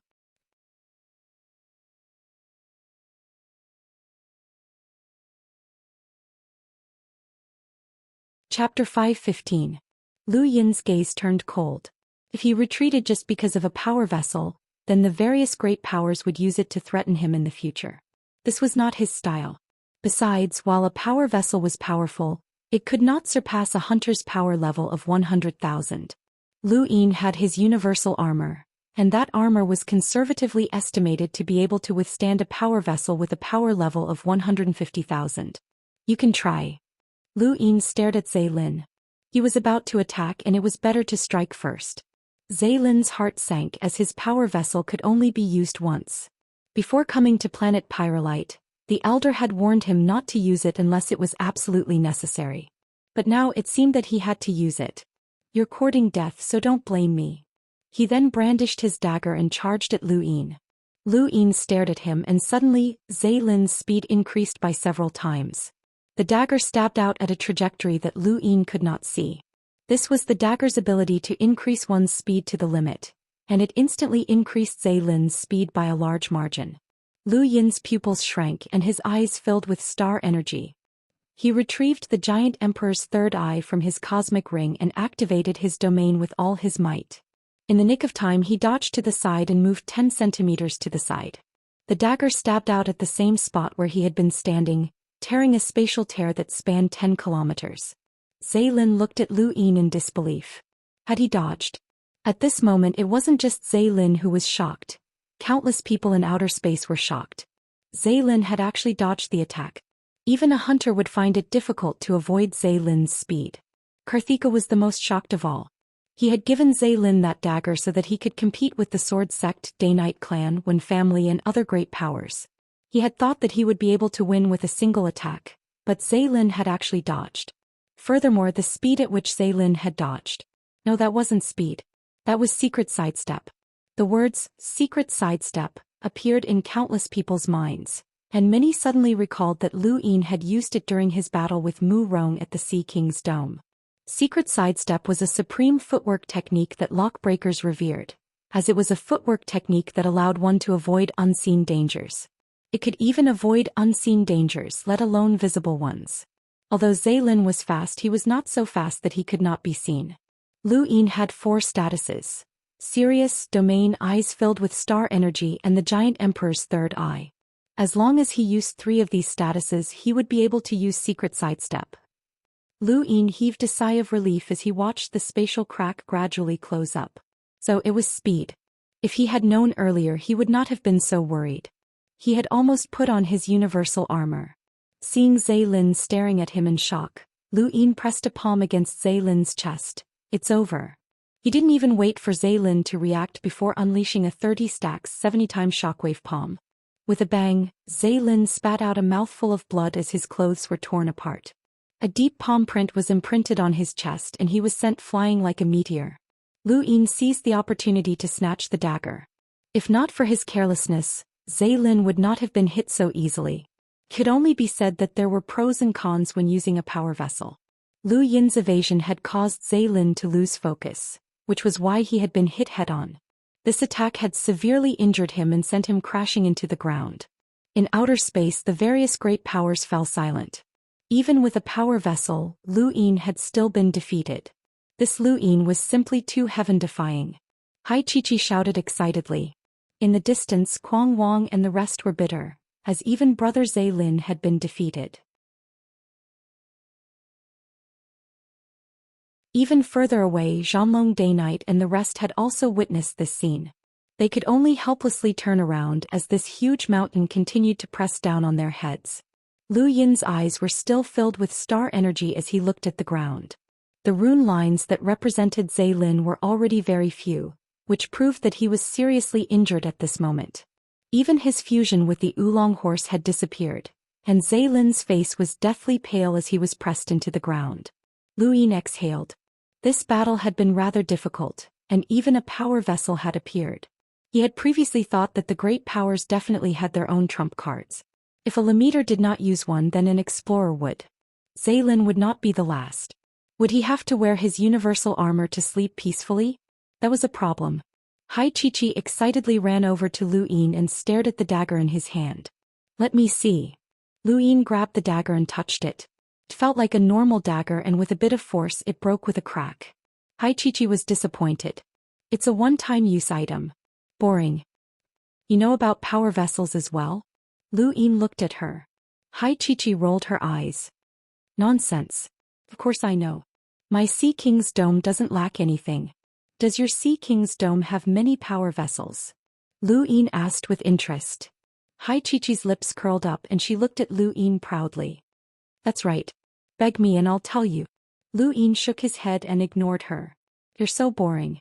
My Sea King's Dome has a power vessel that you've touched before. Hai Chi pretended to be profound. I know. It's the Sea King's trident. Hai Chi's eyes widened. How did you know? I guessed, Lu Yin casually answered. Hai Chi turned her head away. Boring. After saying that, she flew directly towards where Zhe Lin had landed. Lu Yin hurried over. What are you doing? Don't you want a star essence skin? I'll help you, Hai Chichi said politely. Lu Yin pulled her aside. Don't cause trouble.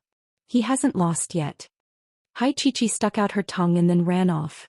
The ground trembled and then it cracked open. Zai Lin leapt out and stood on the ground looking extremely wretched. The deep palm print on his chest brought him endless pain and he could not even stand properly. He was half kneeling on the ground. Lu Yin approached him step by step. Let me ask you a question. Zai Lin panted heavily and looked down at his chest. Even the slightest movement caused him intense pain. At this moment Lu Yin's shadow enveloped him and he looked up. You won. Lu Yin stared at him. How much did your star essence skin cost? Zai Lin's eyelids twitched. Lu Yin, don't go too far. My divine grade haul is not to be trifled with. You should know that the Beast Tamer's flow zone is a unified entity, and offending us won't do you any good. Lu Yin shrugged.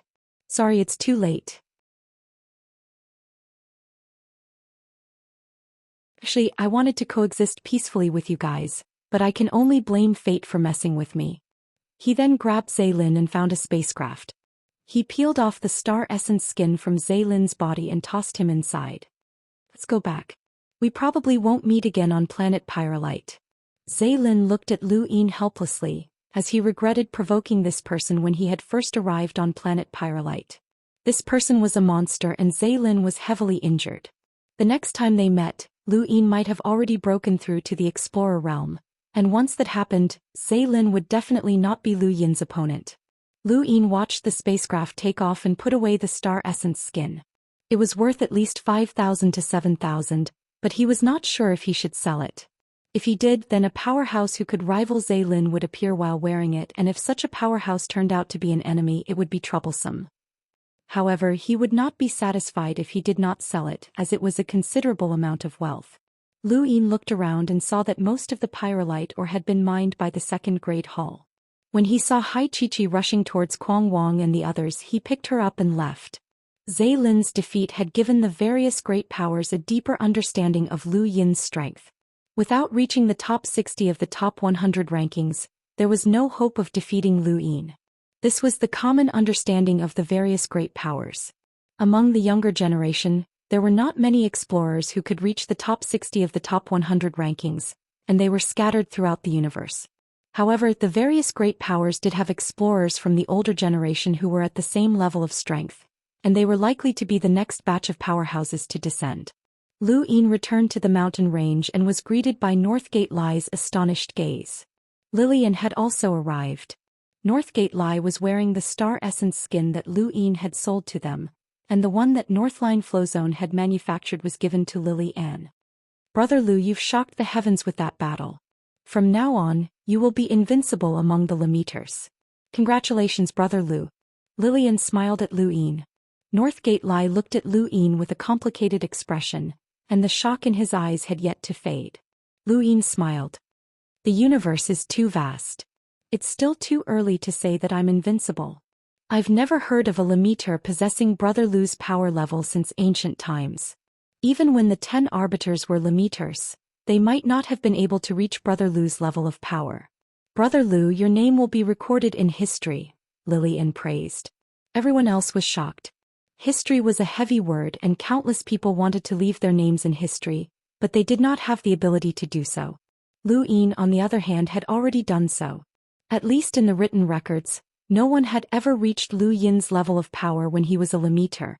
Lu Yin's expression changed. History? With the power that he had just displayed, had he already touched upon the level of history? The various great powers no longer dare to casually send people here, Lillian said. Lu Yin's heart trembled. He had single-handedly changed the standards of the various great powers when it came to descending on planet Pyrolite. This was his current strength. In that instant, Lu Yin felt as if he had truly reached a new level. Who in the Limeter realm could be his opponent? Lin Ke? No, not even Mu Rong. Not even Zai Lin, who was on the top 100 rankings. Once upon a time he had looked up to the elites of the great Yu Empire's Yu Academy. He had surpassed them. He had looked up to the Astral Combat Academy's Area Masters. He had also looked up to the Astral Combat Academy's Realm Masters. He had also looked up to the freakish geniuses of his generation, but he had still surpassed them all. Now he stood at the peak. When he thought of this, Lu Yin felt a ball of fire rise in his chest. Green lines suddenly appeared on the surface of his body. These were the signs of six-lined battle force, green stripes. Lily and Northgate Lai and the others were all stunned. What was going on? As he spoke, he actually made a breakthrough. Lu Yin stretched out his hands as the Sandmaster's words echoed in his mind. Battle force was used for cultivation, and it was also used for one's spirit. Lu Yin had never possessed the spirit to look down on the world, which was why he had been unable to break through to the next level. But now he had defeated Ling Ke, Mu Rong and Zai Lin, shocking the heavens and becoming an unrivaled Lemeter. He could feel this spirit, which was why his battle force had changed accordingly. However, the green stripes only appeared for an instant before quickly disappearing. His breakthrough had not been successful. Northgate Lai subconsciously heaved a sigh of relief. Lu Yin was already very strong, and if he had broken through again, Northgate Lai would not even have the courage to chase after him. Brother Lu, it's such a pity. You dash before Lily and could finish speaking. Lu Yin leaped up and charged towards Pyrolite Lake. Had his breakthrough failed? No, it was just that his spirit was not enough. He needed to face his own strength and use battle to strengthen his belief in being unrivaled. Right now, the most suitable people for him to strengthen his belief were Ling Ke, Mu Rong and the other powerhouses. Ling Ke was the closest to the mountain range, so he would look for him first. Thank you. Thank you, Brother Silas, for your tip. The mountain breeze. Brother's tip, I'll update at 3 p.m. Thank you. Thank you, brothers, for your support. Thank you.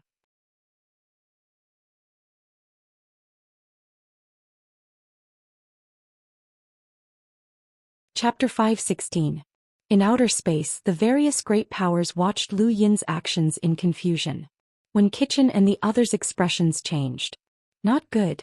This kid is going to Pyrolite Lake. Hurry up and spread the news.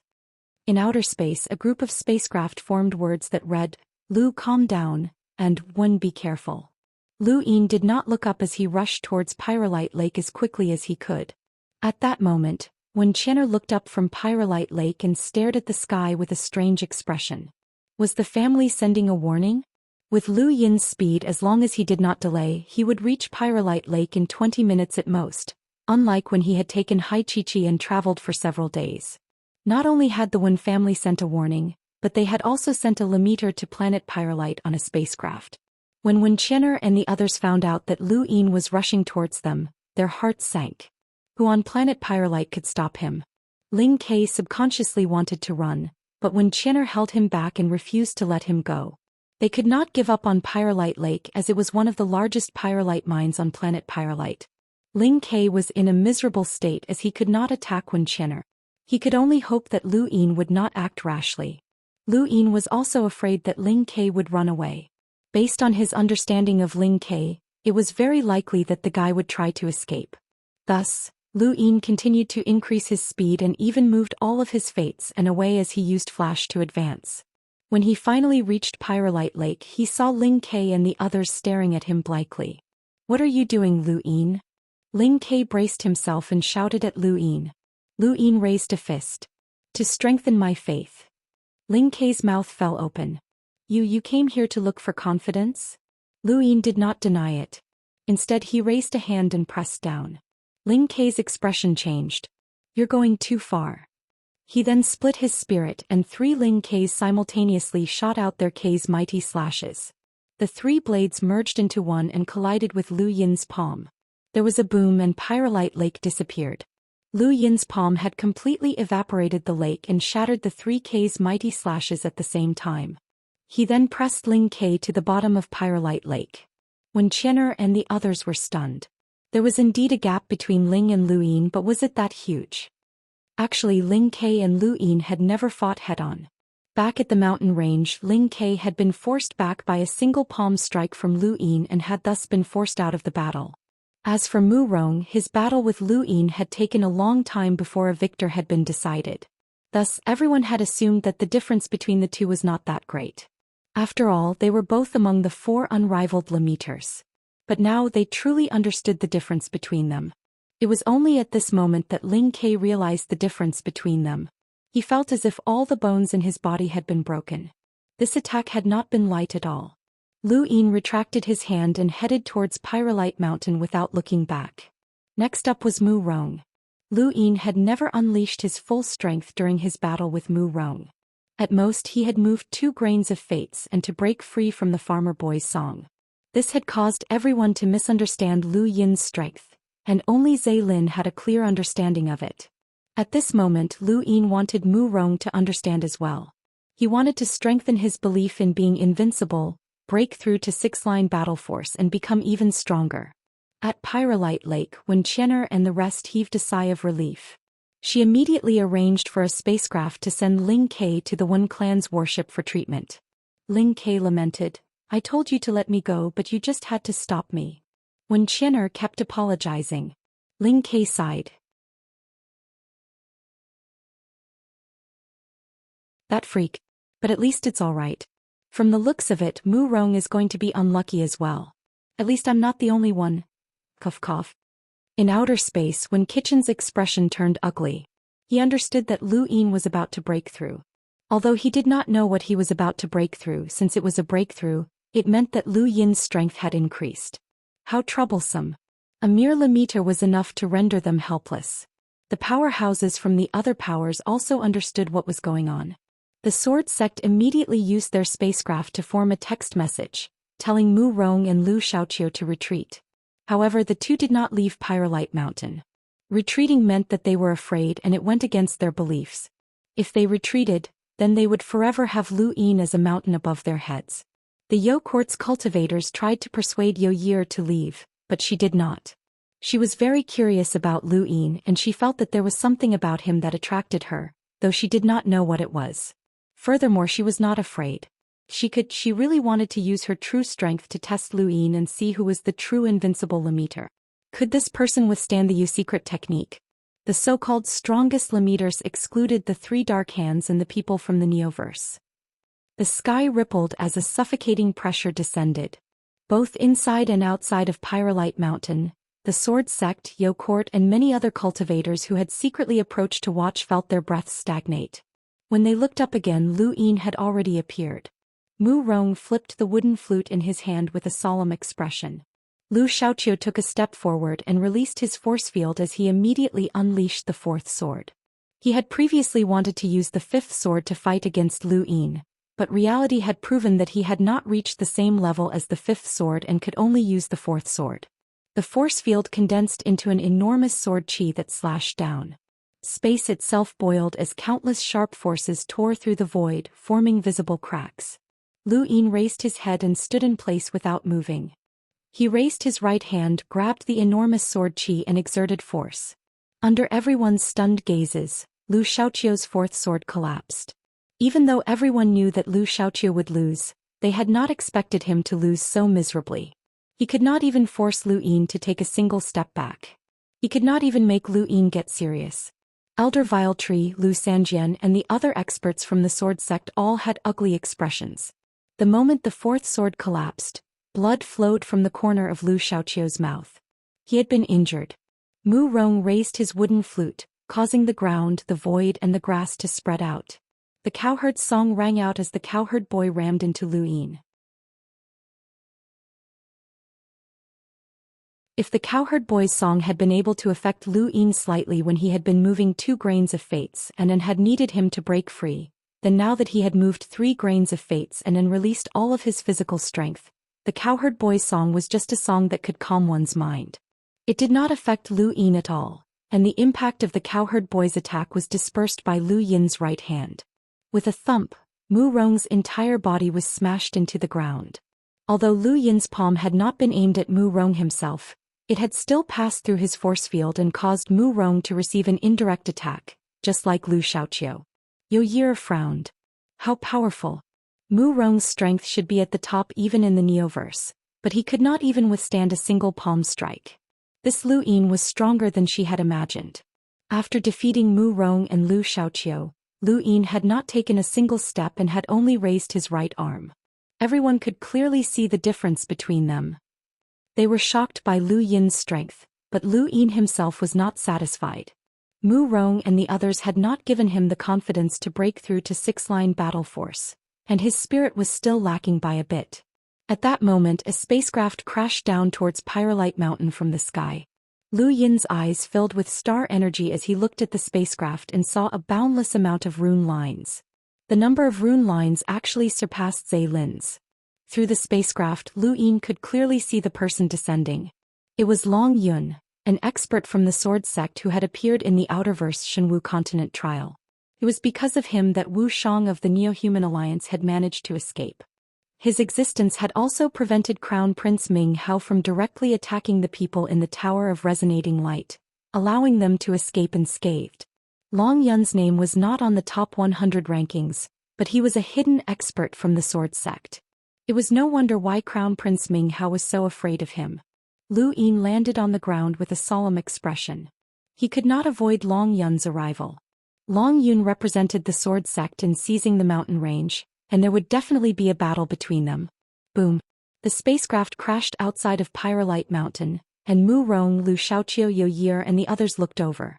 When the hatch opened, a youth wearing a felt hat, short-sleeved shirt and jeans walked out. There was a faint smile on his face as he looked around curiously. When they saw the youth, Lu Xiaoqiu and the other sword sect disciples were shocked.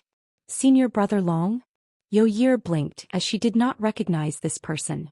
It's Long Yun, a disciple from the previous generation of the sword sect, an expert from the Yo court whispered. Yo Yi was curious. How do you know him? Is he very famous? The Yo court cultivator whispered. This person is from the same generation as the sword sect's 10 arbiters, and their relationship is not simple. Among the sword sect disciples of that generation, this person can be ranked in the top 3. However, after that arbiter broke through to the explorer realm, this person quieted down, and there hasn't been anything worth talking about since. I didn't expect the sword sect to send this person here. Long Yun's timely appearance allowed the sword sect disciples to breathe a sigh of relief, but they were also rather apprehensive. In the minds of most of the sword sect disciples, Long Yun was a bold and unrestrained wastrel, and his exact strength was unknown. However, since the sect had sent this person here, they believed that he would not be weak. Long Yun's gaze swept across everyone before finally landing on Lu Yin. Lu Yin's gaze also met Long Yun's. We've met before, right? Long Yun beamed at Lu Yin as his star energy vibrated in the air. Lu Yin calmly replied, in the Outerverse during the trial on the Shenwu continent.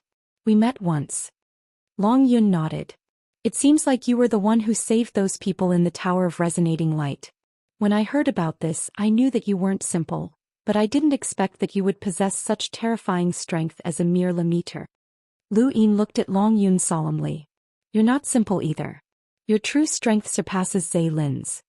That one sentence shook the entire sword sect and even the various great powers in outer space. Not many people had heard of Long Yun's name before, and those who did were from the same generation as the 10 arbiters. Long Yun had been rather famous in the past, but he had gradually fallen into obscurity. Who would have thought that this person was actually comparable to an expert ranked around 60 on the top 100 rankings? He had hidden his strength far too well, as the sword sect still had someone at the top of the top 100 rankings. Lu Xiaoqiu's eyes flickered. He knew that Long Yun's strength was not simple, but he had never tested Long Yun's strength. Long Yun did not like fighting in the sect and he did things as he pleased. Lu Xiaoqiu had never been able to find an opportunity to spar with him, but he had never expected Lu Yin's evaluation of him to be so high. Long Yun was astonished. How did you know? Only a few old fellows in the entire sword sect know of my strength. Lu Yin's eyes lit up. I guessed. Long Yun nodded. It doesn't matter how you found out. In any case, you won't be able to avoid it today. Long Yun then pulled out a very ordinary longsword from his cosmic ring. Following that, under everyone's shocked gazes, green stripes intertwined around the sword while a dark golden radiance illuminated the void. A majestic stifling pressure swept out. Everyone felt as if their hearts were being squeezed as they stared in shock at Long Yun's dazzling dark golden radiance. His sword was also intertwined with green stripes. This was 6-lined battle force. Ever since the battles on planet Pyrolite began, the highest level of battle force cultivator that had ever appeared was 5-line battle force. However, Long Yun had raised this limit, and his green six-line battle force was displayed before everyone's eyes.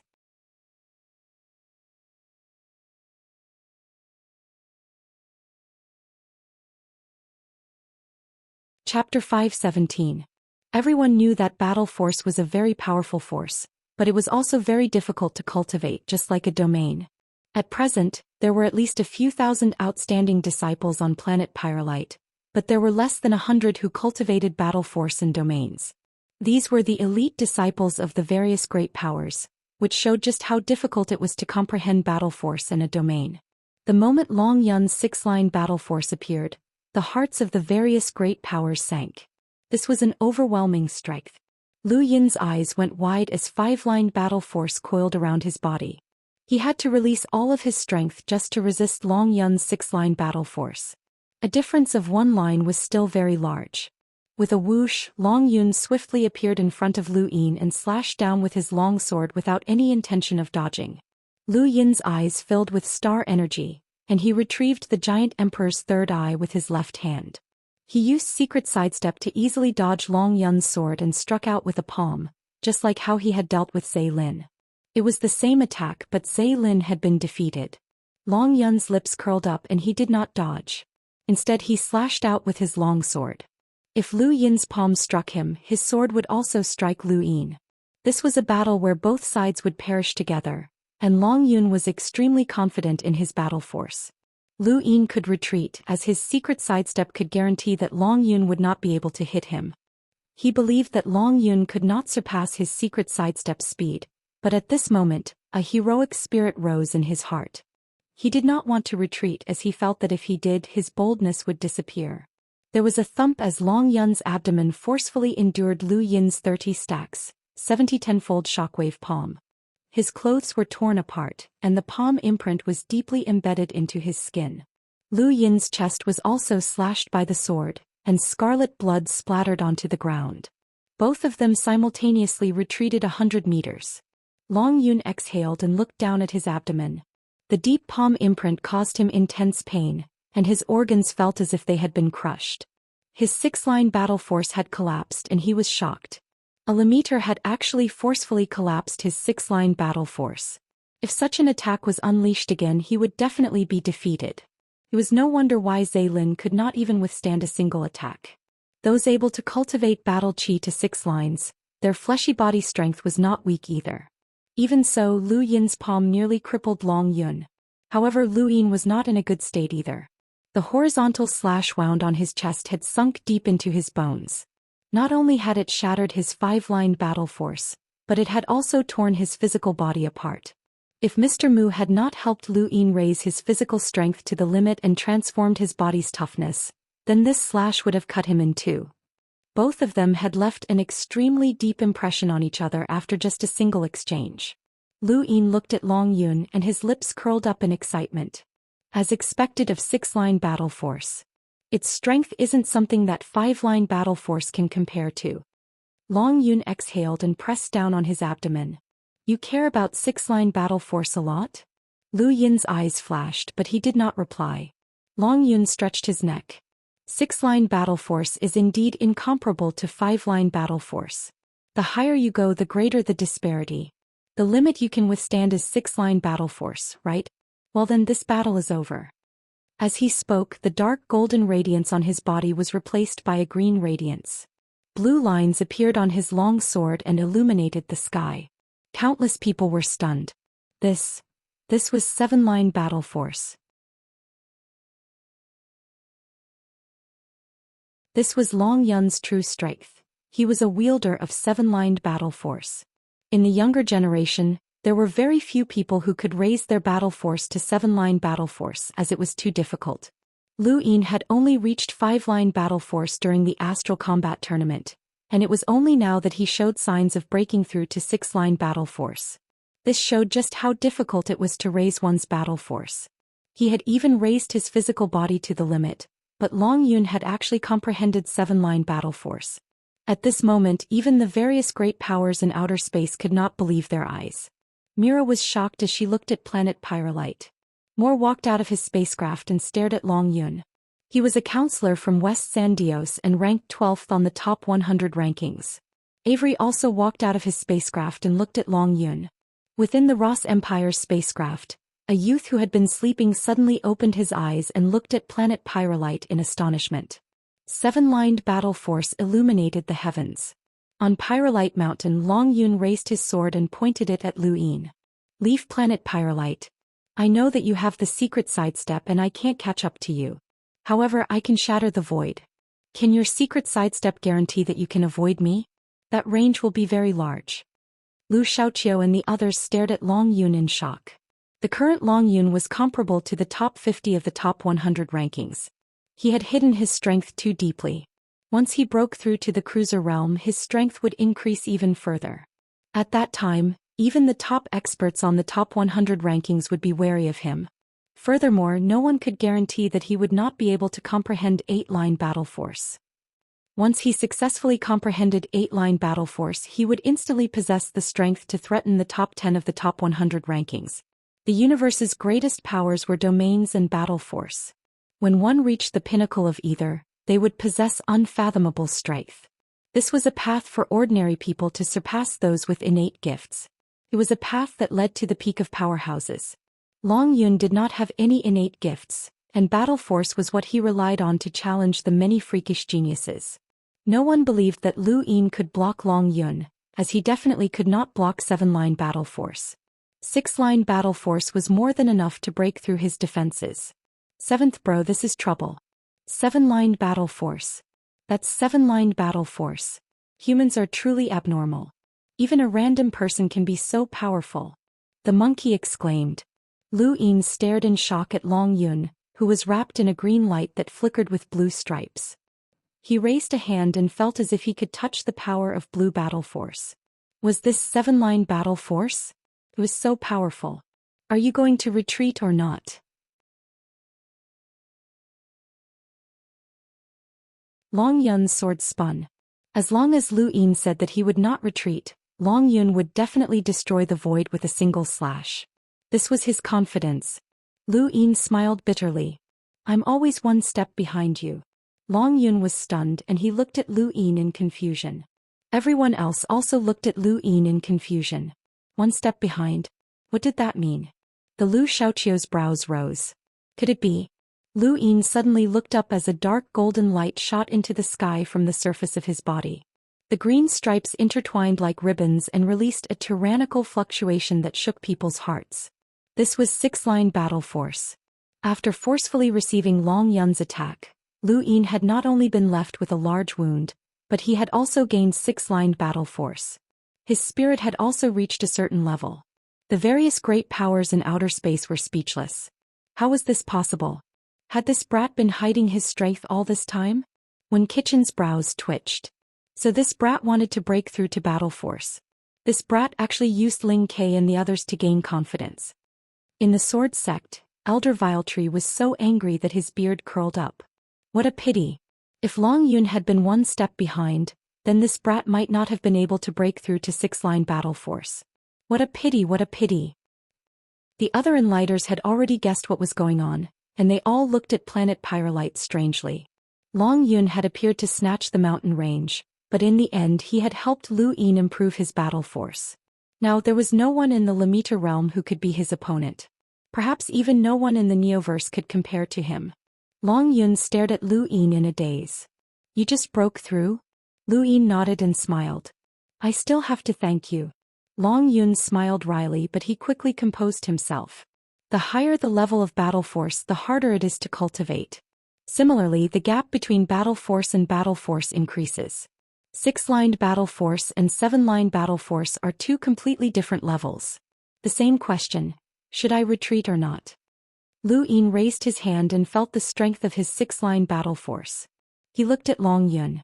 If I had 5-line battle force, then I definitely wouldn't be able to stop you, but I'm not so sure about 6-line battle force.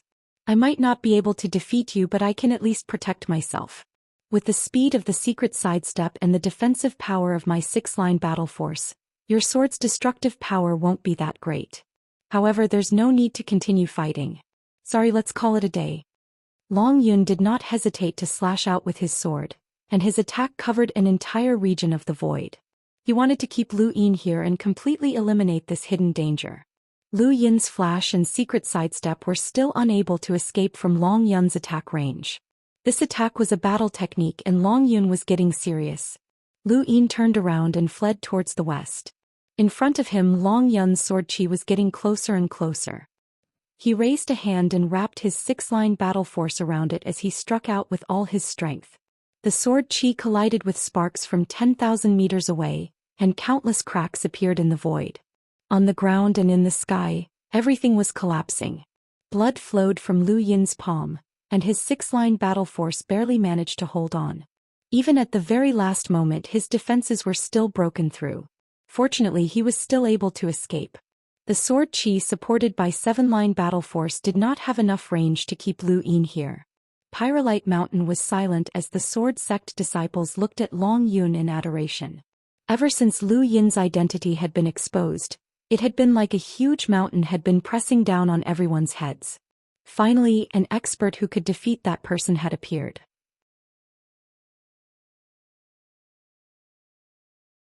Long Yun fell silent. Defeat. Not necessarily, as Lu Yin had escaped very easily. Furthermore, with his many years of battle experience, he could sense an indescribably dangerous aura from Lu Yin's body. This aura made him instinctively not want to chase after Lu Yin. This person had not been defeated and he still had a trump card. How troublesome. When did a Lemmeter become so difficult to deal with? Even seven-line battle force could not deal with him. Long Yun sheathed his sword and returned to his lazy and leisurely self. He looked at his clothes and immediately changed into a new set, but it was still exactly the same. He then looked at Lu Xiaoqiu and raised a hand to greet him. "Hey, junior brother." Lu Xiaoqiu looked at Long Yun seriously, deep in thought. Long Yun raised an eyebrow and was somewhat wary. "Junior brother, what are you thinking about? Let me tell you, your senior brother will definitely not fight with you." Lu Xiaoqiu's eyes flashed and he walked over to Long Yun and bowed solemnly. "Senior brother, please teach me how to improve my battle force." Long Yun frowned and clutched his head in distress. "Junior brother, you really don't know how lucky you are." Lu Xiaoqiu continued to bow. Long Yun turned around. "In the entire sword sect, there are hundreds of thousands of disciples, but only you and her have inherited the 13 swords. There's no need to mention her. She's a complete freak, but what about you? Ever since you inherited the 13 swords, you've been number one among your peers. No one can rival you, but you've lost your way." Lu Xiaoqiu was puzzled. Long Yun sighed. "You've lost yourself in battle. You believe that you lost to Lu Yin because of the 13 swords and not because of yourself, so you want to cultivate your battle force and use it to strengthen the 13 swords to challenge Lu Yin. You think that you can win by cultivating your battle force, right?" Lu Xiaoqiu did not deny it, as he had indeed thought so. Long Yun's battle force and Lu Yin's battle force had stimulated him greatly. Long Yun smiled bitterly and shook his head. "Actually, if you can inherit the 13 swords, who would want to cultivate battle force?" Lu Xiaoqiu's body trembled. "Thank you. Thank you for your tip, Brother Silas. The mountain breeze. Thank you for your brother's tip."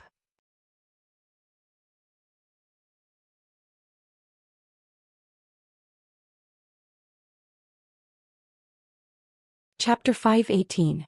Since ancient times, the sword sect's 13 swords have been famous throughout the universe, and they're known as the paragons of the sword. Do you think that's just for show? I don't know anything else, but I do know one thing. The inheritor of the 13 swords can be defeated, but they will never retreat. Even in the end, the 13 swords will always be the strongest. This is the path of the strongest. If you lose, it'll be because you didn't cultivate it well. Lu Xiaoqiu's eyes flickered and he stood in place, deep in thought. Long Yun didn't say anything else and left. Actually, what he had just said was just nonsense. He didn't want trouble and he didn't want Lu Xiaoqiu to pester him. However, it wasn't exactly nonsense. The 13 swords were truly invincible, but that was only in comparison to history. Sometimes, the 13 swords would run into freakish geniuses, which would cause them to be suppressed for the rest of their lives. Of course, Long Yun would never say this aloud. In the sky, he absorbed star energy from the star essences while using Shamrock Enterprises' special medicine to treat the wounds on his chest and hands. This was especially true for his chest, where the horizontal cut was very deep and had dyed half of his clothes red. Seventh bro, don't do this kind of thing in the future. You're not alone. If you die, I'll die too. The monkey was unhappy. As long as I cultivate, these kinds of things can't be avoided. He then sighed. It's been a long time since I've been injured like this. What, do you want to do it a few more times? The monkey asked. Luin laughed. If he could break through his battle force every time, then he might as well try it. His six-lined battle force had made him even stronger. But when would he be able to break through to the Explorer realm? He still didn't feel like he was going to break through to the Explorer realm. The 5-stage formcast model was still in his body, and he needed to upgrade it to a 6-stage formcast model before he broke through. That would be perfect. He recalled that upgrading a 4-stage formcast model to a 5-stage one required 300,000 star crystals. How much would it take to upgrade a 5-stage formcast model to a 6-stage one? It would probably be a lot, as 6-stage formcast models were too rare in the universe. A normal formcast model could be created by a hunter, and a 5-stage formcast model could only be created by an enlighter at the very least.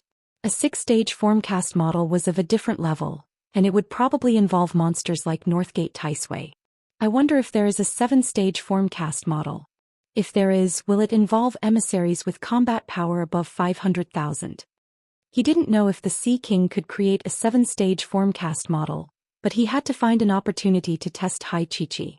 She definitely had a formcast model in her body. The mountain range came into view and Lu Yin took a step forward. Suddenly, his pupils shrank as he sensed an extreme danger. There was no time to retrieve the giant emperor's third eye, so he reflexively activated the Sirius technique. His eyes filled with star energy as he used the secret sidestep to move to the side. Dozens of strange weapons wrapped in green streaks pierced through the void, and a figure suddenly appeared in front of him. Lu Yin broke out in a cold sweat. He had been too careless and had been ambushed. The black-robed figure stared at Lu Yin in shock, as if he had not expected his sneak attack to fail.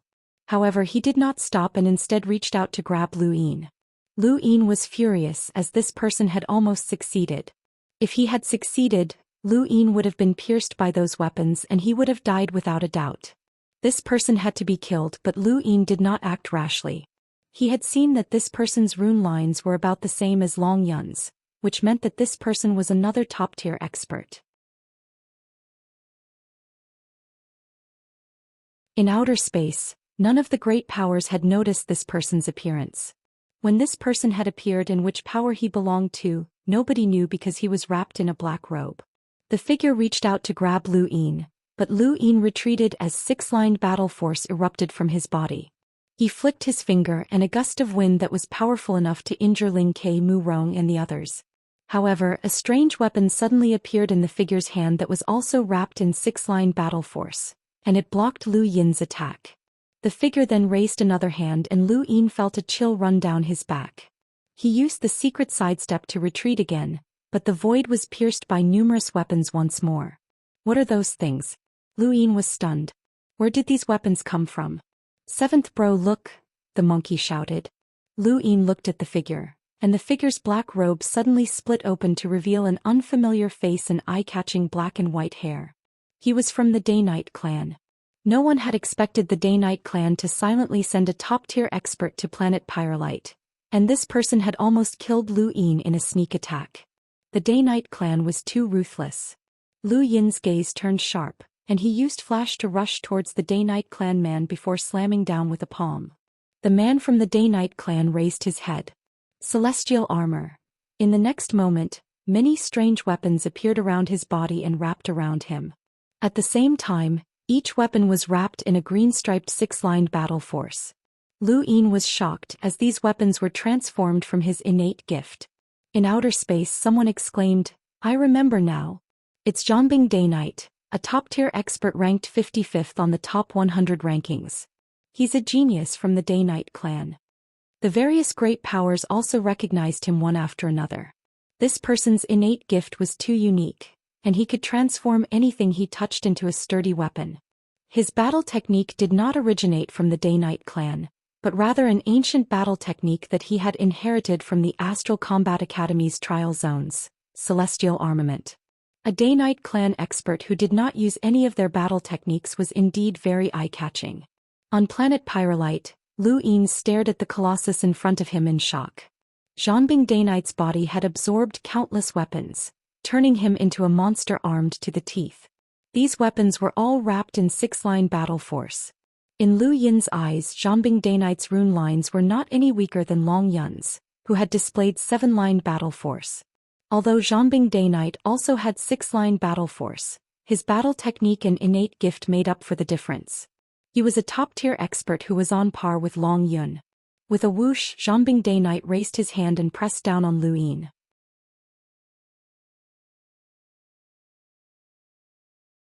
In the sky, a giant weapon arm wrapped in green streaks viciously pressed down.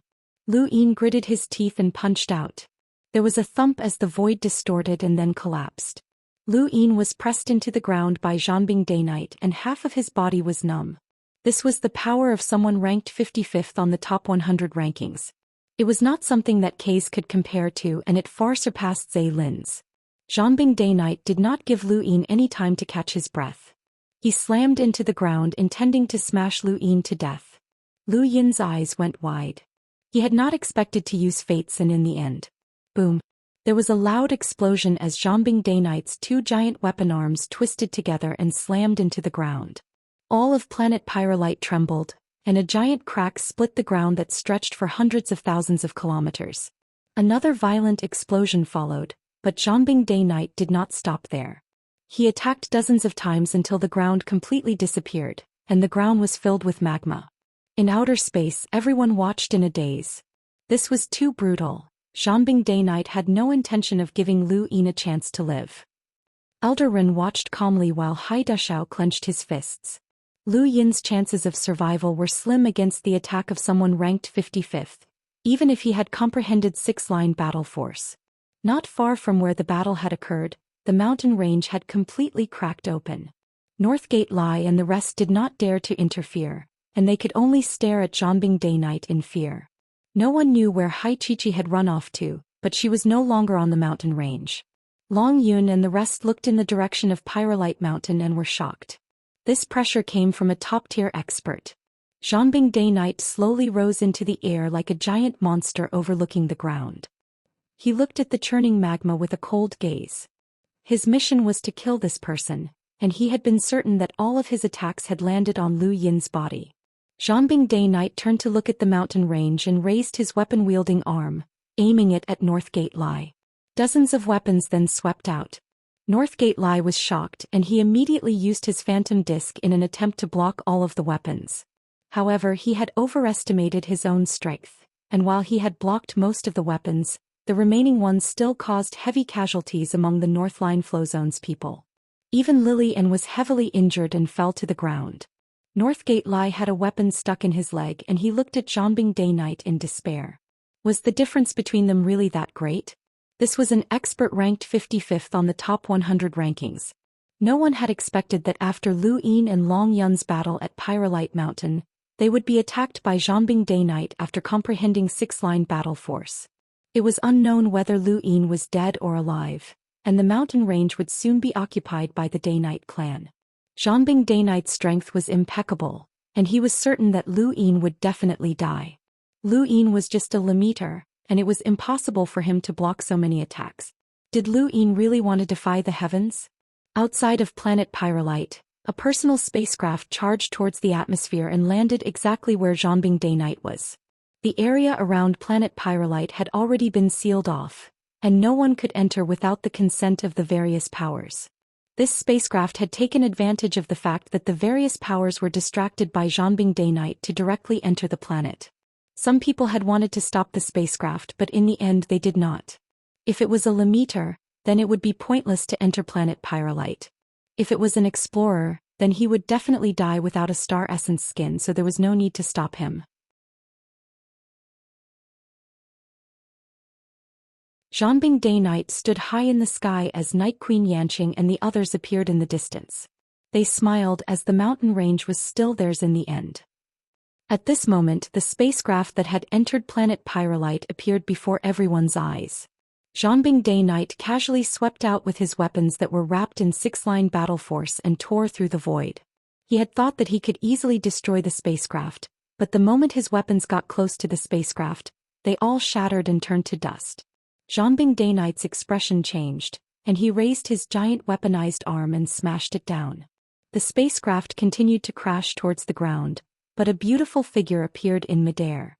The void distorted under Zhanbing Day Knight's attack, and Zhanbing Day Knight and the people in the distance could faintly see a white coat with golden edges, a silver-white scabbard and long black hair that reached her waist. With a whoosh, a sword light flashed past, and Zhanbing Day Knight's giant weaponized arm was split in two. His six-lined battle force immediately crumbled. This scene shocked everyone, including the various great powers in outer space. This was Zhanbing Day Knight, an absolute expert ranked 55th on the top 100 rankings. Zhanbing Day Knight's mind trembled and he hurriedly retreated. In that instant he felt a terrifying sense of danger. He had encountered a terrifying powerhouse. A gale blew past, stirring up dark red dust that drifted past. High up in the sky, a beautiful and pure girl appeared before everyone's eyes. Wendy Yushan? In outer space, Moore was shocked. The others recognized her as well. She was ranked 18th on the top 100 rankings and was one of the rare explorers in the top 20. She was Wendy Yushan. Thank you.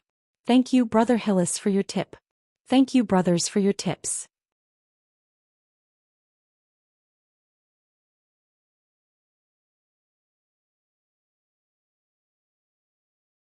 Chapter 519.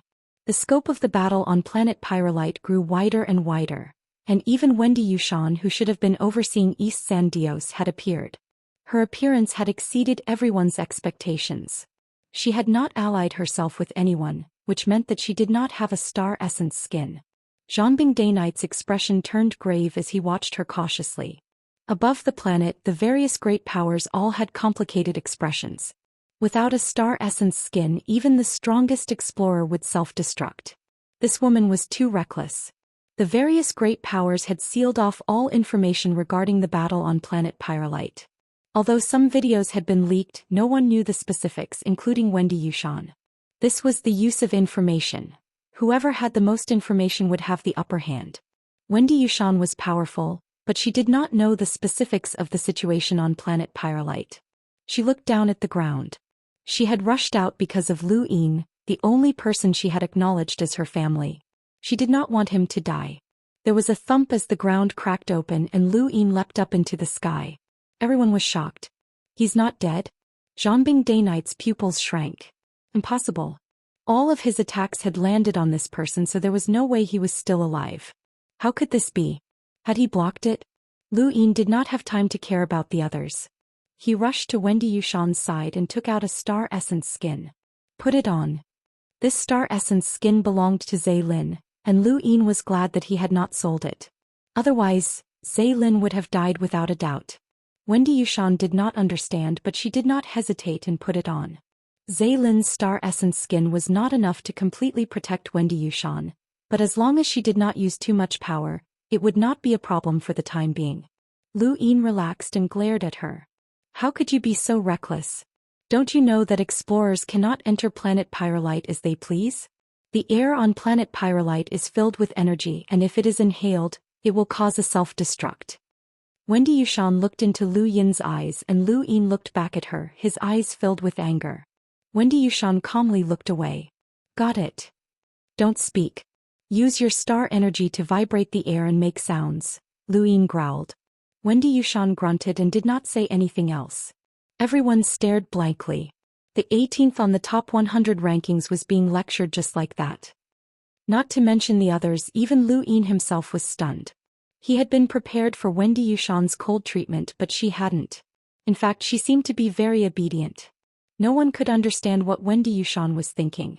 Ever since Lu Yin had given her the secret art, he had become her only family in the world. And he was also the only person she could vent her anger on. Back at East Sandios, when she had heard that Lu Yin had been threatened by an enlighter, as well as the various events that had transpired on planet Pyrolite, Lu Yin's position in her heart had risen once again. This was because Lu Yin truly treated the Great Yu Empire as his home. This home was not only Lu Yin's but also hers. Wendy Yushan looked very calm after losing everyone from the Yushan family, but her sorrow was hidden too deeply. Lu Yin was her only hope now. This was also why she had rushed to planet Pyrolite without any regard for her own safety. She didn't want to lose any more family members. The universe was vast, dark and cold. She needed to preserve the last bit of warmth in her heart. "Why are you here?" Lu Yin asked curiously. Wendy Yushan looked at the distant Zhanbing day night. "I'm just passing by." Lu Yin was speechless. This was the astral wilderness, so where was she supposed to go? He looked at Wendy Yushan and saw the anxiety and worry in her eyes. She must have come because of him. Something stirred in Lu Yin's heart. Since he had started cultivating, how many people had risked their lives for him? How many people had worried about him? This was kinship. Wendy Yushan took a step forward. "What should I do?" Lu Yin's eyes flashed coldly as he stared at Zhanbing Day Night. "Kill him." Zhanbing Day Night's actions had caused Lu Yin to want to kill him. Since the other party wanted to kill him, Lu Yin would not show mercy. So what if the other party was from the Day Night clan? Lu Yin would not let someone who wanted to kill him go just because he was afraid of the Day Night clan. Wendy Yushan unsheathed her sword and Zhanbing Day Night's pupils shrank. He immediately charged into outer space. The difference between the 55th and 18th on the top 100 rankings was too great. He had no confidence that he could block Wendy Yushan's attack, even if she could not use her true strength due to her star essence skin. With a whoosh, Wendy Yushan's sword was completely unsheathed, and a cold light instantly illuminated the heavens. This sword light covered an area of 10,000 kilometers, and no matter how fast one was, even if they escaped into the void, they would not be able to avoid it. This was 10,000 swords as one. The myriad swords peak's attack was very simple. It was just a single sword strike. Zhanbing Day Night's body stopped in midair and his eyes went blank. His weapon disappeared from the surface of his body, and his entire body fell to the ground, lifeless. A single sword strike had killed Zhanbing Day Night. This was Wendy Yushan's strength. This was the strength of someone in the top 20 of the top 100 rankings. Everyone was stunned as Zhanbing Day Night was the first expert on the top 100 rankings to die. Even someone with such strength would not be safe on planet Pyrolite. In outer space, Night Queen Chuyu was furious, but there was nothing she could do. She could not threaten Wendy Yushan. The Frostwave Weave was protected by the Sea King's Dome, and Wendy Yushan was a member of the Great Yu Empire. Unless the Day-Night clan declared war on the Sea King's Dome, the elders could not intervene, and the younger generation could only deal with this matter themselves. With Wendy Yushan's strength, how many people in the Day-Night clan could be her match? Who could possibly kill her? Wendy Yushan's appearance made her the indisputable strongest person on planet Pyrolite. There were very few explorers in the top 20 of the top 100 rankings. Unless a cruiser was sent to planet Pyrolite, Wendy Yushan would remain the strongest. However, there was one thing that puzzled the various great powers about that battle. Lu Yin had blocked Zhanbing Day Night's attack without sustaining any injuries. This was very strange, but because Wendy Yushan's appearance had been too shocking, the various great powers did not have time to discuss it. However, that did not mean that they had forgotten about it.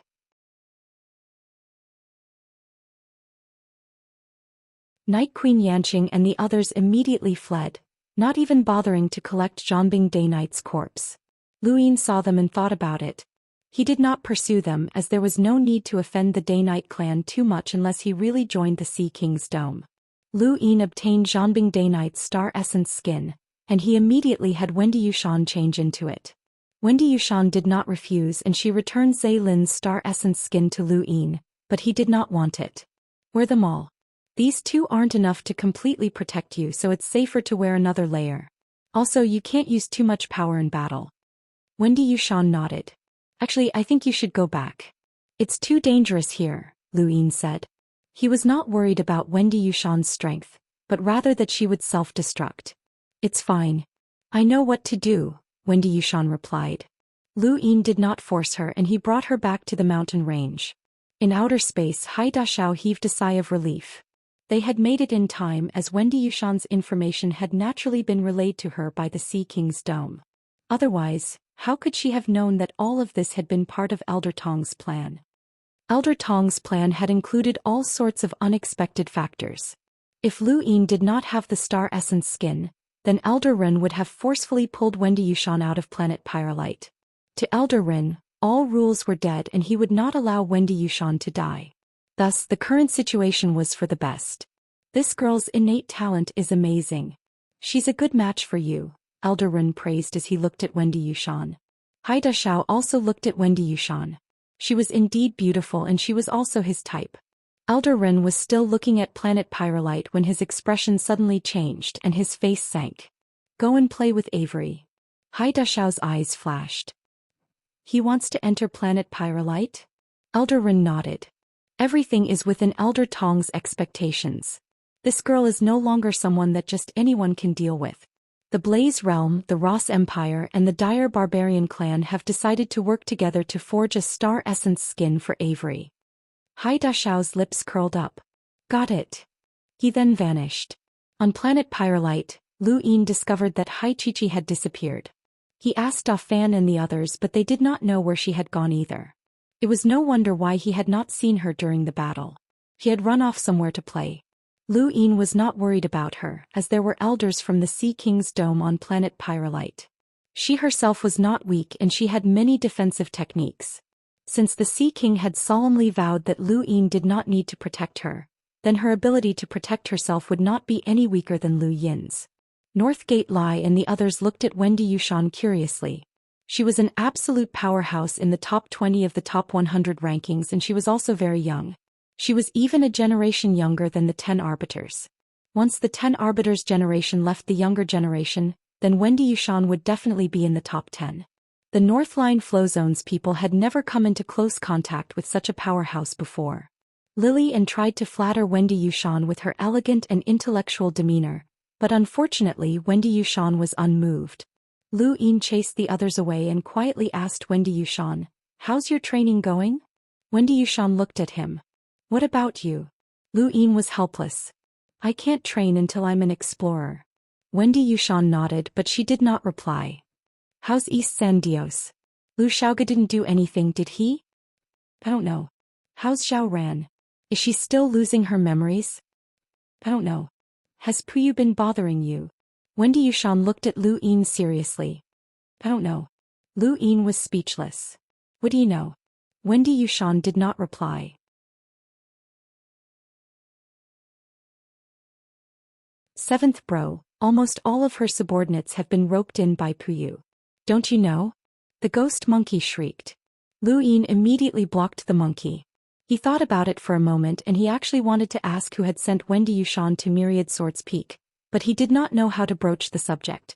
"From now on, you'll still be in charge of the Great Yu Empire's affairs," Wendy Yushan suddenly said.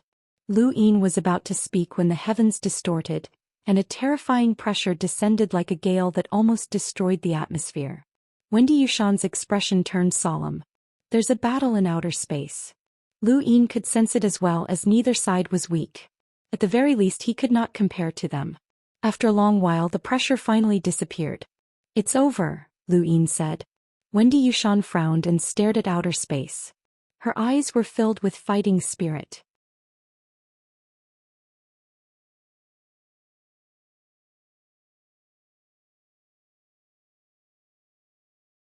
Chapter 520.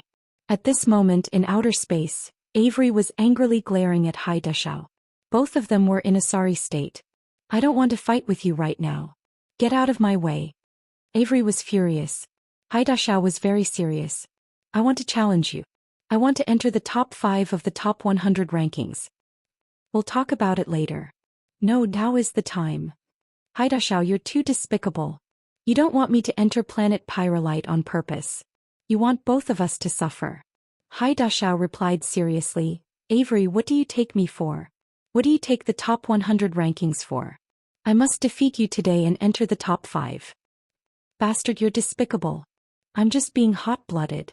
Let's fight." The Dire Barbarian clan's Lei Long was just as angry as Avery.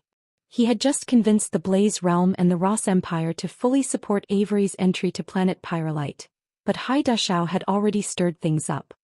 He had no choice but to accept the challenge since Eldarin was still nearby. This made him feel rather sullen.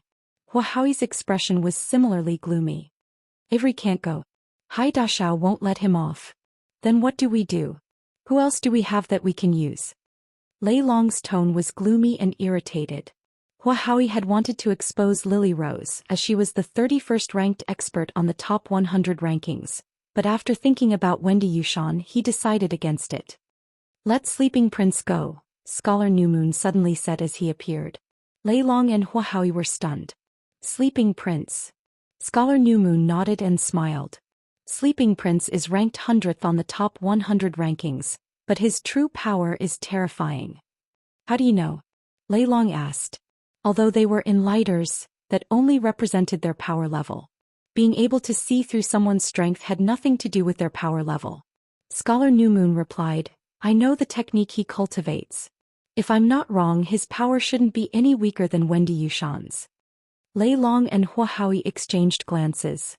Scholar New Moon was very knowledgeable, and since that was the case they might as well take a gamble. They could also estimate Sleeping Prince's power through the amount of star essence skin. "All right, we'll fully support Sleeping Prince," Hua Haoyi said. Scholar New Moon grunted in acknowledgement. The graceful mercenary group had been hired by the Ross Empire. Since Sleeping Prince had made a move, he naturally represented the Ross Empire. If they could occupy the mountain range, the Ross Empire would definitely get the lion's share. Hai Chi didn't return for 5 days in a row. Although he wasn't worried about her safety, it was obvious that she had gone overboard. On the 7th day, Hai Chi returned to the mountain range. The moment she returned, she made a fuss. "What happened? What happened? Was there an earthquake? What's going on?" Lu Yin had originally wanted to ignore her, but he suddenly thought of the formcast model and spoke up politely. "There was a huge battle a few days ago. Come, let me introduce you. This is Wendy Yushan, the actual ruler of the Great Yu Empire." Hai Chi followed his gaze and saw Wendy Yushan. Wendy Yushan also saw Hai Chi. In the past few days she had heard a lot of rumors about Hai Chi and was curious about her. Hai Chi sized up Wendy Yushan. "I know you. Bao Bao has always wanted to surpass you." Wendy Yushan looked at her in confusion. Hai Chi blinked. "What do you mean by that look? Don't tell me you don't know who Bao Bao is?" Wendy Yushan silently turned her head away. Hai Chi exaggeratedly said, "Blue Bao Bao, 25th on the top 100 rankings. She's very close to you. Don't tell me you don't know her." Wendy Yushan still didn't speak. Hai Chi ran in front of her. "Hey, say something." Wendy Yushan looked up into space. Hai Chi waited for a while and stared at Wendy Yushan for a while, but the latter still didn't say anything. She didn't even look at her.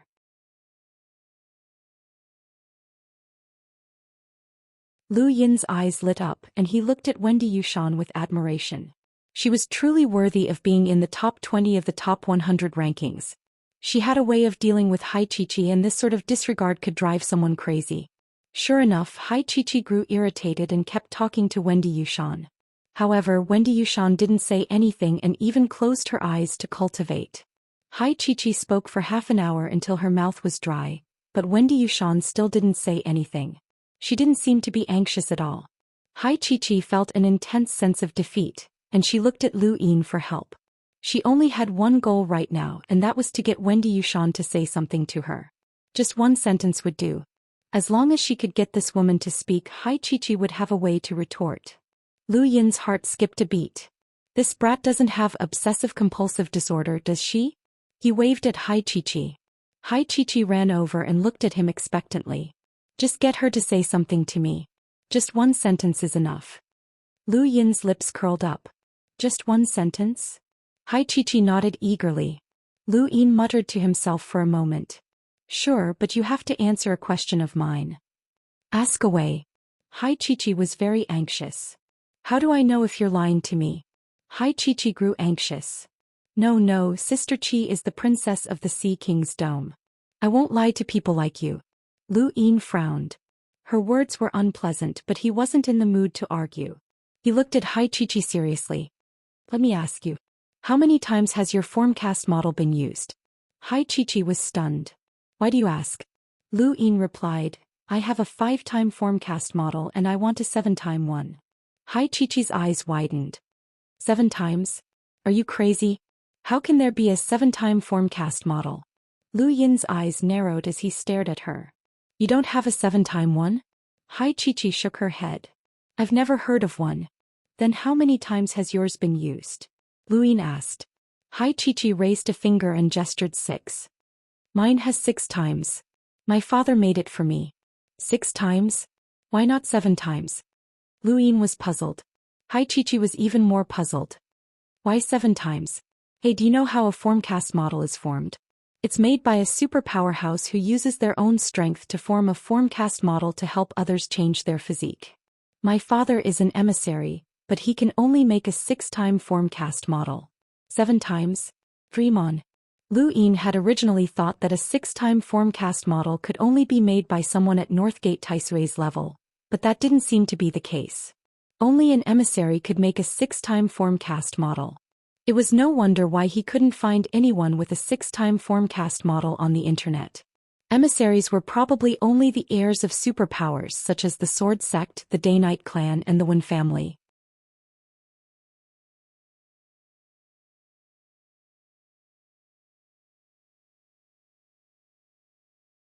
Arbiter Wen had hoped that Luin would defeat Mu Rong and dampen that person's spirit. But how could he know that Luin had not only dampened that person's spirit, but that he might even be able to speak with the 10 arbiters in the future? Arbiter Wen had looked down on Luin with arrogance and had not taken him seriously. But now Luin was already standing at the peak. Once he broke through to the Explorer realm, he would definitely enter the top ranks of the top 100 rankings. The second volume will be out soon. Thank you for your support, brothers. Thank you. Thanks for the Silas Brothers tip. I'll update at 3 p.m. You're tuning in to the Zhou Xian's Legacy YouTube channel. Don't forget to subscribe and join us on this journey to catch the most captivating stories.